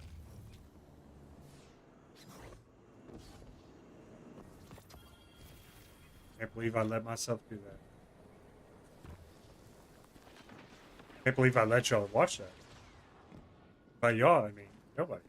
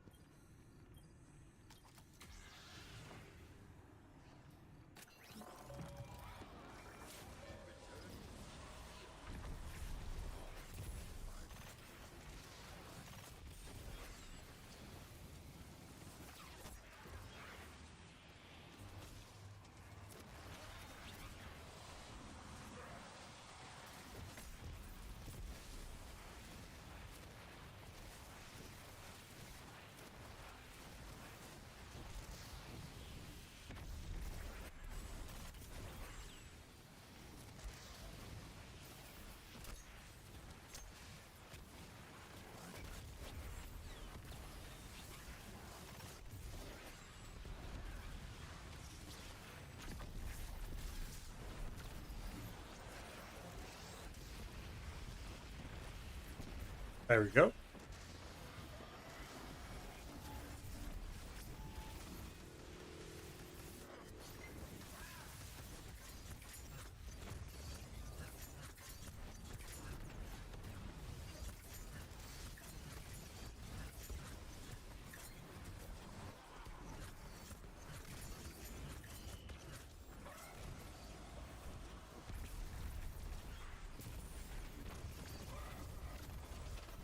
That's going to explode. Never mind. That was a good one.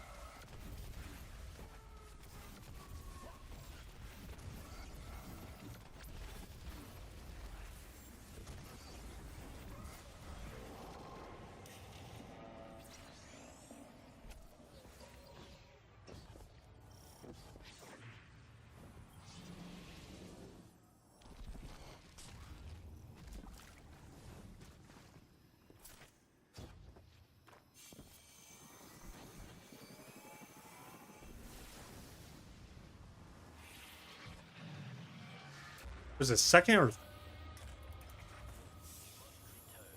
think this is second. Okay, maybe third.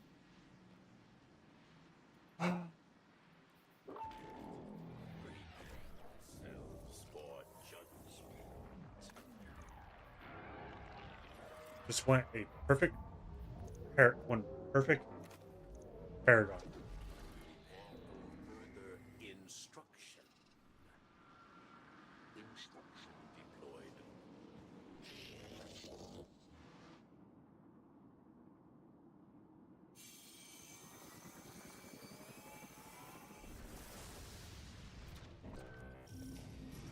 They dancing without me.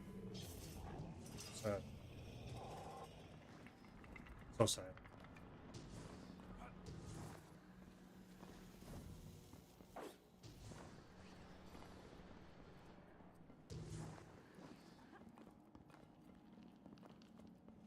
It's punishment times 2.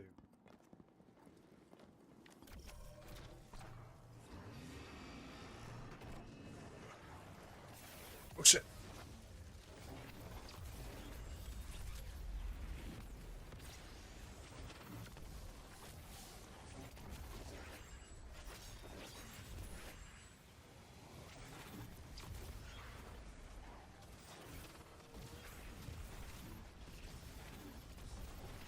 Oh shit. Oh shit. Okay, saying that, we have not seen a barrier. We sure there are barriers? Oh, okay. Okay.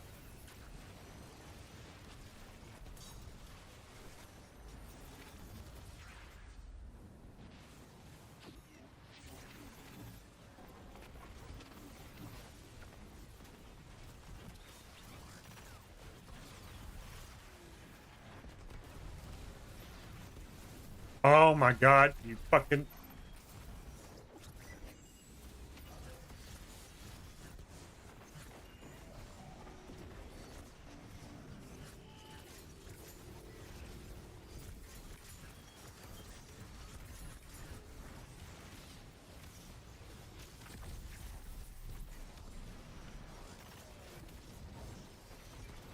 Come on. There we go.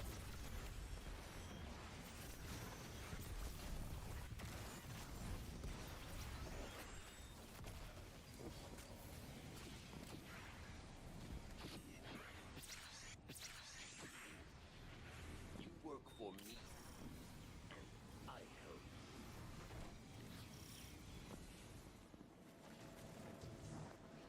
Doodle.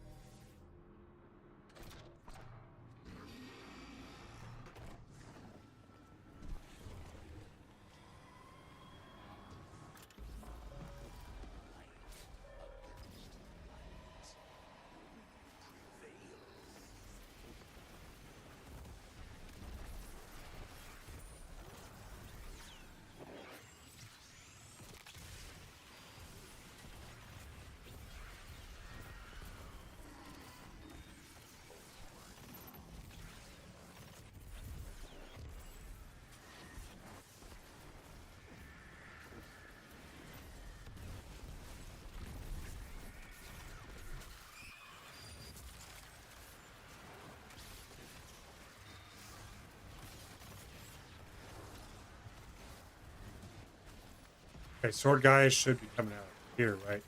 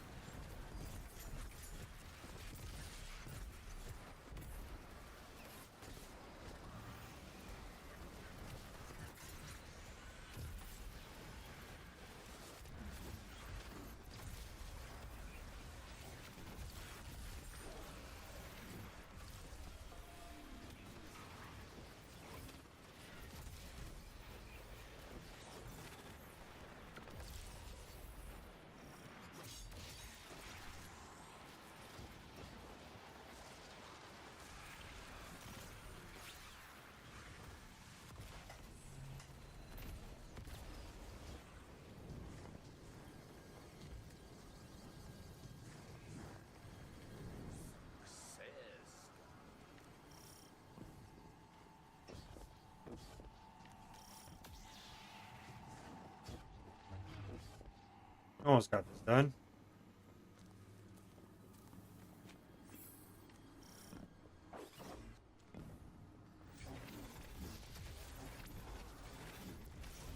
Oh, you go after the yellow bar that I was taking down. Swear. Oh shit.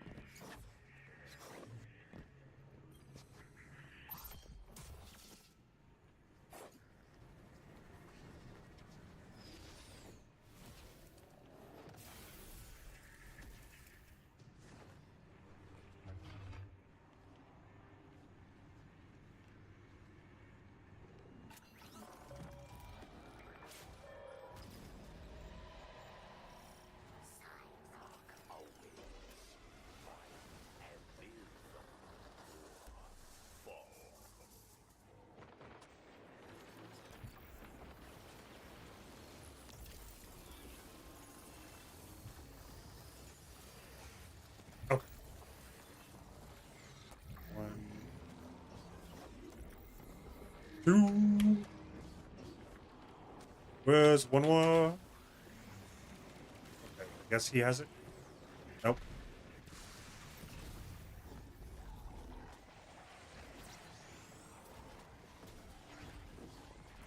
Wait, what? Fuck is it?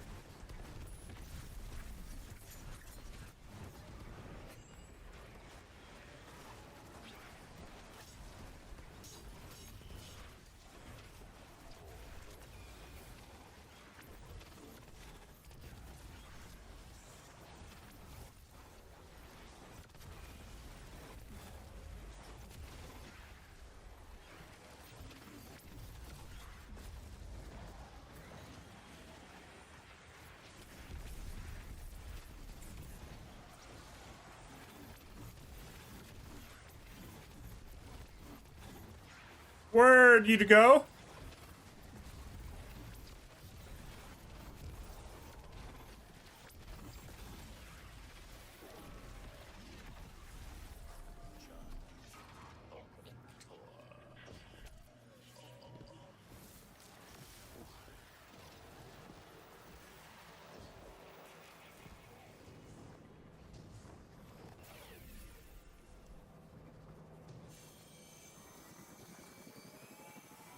All right, that is third.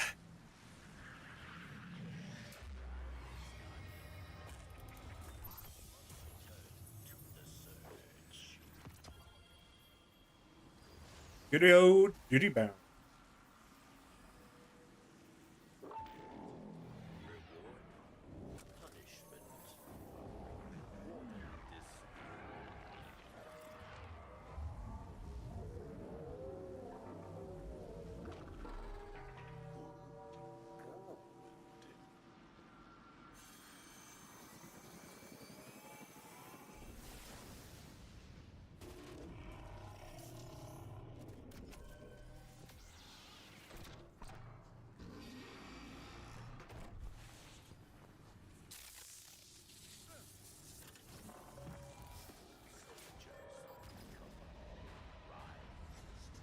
Twins. Yep.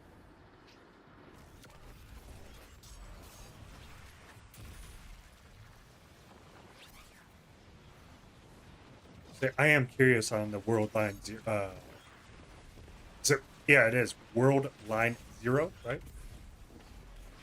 Using that with an arc build.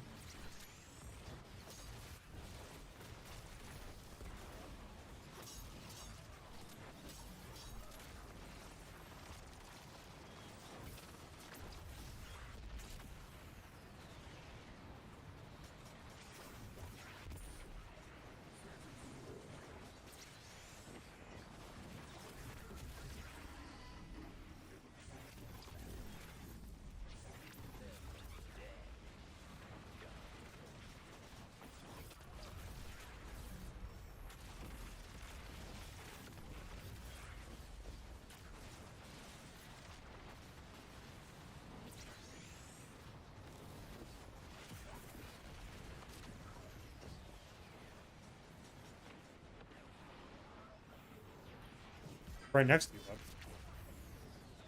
you, bud. Done it before. I know that much. I've done that many a times. Just walk past the motherfucker.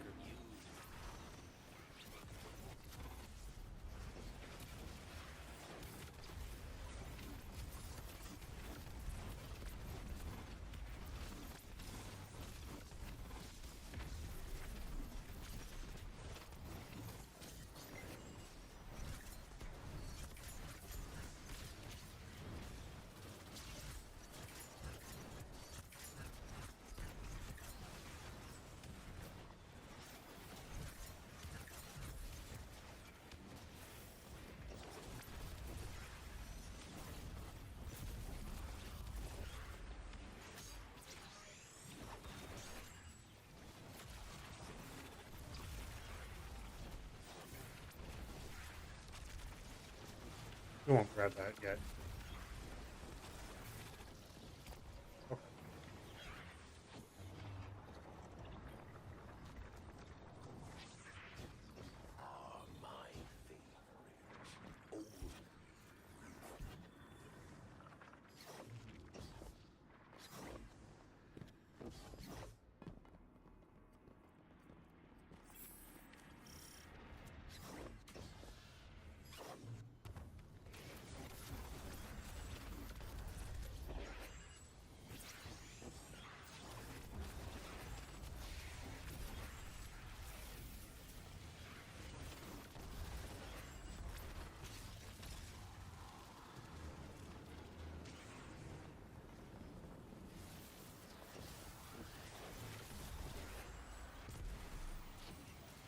Bada bing, bada boom.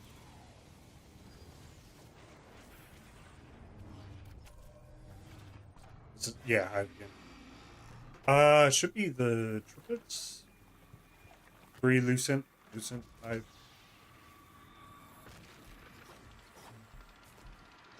those traps, dude.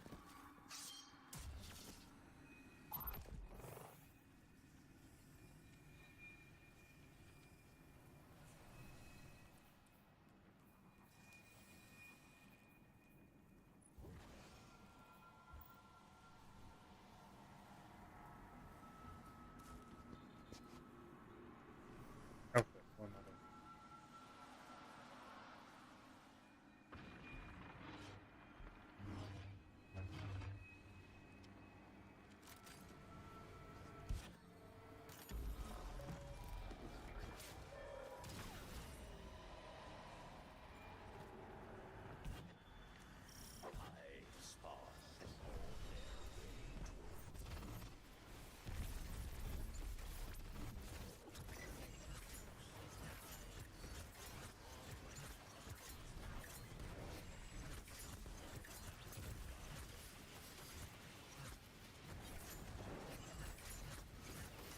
Oh my god.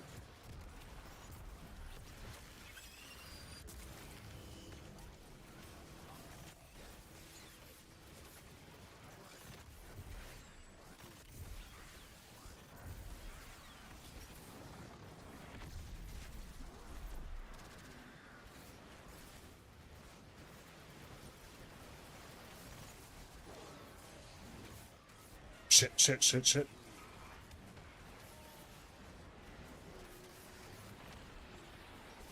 Damn it, dude. I did not get that kill fast enough. Fucked up on that.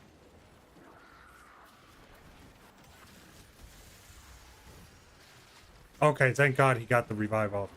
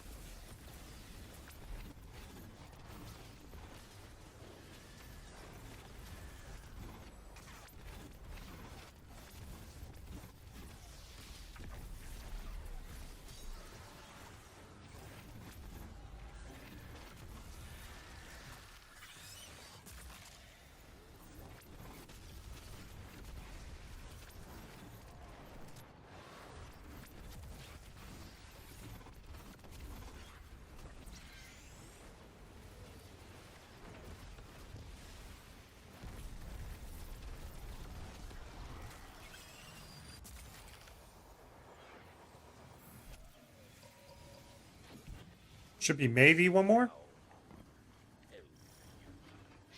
Oh no, okay.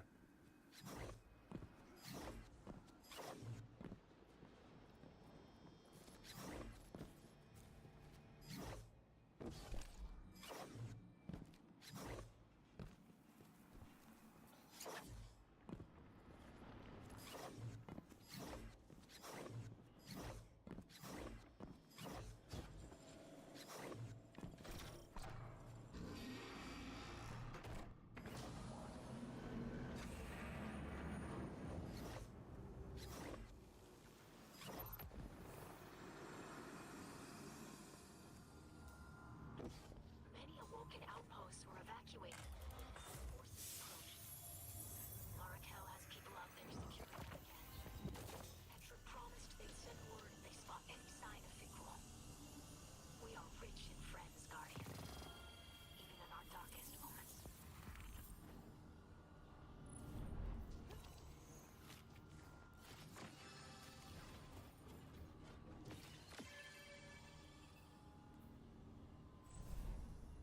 Going pretty even kills. Ooh, ooh.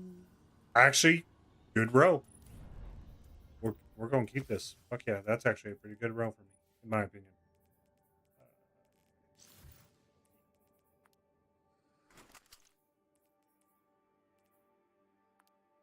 Bulwark, I hate. What the hell's that?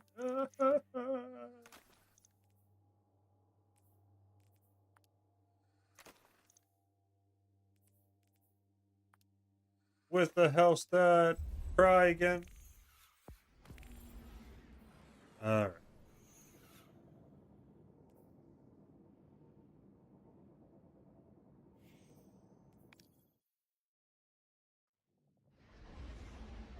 totally just fucking typed 2 G's and only what comes out. All right. Might be done for tonight. I need to go eat and then bed. All right.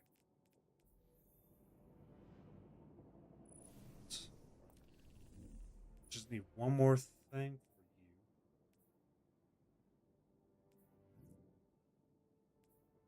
you. Yeah. Yep. Yep.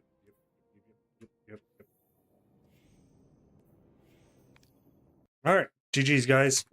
I hope y'all have a good night. Later, Gators.